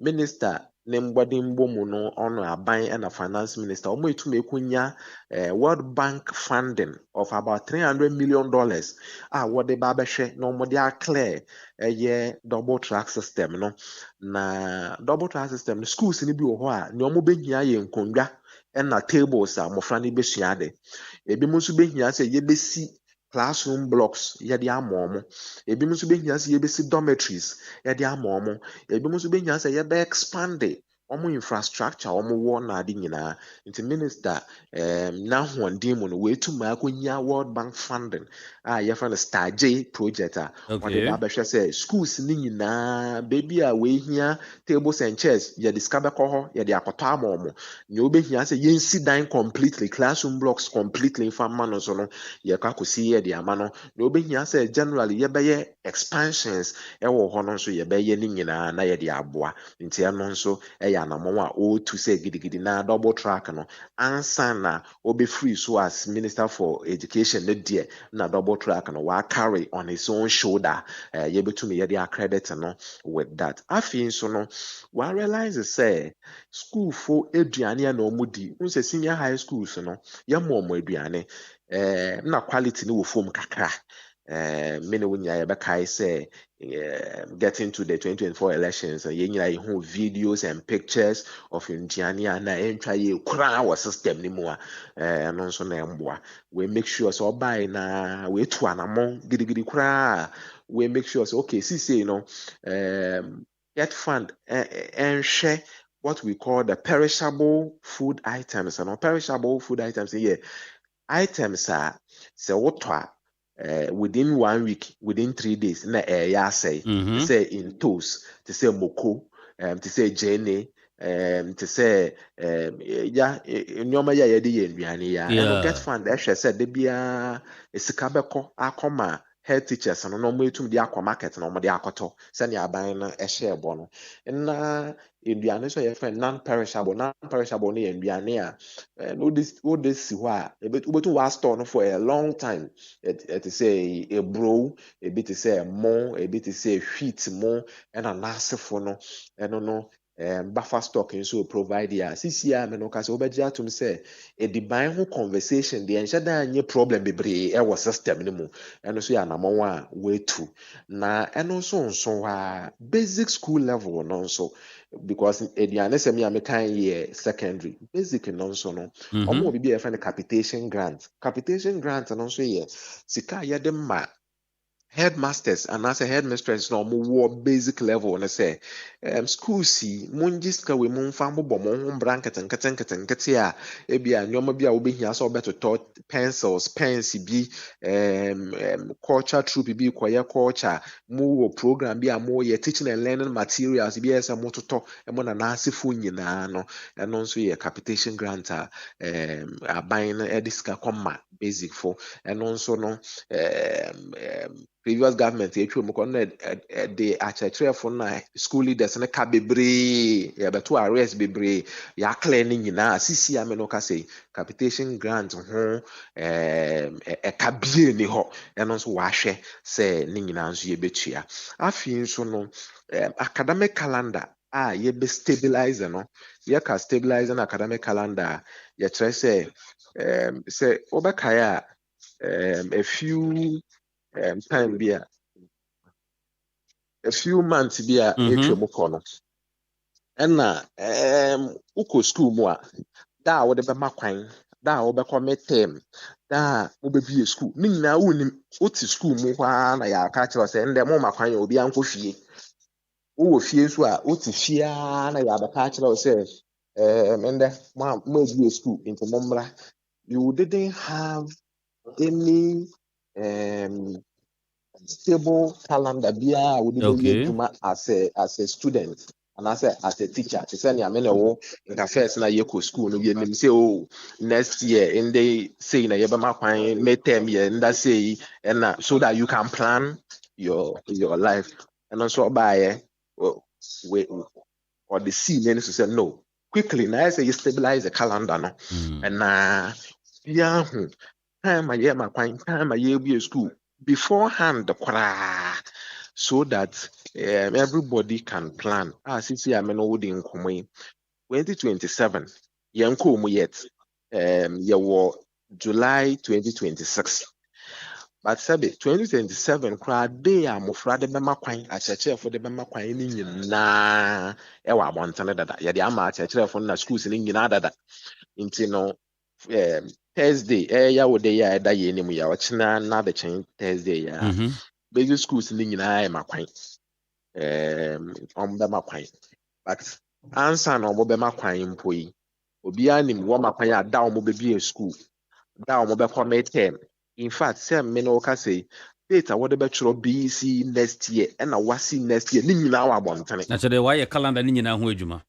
Why a calendar nina huejuma stability aba system nimu. Inti no nyoma bi say no boss. So you know beka so the newly no our challenge kakra ne say yeba no infrastructure obi abe hu say yen start nekase no a na yen start nekase no a because na funding ho ayeyi kakra because when it the financial deficit situations, the economic challenges we came to meet and all that in no obi o full education ya begia to me say ban say yensi school dan yensi dormitories mo na de na so far na ye kasa na the ewo form kakra na it was because na funding buy answer na CCA no Nigeria by internal funding by internal people should look out for into any one challenger or outline na normal so e dan ni so ne bi ne indiscipline air koso was system ni mu a obi abagye atom say ye mu free more discipline level no abeye concern more discipline level na abeye concern TV show, radio show, more media, more report a lot. And the better akwalabi in training walk on Palano so to sexual activities, smoking, and a son your manning in that. And also Dennis said no. Young for Gen Z in some say education system. No. Okay. Which are friend Gen Z, but Gen Z is a year in the among someone. Inti sisi amenoka saying so why a program a friend or national conference on discipline and also by the end of this month we are going to meet all the stakeholders in the teacher unions, representing the teachers and students, directors of education, I mean, media, all the stakeholders are here brainstorming on the situation of indiscipline in schools and how we can take it off. Almost every department of the education sector be was so or shall say all the challenges in them or be addressing all of them. Okay. I think yenda sibadansa na boko no quick one. Acheche for by the close of the week. Once I can all letters I worry kwa ko yidmo kwa ko chira de no. What was specific place be a word one require na there baby bia. But in terms of their postings and placements, share more of the deprived areas, we here at a telephone. Okay. It's really a need-based recruitment and posting. It's say yeah the one and at a telephone, yes, you post your to just anywhere. Share school we here at a telephone and at district here at a telephone. Then we feed those schools and those districts. Our hope is that very soon we will not see any issue about school where you need teachers and our district where you need teachers. Our hope is you be filling all the vacant places, and because of that, even before the recruitment, we took data from all the districts. We took data from the various schools about districts. Teachers, and then subjects, and then areas, you take all the data, and the postings of the teachers, will be in line with the schools and the districts are here at for. Now, in the collection of the data, and one thing we also realized, let's say, schools be they are overstaffed. Overstaffed, nature say, staff teachers are watch what also saying the required number of teachers there was a school school be courses here no be just 1 day pay. We obi or just 2 periods, 3 periods. Now we for the week. It's one of the findings in the data collection. And whilst we are posting, something called deployment of staff or rationalization of staff. And also say schools are more overstaffed, Mun declare more numbers are more. Na say other schools are won't need staff people. Now you post such overstaffed teachers to those schools. So concurrently, whilst we are recruiting, rationalization of staff and so at the same time. All right. Danny, that's it. Within the week or within this week, we'll have time for you at the studio now. Yedin komo bebre yenda sa no pede nya bremai yo ya so da se bebre yo yenu abema Daniel Fein and I want to say ne kasa no kasa the Ministry of Education yeda se papa ma menda wonso asese wanya bre etia bedu sa bre na metwa me ho aba me ba hyene so se ye ne anuanom eba bedi enkomo na onua bema Manuel Dakon ewa ha asa edema NPP sansuna gifty enam enso ewa ha no mo no so kasa de ma NDC na me ba sisi a me ba na fei ye de ho e de atoa so e de ama men ko ba bia Ghana Montie Ghana Montie Ghana Montie Ghana Montie Ghana Montie na mansanya so adawro Kofi Badu homene so ejiji tonton sansan ewo neat 100.9 FM. Twenianum da hwa ye monchen edem da dwa yinsi so Kakyire Kofi Badu ho ampam je nei prekase jama do fiti krotia na ne ho agigi afiafie mu woni age ba bia sanensem ni mu na pensempensemu ni ehu de no kore ne da na Ghana fo nyina retie o ewo neat 100.9 FM.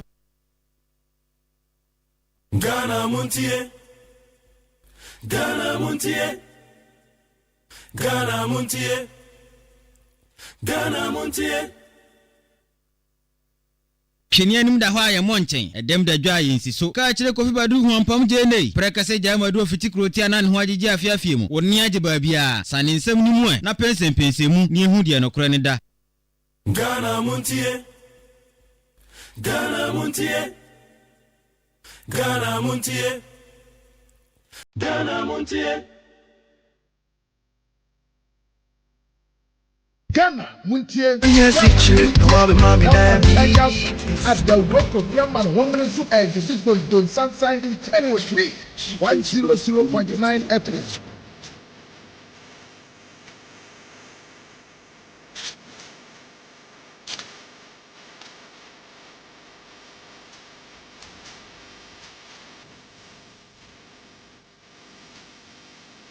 Ghana Montie.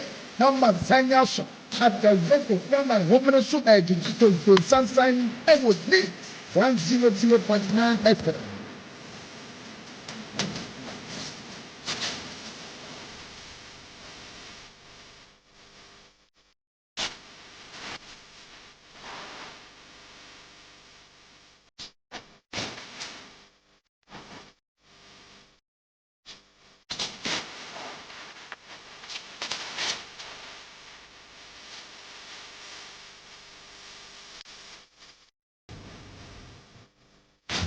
Montie.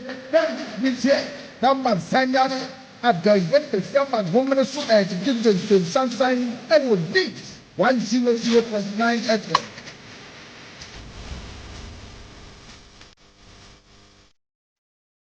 Neat FM Sony 100.9 here to us on Fama.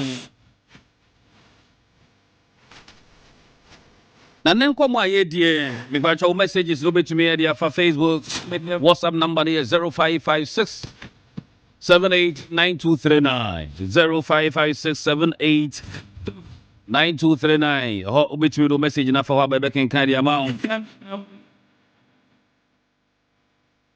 those of you on YouTube the ken kan mu nyina mu message am on Facebook we are live there. So the big issue is want to be jailed 20 years. Then aftermath of Education Ministries Accountability Series. What is saying? We are only 18 common. A moon 70 be say basic education. One more eba be sacrem. One more be double track every home. A church for 7,000 before my Juma. So by Friday, no Bianca can letter. The passage of tribunal bill and matters arising. Mano dark ewaha Samson a gifty, and so ewaha. If you kwaba. Yeah. Bibi aboko dear. Yes, wa domni John Dramani Mahama Nyaminzi. Yahuye pa. Yeda nyamia si papa. Mahama osum nyame fufuro bi ana. Ano. Hey, na yema wa kwaba kra. Na makaje ene. So nim no be defending ni ayen defendi wo fie ha. Oh. Wo chire obekire wo no. Ke chire on threat ni abi ni o. Nim na be defending ni e wo say yenya position no. Yen bisa wasami na ya bisa me threat here on radio and TV. How? Also make defend the yen defend it. Don't defend what is not defendable. What he has here? No dey. No issues circulating and I ever can once a year. You can't defend this because I'm running a man who crying. What he has here? And in the voice of former Chief Justice Tokno, see the law is the law. The law is the law. But incentive we near playground near. The reason why I give tea. At TSM gidi sir. Also your person will be defended the indefended. Me I don't defend. I speak to fact, I speak to evidence, I speak to the so right. So make sure you stick to it. Stick to the facts and evidence. Me shall see free war. Enra and Bernard and Chibo Siako. Ashanti region MPP mu chairman na owo ho. Ninsemwa wo a work court wedding ho akonia by Enra na Tembu by 20 years. Party muso muso na dena mo. Kechi me da say and no pay ene akwanya odi amame me de nchia sonko de ma etiefo na no pay omachi mo video mutie need 100.9 FM and almost on show Facebook media Chiasronko Edema Obibiara. Dr. Alhaji Mahmoud Bawumia, the flag bearer of the New Patriotic Party. Also be a one or pay beer, Medin Chiasronko Edema, on any honka for Haja Samira Bawumia, in Chiasronko Biara. Keche Wankaza Sumichiao, and I pay you are looking very smart. Majus made us. Any gifty, and pay Michia, and also NDC for us, man, say, on Bebo Jandam, Emba, Omo. Keche. Yes, sir. Endra Ghana yanti asem Endra Ghana your judicial system it take a different turn. I idea a course for some time now, but Endra de Oshepana a political attack. Osha a political vindictiveness. Endra ena yehuye. Meka kusisai. Endra minya hu akwenya ekan judgment na kakra. So mitie FDA some radio stations, some TV station, and we'll analyze the whole issue. Keche, let it be on record. Sir, the edikai. Atembu endro madambu yeno. Oman kase wound to me. Engage in galamsi, Debbie. Which Obia can attest to that fact. Judgment, and kase wound to me. Are engaging in galamsey, Debbie. Okay, man, let it make sense to me. Obia or license to mine on the land. Obia or license to mine on the land. How then does that result to say, and I say, in some NDC for Kabiso, ya jailino for galamsey? That's something that I want us to, that's some error that I want us to correct. Ye rawun to me endra ni jail sentence no enye se why kwaye galamsey asem ni nyina na say from what we have read per the judge's verdict ni de na say yes sir then yes sir meboa that is according to what the judge bro say onye galamsey yes sir no kan okay enye sir no kan saying yes sir na ewomu say enye galamsey meboa me da say wun to me chi ayachi na tum enene say Owon krata odeye mining eye otu efomegudie legally otu wiei e no de na sase no e de ma obi se enipa kro no kwa reclamation ase e kire se wetu efomagudie wie na wo se ukata so na se wo se udua ndua bi e wo so a na waye ode ma ekuo bi se omonkodi se adwuma no na ekuo ne kwa akodi se adwuma no ọma ndi adwuma wuntumi de hye omonsa no omonso koye illegal mining emra ne kire se ansa wode bibi anase asase e de ama de be ma obi foforo se onye bibi a wo so no e wo se obo minister amane wuntumi mfom so a oye ane se wambo minister amane ansa ode asase no e de ma nkrofo yi se monkoye reclamation ankrofo no koye galamsey wo so ene endra won't me yedi ni tum no nkrofo menu na be testify against omo ye ka se nkrofo menu be testify nkrofo be gina emu eya adansi for 80 a won't me san nkrofo menu no mu no mu tu efome omo ye galamsey no aban se nkrofo omo ye galamsey no da bi omo de ye hie omo be di adansi enti a won't me na ye mfa won't me ntum enti ene wa wutie me na no pay enkrofo omo okotu efomagudie illegally no omo de abanse monko monfa mo hundi na so se ne amoetime ba be ginemu attestify against untumi attestify ne say wambo minister maniansa ode mamu nuntie de nakwa kotum 20 years kechire adie sebi wumpo a unni emra munimde me ne wunyina no we can come to the conclusion say this particular judgment enye fair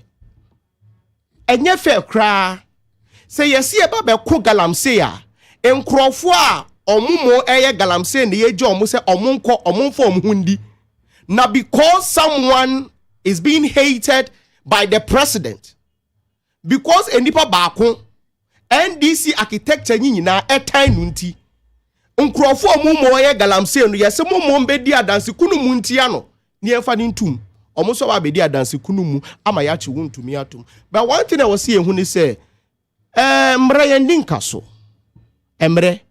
nkaso ene wotumi ochina wunya sa atumi no aya moye bibia mondwen ho ansamaye if you say let it make sense to me say any pa because one bomb minister manie and so di mo bi say onko reclamation pa ko na ko di ho adwuma ni nti yes ya china tum 20 years sebi to me a tiny NDC for the tiny me dream was something when him say the almost no 2013 when him say 2013 year John Dramani Mahama ya edi neni si won to me so edi emu de 2013 omo ka say no otu efuma illegal mining galams omo ka say no otu galams akonta mining anyhow so you are saying say particular idea year 2013 there be by 2013 so year John Dramani Mahama ni NDC for the ni omo NDC won to me so any the house so the company ba call e mining house so eno so kakran nyame ya adom e no de call court omo kwa ne de ne call court at the end of the day okodi hu nkunim but this time there yes there be let's weaponize the judiciary near making sure say ene there papay ya chinatum amana face lo but kechi say yera John Dramani Mahama ni NDC for say omo ko galamsea o kai se na nse na yera John Dramani Mahama ka kire say ne party for onim ono si onim ne party for mo ye galamsea o kai kechi say o kai pa e ko si say Sandy party for now onu nim se omo ye galamsea no akosi say ne party for ono ejina simpie so ka se omo sense ase no akosi sen yera John Dramani Mahama we want to hear from you okay say na nsen ya Yoko the Attorney General actual letter come Yoko concerning 2 national officers of the NDC Joseph Yami and Abanga Alasa so okay akosi sen enti wo share enyoma ACCC any de ekoso sesia clearly yera won to me endi bonibia yera won to me en say asase per judgment no kra ndre bae no within the judgment no kra omu tro omu say omu ning evidence bia e kire say yera won to me mpo engage nkrofo no in the same judgment there is no evidence e kire say yera won to me engage nkrofo ne say omu kotu efomagudie aya illegal mining. Now, so omu assuming, you see, this is very bad. If you do pen so be the assumption, illusion, delusion, and ye dema judgmental. Which is say, you know, we are not safe. And you're not surprised because when you say within this same government, you want crophobia almost here from judges are. Omode animal farming and the buating. So ni misakechi ye dum pempen so bia the animal farming ye de mrato nchen e the animal farming and the buaten just because we want to see some people behind bars oh yes sir na ye de but vindication is in the womb of time. Vindication is in the womb of time, and a posterity will one day judge all of us. Say ye nyoma ye, and I say anye nyoma ye. And obi aso nkai say, when him say judgment ba ya na grofosha say ora, Mr. Sa semi any ora bia. Ora ni sa de ho hwe. But the thing is, ni oral cases are ni nyina only substantive evidence or the prosecuting crofo. And let's find some loopholes somewhere and then make sure say ya jailing nipa ba ko near their castle. That's the reason why the government is focused on these things. But senior midi kan kechi. Yes sir. To me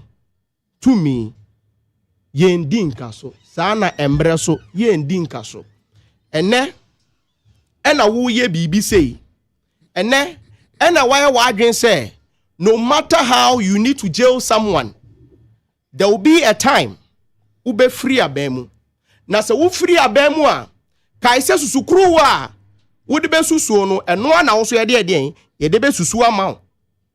Whatever you are doing today, every bibia ye jot you. Yeche bibia besi o memu he bia ye jote. judgment amudi me nyina ye jote arrest amu ye nyina ye jote na se Nyankopon ya adom na adom so ya adom na se nneoma sesa na the same thing is happening to people in this country ye mpese ye ti bibia say we are witch hunting people. No, you just replicate whatever is going on now. Say last time me bekai wabra omunye sa me say wabra na bio sa nipa no fa no ho fofore eniema bia esese obi di no ho afofore bibi ene. Well, so jina court dia no court dia na me ka no me say de omo ye sesi ano. Okay. The same script. And so obi nya bibi ene na sa wutimi e de ne ko se me de ne kwa kogina amre nim a chechire obi nya bibi a se me de ne kogina amre nim se sa na ko so ene de a don't forget ube free so the same script, just that you be maybe 3 or 4 photocopies, the same script, we will just multiply it. Now you the same thing now. Or China, or sure, so when you come back to power, when you hold the power is in your hands, you will know how to use it. Okay. But that's papa and no a manual Dakon. So those on Facebook, okay. Yeah, that's papa more Facebook. Yeah, I'm jubilating this morning because Chairman Wontumi has started his 20-year jail term. Felix and the no by Kumasi Maswood what Bantama or saying, in fact, it's very sad. This punishment must serve as deterrent to those who think they can hide behind political powers to get away with any crime. NDC shouldn't be jubilating over what has happened to Ashanti Regional's chairman. It will soon be their turn. Baumia Beba 2028. Regards to Honorable Sam Pai, National Affairs Vice Chairman, hopeful. You know, Facebook one more let's do a quick one on a year WhatsApp nefe Inuaba and so and Tuasu. We say Richard from Amasaman. What thinking is this? When Nana Addo, Baumia Ken, Oforiata and MPP incompetent and insensitive government were collapsing the banks, didn't they know that there were people working there? Today, they think Wontumi deserves freedom because he owns businesses. More nation looters must face the law and must go the way of Wontumi. The loot must be recovered. Incoming Greater Accra Deputy Treasurer, Comrade Dela Ameka. Okay, go for gold. Richard in Ama Saman, ND Eno Ebaye from Eja Bata in Suhum. Good morning, Kakyire. The convention of Wontumi should serve as a deterrent to others. Crime, they say, okay, so crime against the environment is dangerous to all of us. And he continues to say, come to my village, Akuti, in the Suhum municipality. River Densu, that we all used to drink, bath and cook, has turned muddy and brown because of illegal mining, all by the same people. Greetings to Charles Nyame, Asaman Kesi. Okay, Medasi Papa so de no ebaye. Good morning, Kakyire. Do you remember when lawyer Andy Apia Kubi asked Ghanaians and MPP supporters to pray for Chairman Wontumi? It appears he understood the seriousness of the case. Lawyer Athachia later stepped in because of his selfish interest, but Chairman Wontumi was left in the wilderness. He was even fortunate to avoid 25 years sentence. And so, dear one also a buy. I'm shocked Asante Namasaman. At long last, the battle has ended. Chairman Wontumi has been finally sentenced to 20 years in prison. In hard labor, the game has just begun because there are more to follow. It will serve as deterrent to other politicians who have the intention to enrich themselves at the expense of the ordinary Ghanaian through fraudulent and corrupt act. Greetings to Honorable Chachu, incoming Amasaman Constituency Chairman, and NDC, JJ, incoming Amasaman Constituency Secretary for NDC as well. Okay, and so your messages I will bring the other ones later. Gifty. Kakyire. Akwa babium. Yeah. Okay. Into you. Kakyire. What is my brother defending here? Me better na say na me catch say he shouldn't defend near yen defending of ye haine. Because the ordinary Ghanaian has come to understand near your friend of accountability to the very people omokoto aba edemayen. Na unim, when you understand the level of distraction when it comes to illegal mining, any omo tutu galamsey in the various galamsey sites now, you will not come and sit on a national television sent by the NPP to come and defend this. One, the first question I am asking Manuel Minioti here, and he said, why is it that Chamawun to me lawyers ran away from him at the point he needed them most? Because they themselves understood the weight of near air cost court to honor. That is why lawyer Beno lawyer and the Apia could be didn't he run away from away? From what we know, so say onunti na said the a coin person of omode Chamawun to me fasono. So was he not the same person who came to tell Ghani and say ye mom empire man? I didn't know can say ye mom empire man. Before Obi Bedi asem na nipa na no hinimpo ana wan kasa woni wo yiri asem mpo wo fie. Na mo bet na se ebusua besi akonye tena se ye di sa asem no. Na obi asori se baby ade na edru no e was say ye bom empire. That should tell you the weight asem is carrying. You understand? So they know as lawyers who have practiced for so many years in this country, not only on political basis, but they have dealt with issues bigger than Chamawun to miss issues in this country. So they knew the weight Chamawun to miss issue was carrying, and they knew where the issue was taken. So he didn't want to bear that disappointment, to be a dent on his name, say, as a lawyer in his years of being a lawyer. No, so some way I then if in sema to form my jelly client. So he left the issue and I'll be here then ebe fire. And the person also thought to say he could have done something about it. But the law is the law in the voice of the former Chief Justice Tokuno. And now I want my brother to know, sir, there are laws in this country. Now let's look at the mining act. Also then at 2019. Former president Nana Addo Dankwa Akufo-Addo, he was the one who came to amend that way, or put this ash into that clause. At 2019, at 995, and it's at 703. And I read also then a person who, without a license granted by the minister, undertakes a mining operation contrary to a provision of the act, commits an offense, and it's liable on summary conviction to a fine of not less than 10,000 penalty units and not more than 15,000 penalty units, and to a term of imprisonment of not less than 15 years and not more than 25 years. 2, or C, a Ghanaian who undertakes legal mining, buys or sells minerals without a license, or aids or promotes illegal mining is liable to 15 to 25 years imprisonment in addition to a substantial fine. Okay, kodru forma. It tells you about foreigners or most where then or to galamse or kromuha without my licenses or those things. And in this case, Chamawun to me case, the report stated emphatically said Chamawun to me had a license to Akunta mining.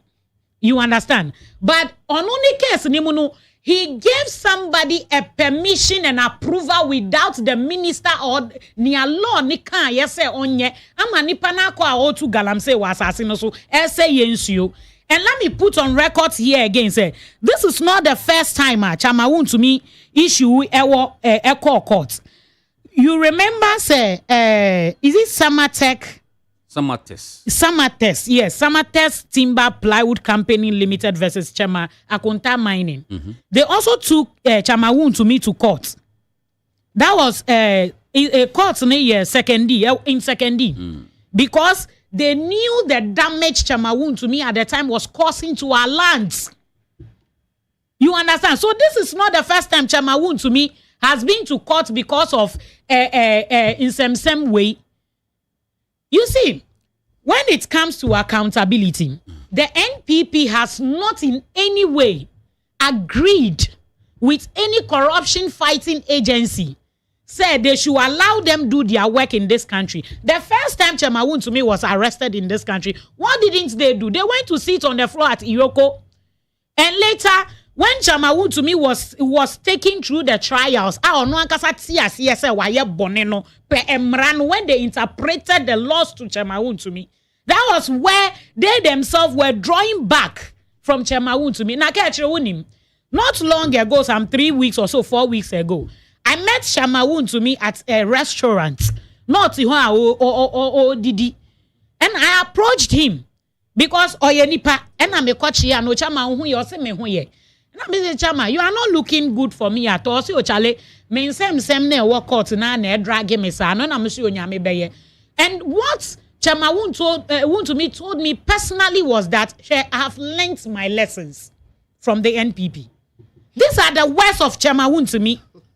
Or see, I have learnt my lessons from the NPP. Oh, restaurant today. Our restaurant, Afrikiko. I can mention people who are witnesses who were there. You understand? Also, we're answer. So Chema to me himself has allowed himself to be used by the NPP, which he didn't realize that this was coming. This is somebody who sits on a national television and say, if they say Chema to me has money, and liquid, it is solid. Off-flaunting gold bats on national television. APA. You understand? So there were more evidence. And again, I was saying, Magana 40 years, yes, as some way, and then run any and omudi conviction. The issue has been in court for 9 months, 14 days. So a lot of investigation has gone into it to the extent that Chema to me. On one kasa jitu mu se nipa na ye friend Henry na danfo na odi concession ni man na okotu galamsey no odi man ne se onu nko dua coconut trees non reclaiming lands no. For how long was Chema to me giving out concession to Henry so onko nye ejuma no? And for how long did he realize he needs to plant coconut trees, he needs to do reclamation? Not at when not at when some test people have taken you to court on destroying our water bodies and destroying our lands in the country here. You understand? So you see, NPP for Nankasano, at a point they passed the law in Ghana here, said that their own appointees should go into the forest reserves and go and mine in this country. People were captured on videos in this country, the likes of Charles Bisius and co. Under their leadership. What didn't they do when it comes to Galamsey? Wasn't it the eternal Kromuha? Galamsey jeans, Semia Bohudera wo Kromuha Saha. To the extent we were calling on their former president, Nanado Danko Akufo-Addo, say he should declare your friend is saying a state of emergency. So you can't sit here today when we Ghanaians are looking out from accountability from the ruling government. You sit and say it's a political victimization or whatever they are claiming it to be. But then again, me can say nipa. What he has here. And I was very sad for Chema to me. But when accountability steps in, there is no way we will have to spare anybody. And this should go out to appointees of my current government, including myself. So one day, everybody will account for his or her stewardship. And to me, Eba Wonsema, know how to handle power. Know how to handle power. In politics, we have a saying, say, Drew baby, there is nobody to use and they find you, no, they will use you. And that is what exactly the NPP did to Chema to me. And today, where are they?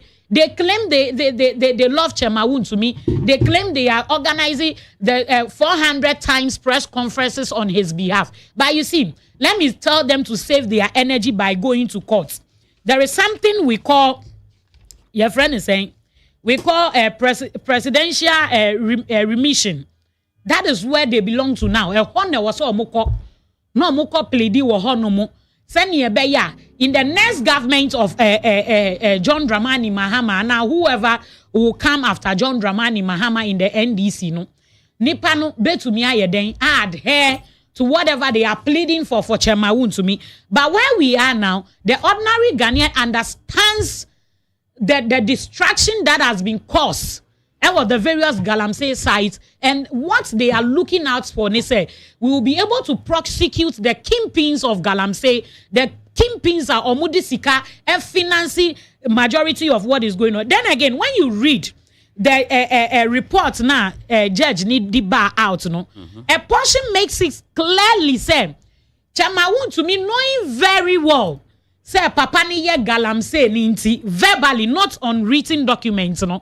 Or see, bisa Henry say, he no nya equipment, no. Or say Chemawun to me catch and so no one grophobia or moton equipment, which is excavators. How modi be juma, and he will pay part of the money to Nipana or ton excavators, no. So the guy went to the people to take the excavator, no. See, Nipana and they had agreement on phone. So okay, farmer no. But the person was insisting, Sami farmer, which is a utria half nasa. So all the lies, all whatever they are defending today from the NPP, ni say Chemawun to me say Nipano nim say or ye minor. Aden Henry o say wan no. Or ye a philanthropist, and or ye Juma Forestry Commissioner or planting coconut trees in the forest. Then again, let me commend Sami Jemfi for releasing money for reclamations. The various Galamsey sites now say na ene was say the young boy who is trying and fighting say ya mine beko ye no sa sika na ye betumi de see hospitals ni ama e de ama Ghana ni ene no o de ama mansuo na omo say ye no ma asase na omo say ye no omo kwa akọ reclaim ni back omo kwa akọ purify ye nsuo e de ama nkrofo omo wo sama boy ni important ho no mo no. The last time it rained, flood issues. You bet na heya na ye kan wasem. Some boy for the first time flood here because of Galamsey same way. So what are we defending? What is Manuel defending here? And you see, this is the time when we are looking out for accountability. It shouldn't be on political colors, but whoever, both political parties, any near a beba dachim biyano.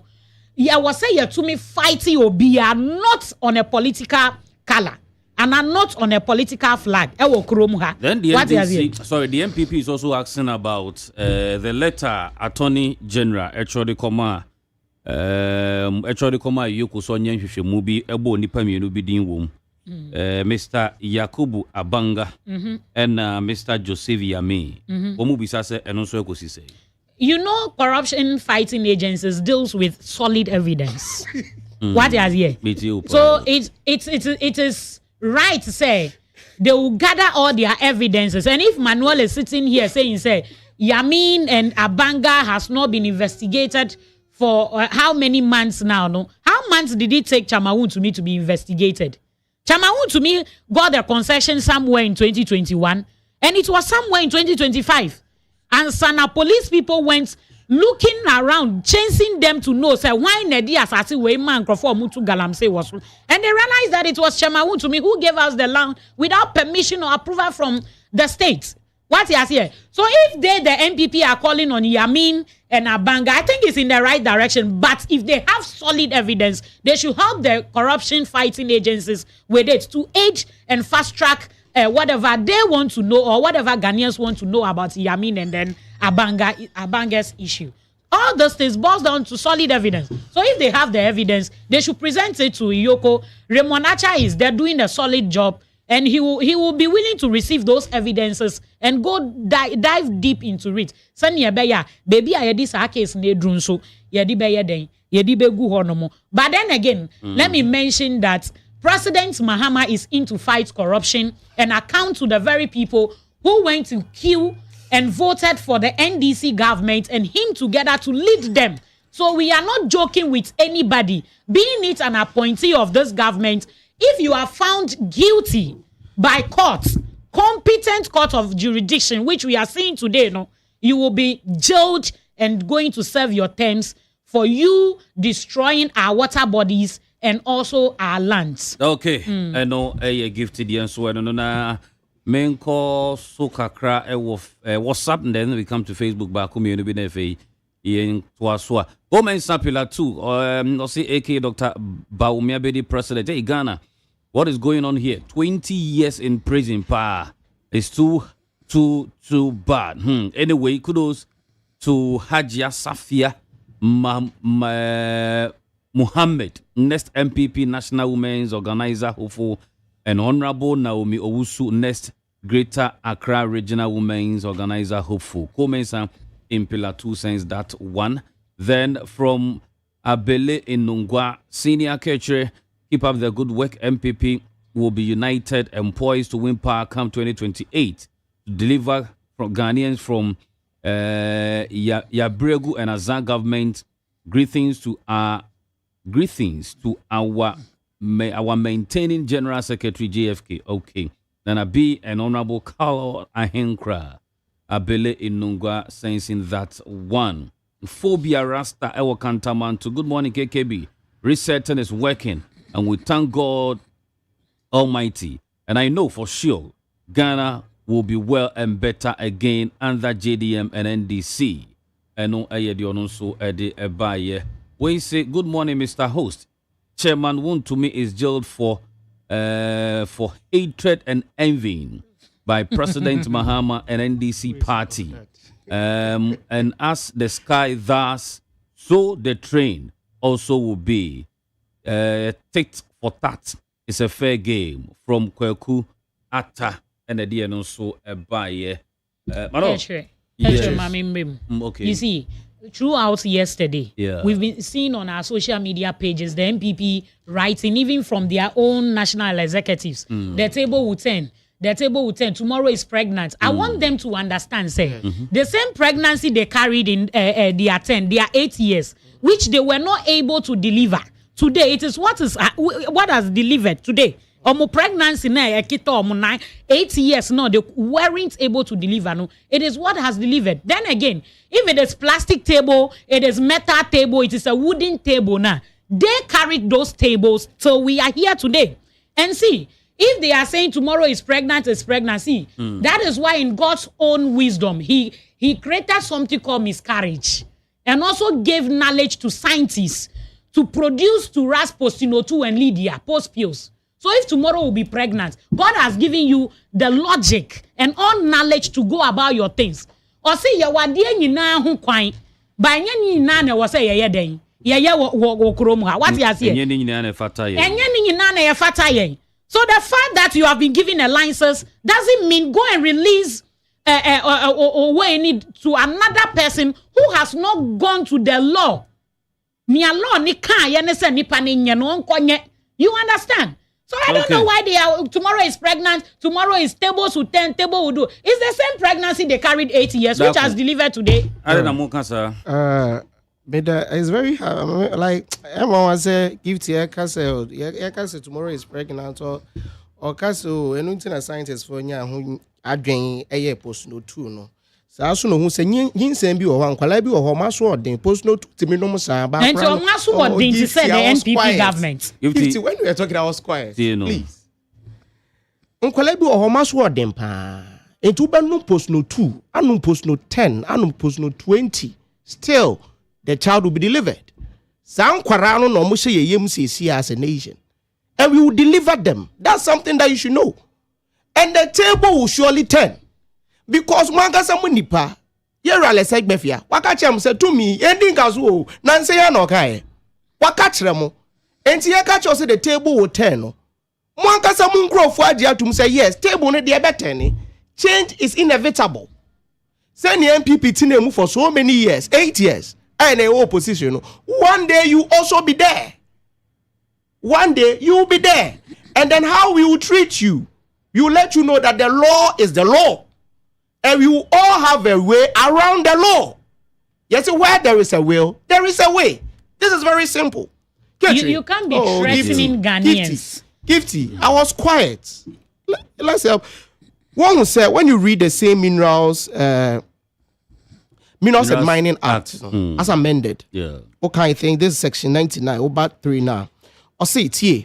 A non-Ghanaian who undertakes a mining operation or facilitate the participation of any person in mining contrary to a provision of this act commits an offense and is liable on a conviction to a fine of not less than 100,000 penalty units and not more than 350,000 penalty units, a term of imprisonment of not less than 20 years and not more than 25 years, or both, and both the fine and imprisonment. Okay, for now, where a non-Ghanaian, very important to know, where a non-Ghanaian who is liable on summary conviction under Section 3 is a person liable to deportation under Section 35 of the Immigration Act 2000 Act 573. That non-Ghanaian where sentenced to a term of imprisonment serve the full sentence before deportation in accordance with Section 3 of this act. Enti, Emrane say obi nye Ghana ni na o engage in galamsey. There was some years somebody ko jina sendibia na waye nyoma mienu. It's either you jail the person or you fine the person. And that's how obeye mienu ni nyina. Se o person deport ni pakro na. I was saying ni pakro ni 7 the term na answer why dey we deport no. Ba onim say ne NDC4 say obi ye can say a foreigner. Na obese yen sa se bese yen so a de omo be yan so be deport no. You know that? So onim za. Me too. Interior Minister be Kakyire says obi onye Ghana ni na obese yen so ne yen sa ase a ye nya ne hwe. De be say ye china ye na se plane mu ne asi ko ukru. If you are talking about you can say equity a who share equity a na wa ye no say ne wo say wo ye no.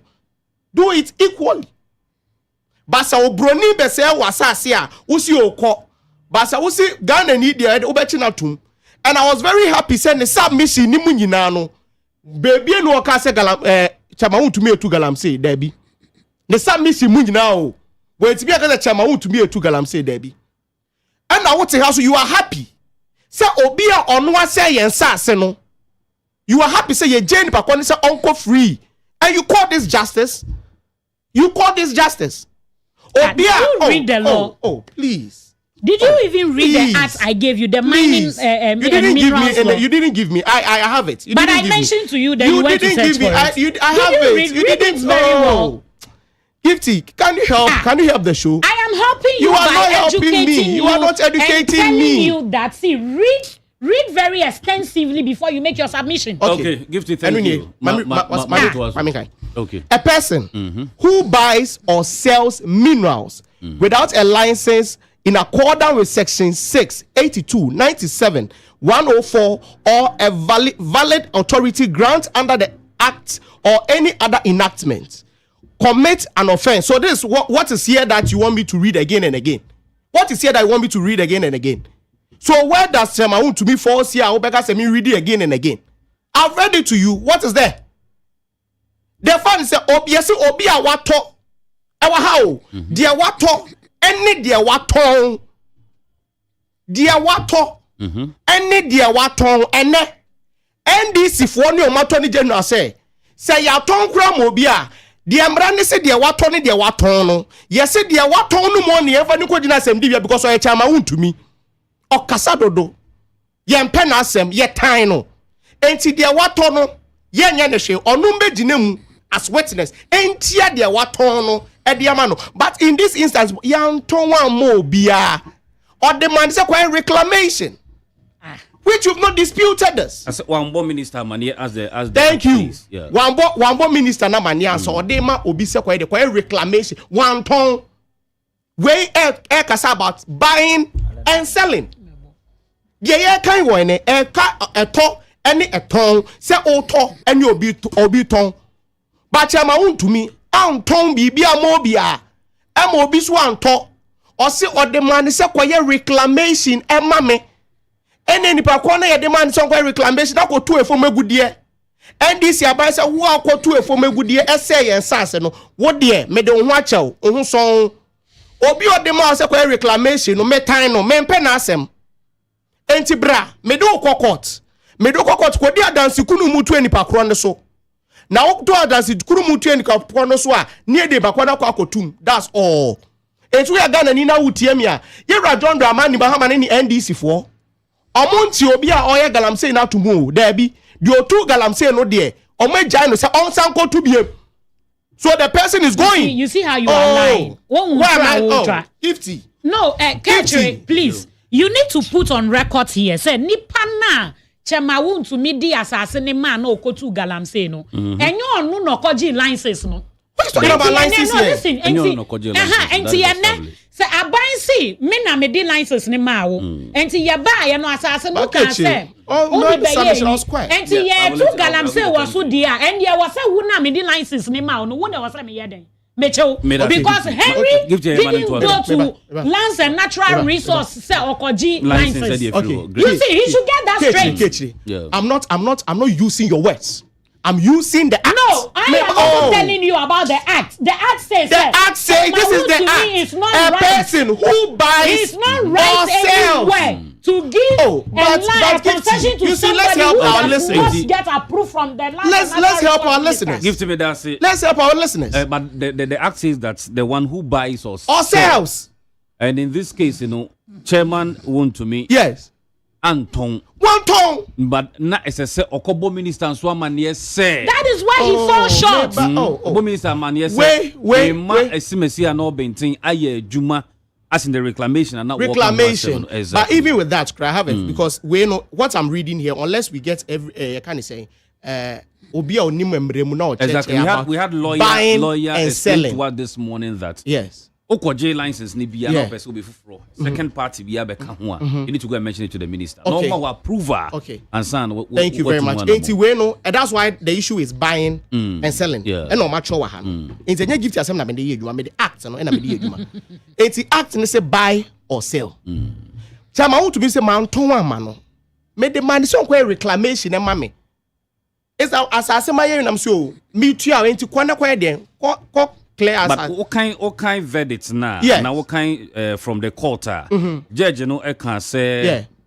A branch anybody a dance here no. Now some more kind say. Or the man no bisa and say na a kind best no be reclamation. Yeah. A man ka so 1 year. As in say 1 year mine and no one fan year. That's read. Oh, gifty. The thing is. Or the man of on your reclamation. Or Tomano. There be one ton. That is not what he says. Thank you. So first of all, it has been established that one ton mano, one also 1 2 and 3 in chain. So already the assumption and delusion of the NDC any embranimu. That's number 1. Number 2, the judgment frivolous. That's what and we believe say listen, you can go around these things. You can be happy now.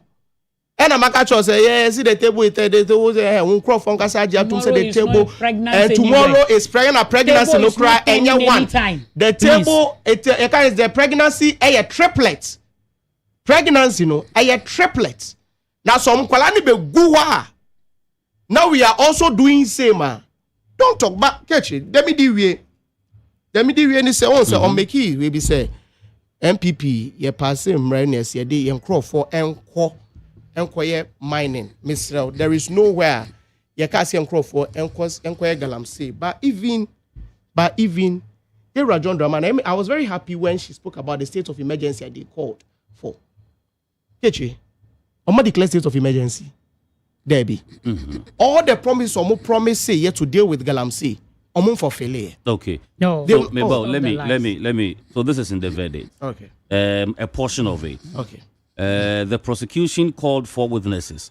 Henry Okum, that's the Henry we are talking about, testified that he approached Wontumi, obtained permission to mine on the concession, and agreed that part of the gold proceeds will finance the land reclamation. I just want to establish this fact.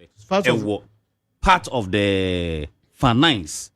And in the same judgment, so a catcher said, "Omuni evidence be a chest said there was an engagement." It's also there. In the judgment, it is there. Said there is nowhere. Said baby, or more evidence. Say no crazy chairman to be any Henry any that particular engagement. So where from this judgment? If truly someone can in the ruling say you don't have any evidence, say you're a chairman to me. Any obi okotu galamsey no ekwaye nshemu. We need to understand, say what you can hate Chairman to me, But the fact of the matter is, judgment in a patch said, the Eddie kind, Chairman won't to me, Enco 2 and 4 illegally. The Atosumian, omuni any evidence. Say, Ira Chairman to me in Pacono Kotu Galamsen, but at the end of the day, even with these two arguments, they came to a conclusion, say, Ira Chairman to me, Enco them because Oya Chairman to me, NDC for Mosha Yabo, Ekacha, some some policy better to her.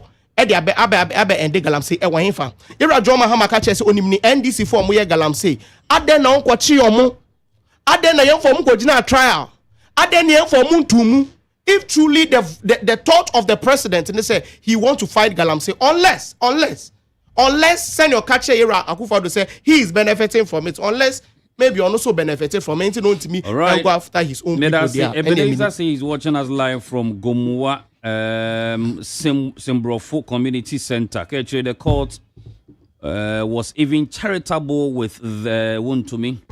He should be jailed for not less than 200 years. Hey, but the law doesn't say so. Ebenezer saying in another one. Ebenezer, I've seen all your messages. Thanks for listening in Gomuwa. And Daniel is also saying that my incoming is delivery. Okay, I don't know your incoming. And Mystic Wonder is also watching us live. Thanks to all of you on Facebook. Maybe a message, Enya Mbaye, but here live on Facebook. Maybe I will be a yeni sopa. Say what can you home na o share ewo. Ali Baba in Medina, Ghanaians should continue to reject MPP simply because they have no solutions, and for the past 19 months the only solution they have is to okay, Ali Udebano Manai claim when the table turns as if that table they have not occupied it before turning. I always say turning of table is not an option. It's not an option. Okay, greetings to Honorable Julio Deborah, Chief of Staff, and Honorable Al-Haji Husseini, MC of Medina. I salute you. Ali Baba from Medina. Ali Udebano Memu Ayeklena, Etumia Buane King Kainen, so Mystic Wonder, and so on. Sama Dredge. Good morning to you, my champion host. Thank you. After all the legal gymnastics by Wontumi legal team, Wontumi has been convicted for illegal mining. Okay. And TB and say he was not convicted for illegal mining. And I think this will serve as a deterrent to illegal mining. My regards to Honorable Mark Tete, the Greater Accra Regional Chairman hopeful for NDC. Ghana will work again under President John Mahama. And we and so say Odo Interma. Good morning. If the law is law today, the law will be law tomorrow. The NDC should remember these in the coming future. Ministers took double salary in the country under President Mahama's administration, but they were all escorted freely. Next MPP administration will be very interesting. God will keep you safe, Chairman Wontumi. My regards to incoming Greater Accra Women Organizer hopeful Nana I send. Odo Interma in that one. Okay, if you bet me our next topic, so na ye can court in some media tribunal. Misha CM free a year give to her. Give it. Tribunal. Unim, before I go there, no. Mamema MP before Ninti. They are no more than Ghanaians. Oh. What is here? And I said, they are not logic more than Ghanaians. And then the court has its way to deal with this issue for 9 months, 14 days. So they shouldn't come and sit on radio and be making the noise as usual. Noise as usual. Tables with tables no more canon casano and no be a cano. Say as a table, no, they have not occupied the table before. What did they do? In 8 years, we were in this country when Professor Kwesi Botre did a whole documentary. And on the pen drive, Nikoma, the former president, said, see, your people are engaging in Galamsey. What did he do about it? Later, no, see pen drive Naira. So they didn't do anything about it. Today, we have a president. We have a president, a genuine president, whose concern is about how to fight corruption, how to bring accountability to the people. And he himself came out boldly, said, oh, yabo waiting, wama baimu. Say nipa no is engaging in galamsey enti iyokofo munko na munko nye nhwehwemu enfama me na say ye nokura will hold this persons accountable to whatever they are doing. And then you sit here and say they are not bringing you results or something. Are you the president who called for no? You, Manuel, are you the president who called said they should go and do that investigation? Leave it to Ghanaians to do. You see, as I'm not a Ghanaian. Ghanaians are tired of you. Una uti han uya Ghana, uya MPP ni. I'm telling you today, sir, uya MPP ni uya Ghana ni. MPP ni uya Ghana ni. Uya Ghana ni uya MPP ni. I'm telling you because the way you people are going about your things today, it's as if say. Ghana Kroyana na yeti 8 years ago. Give to tribunal. You see, I'll go there, but let me talk about it. Let me put some this thing into your mind. You understand? You people are behaving as if it is not the same Ghana. You occupy the table, you were run at the table, you ate E-levy cake, you ate Kenke party, and today your minister is on the run. Gifty tribunal. Catch it. I said, Mommy, no musu. Oh my God. Yeah, so those watching us live on YouTube. And so the message about gift to see what no monsieur and the YouTube for Monso Monje Modi na Yanshadi Ewoho. Okay. YouTube messages no are you ready? All right. Okay, gift to share mommy. All right. So this whole thing about the tribunal, I don't know why MPP is always fighting Adi impuntum ebebre minor. And you see, when I saw the former vice president, when I saw the former president coming out boldly to say he is calling on the president to do D&D, I didn't even pay attention to whatever he was saying. No. But the only thing that came in mind at the time, they say, he has been a vice president before in this country. You see, when it's come to the blaming game, because our president has told us, say, don't go and do any blaming game when it's come to development issues in this country. Don't go and blame anybody because it is time for us to fix what the NPP destroyed 8 years in this country. And in fixing it, we need to do our things differently. We are here discussing about court issue. Chama want to meet the Ukraino. It is because of resets ni reforms be also. Our court into judgments came in early. There are some issues in court. So many years. I am to me we and I binds you okay. See, I know what say your passes are law. Send ye be ya. Ye de be call the ye be in kakran was the various send ye be ya. Ebe fast track ye. In sem no musi there be Montie here. So what is Emmanuel and his people? What do they want in this country? Manuel edi na mu pe wo kromo ha. Uria me kasawie. Debi anya se me kasawie me bisa o ye pese ye hu nia mo pe. You are dragging him in Yes. And Manuel. No, I want to understand what they want. And she wants you to. I don't want to interject. No, you are not interjecting. I'm asking you a question. Yes. He should tell us what they want. I don't want to come, He's having his time. So, you see, I don't know what they want. MPP and Kasa, I don't know what they want. You see, what you couldn't do at your time. And I will be about me, send your bay, I bet to me a fast track it, Yaniama Wokroma, also mentias. So he should tell us. Okay. Give him the time. He should tell us what they want as MPP people. Right. What do they want? Say, baby, a Ghana echo in the direction. Or penny say they should tell us why is it that they didn't even do it at their time. And this is the time, Sabi. Nyansa say, John Dramani Mahama yani die. Or say man is nyansa. Why is it that they didn't give it to the former president at their time to do? So he should tell us. I know, me too. Nefi, wait me a boxing me no ni ade ahye ba ko. Mate, Kechi. Yes sir.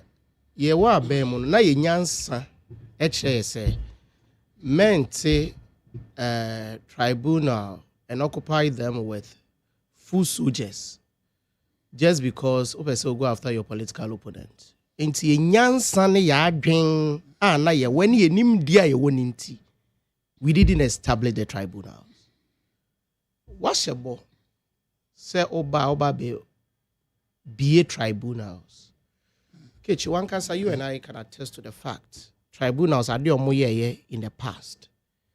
When people are papa no omufia kwenimno, only omotenase na omokacho the former government under Rollins, any the by before that, the omode tribunals wo memu ha ubesu. And because of that, the empesa ye magana for ekai omo yaw any and you may be omukumu in the past. Into your buy, for tribunals amba. Yera John Dramani Mahamo Nangasane Constitutional Review Committee. Report nimuno. One of their recommendations can say omuyi tribunal system nifio. Because tribunal system no share yemra pon nimu a patchere wo say nkrofo miensa no mo betina asem so.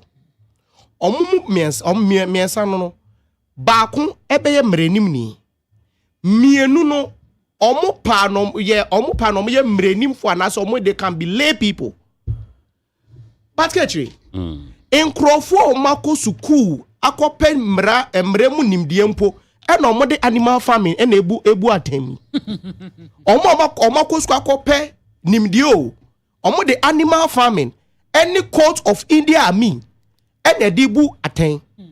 How much more the common NDC full soldier and OTA?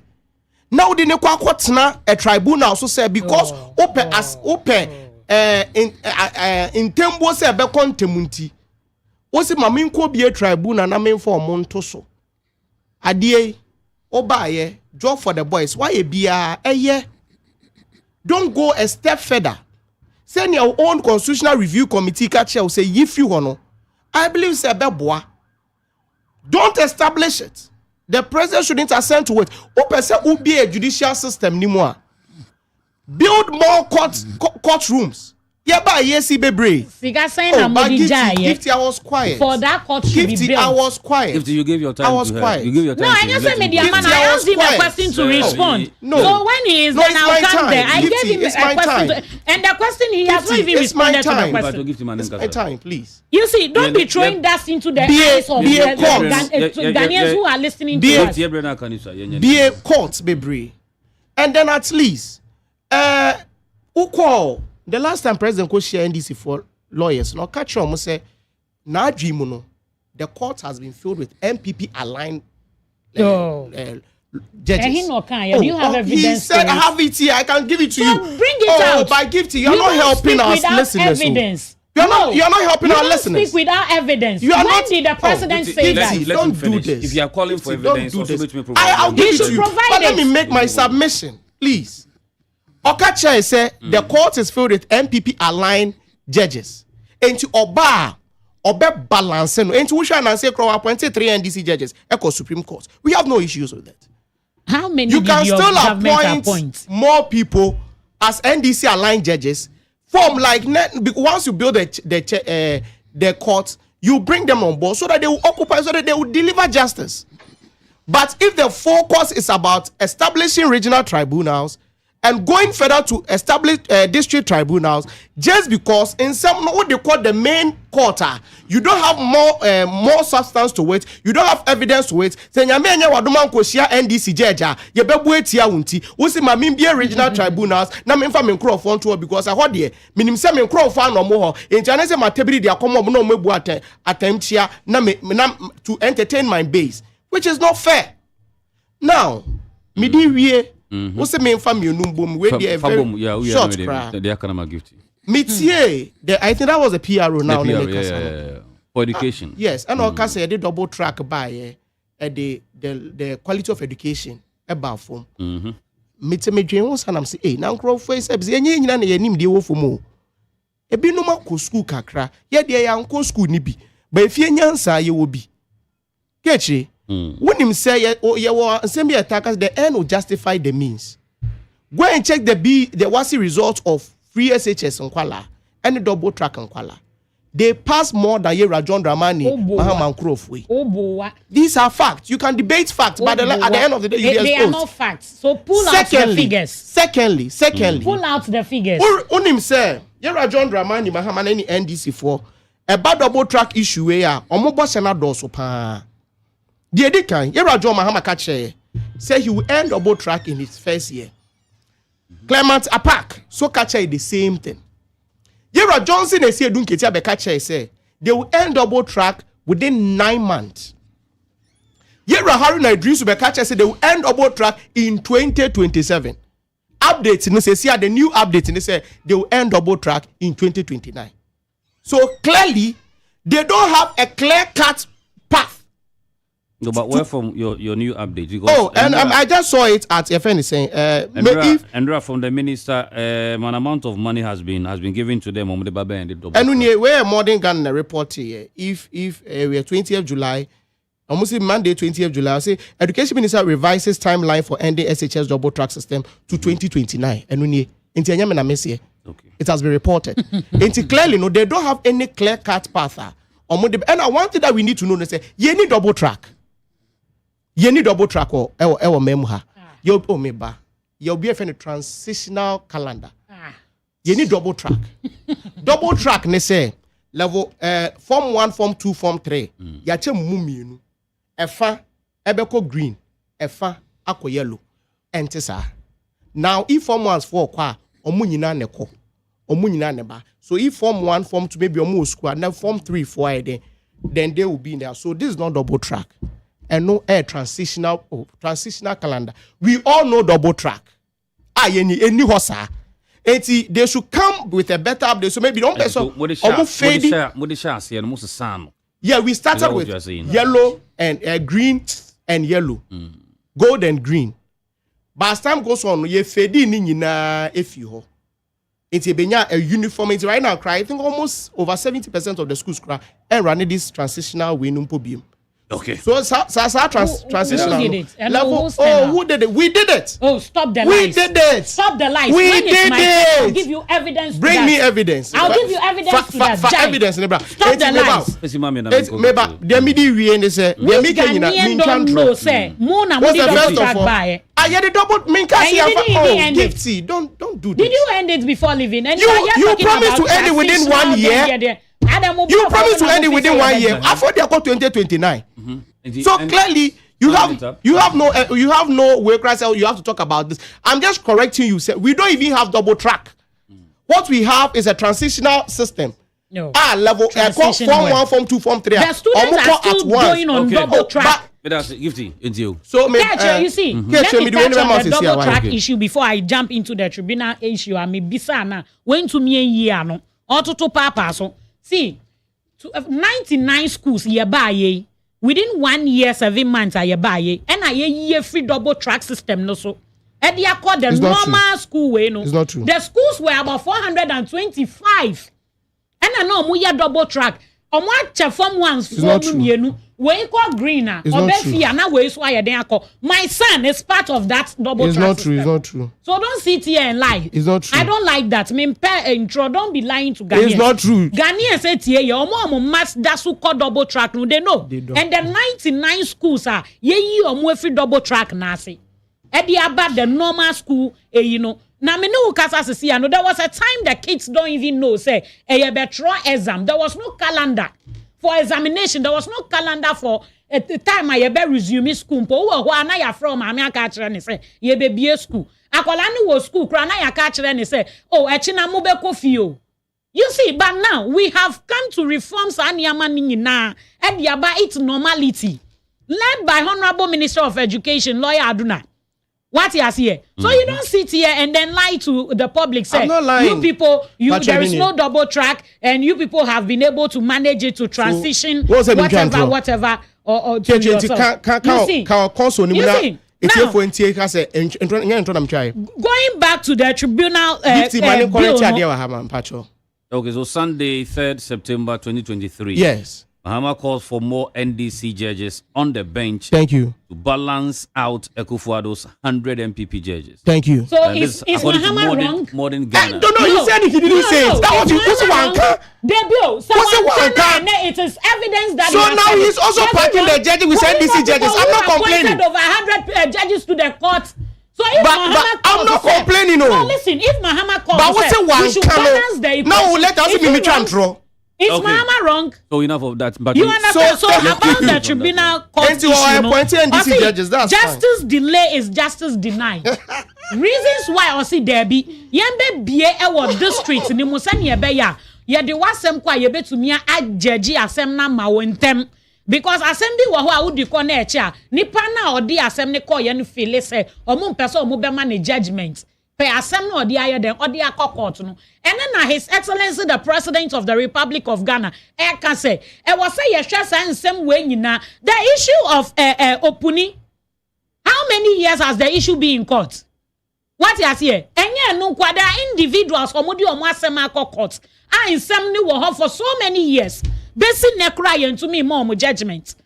What you say? So if the president is saying say per the 1992 constitution no e was say ye bie ye revisit it to sawe no na ye be wo district send ye be ya obi abe feel belonging obi abe feel say me de masem kwa ye be di ama me ntem send ye be ya asundwe e be ba no what is wrong with this? What the MPP should be calling for consensus and what have you? And the question I'm putting to Manuel here, but because he is the representative of the MPP. Okay. Listen, when they were about passing e-levy, did they build consensus in this country? The ordinary Ghanaian was calling on them saying, yeah. No, what did they? They went ahead to do it.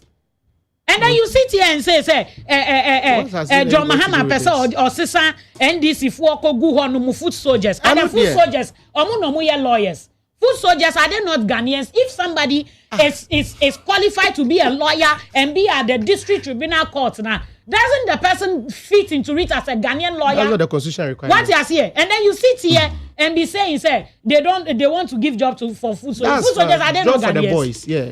What didn't you do under your leadership? What did we do? What didn't you do when it comes to food soldiers? And no crane ye be a mlama mo se munko tu galamse won remu. And I'm akoye mene and one sama. You see, you people.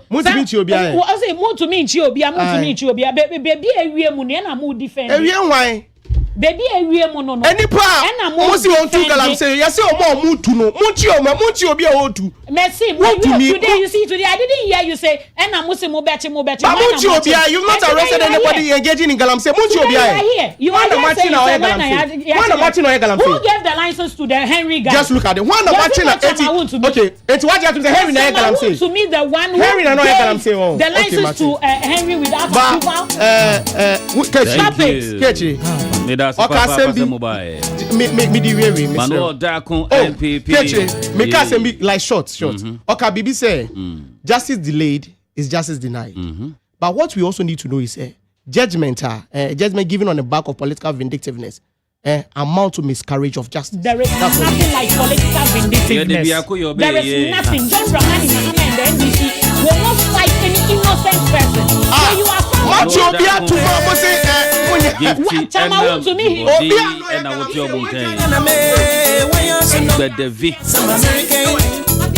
Manuel Daku Kasadima MPP Gift Enam Bedevi Kasadima NDC and they are friends too. Any DC Nyame Adumo Chineba Betwa so the amount. But Shannon so say Nyame Adumo August 10th to 16th. Charlie Water Street Carnival no Sanswaba. Senior Yadi Jim. 7 days of art form and music everywhere. Black Star Square and Everbasso.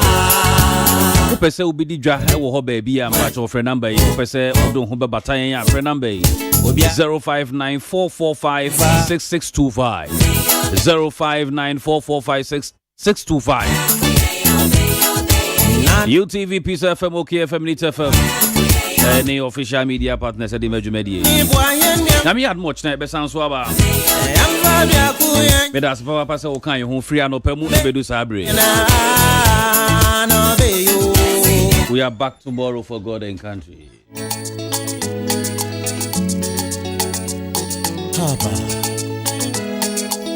Eri the Kakyire Kofi Badu production team ni nyina e ba me dance papa ochina ye be shia.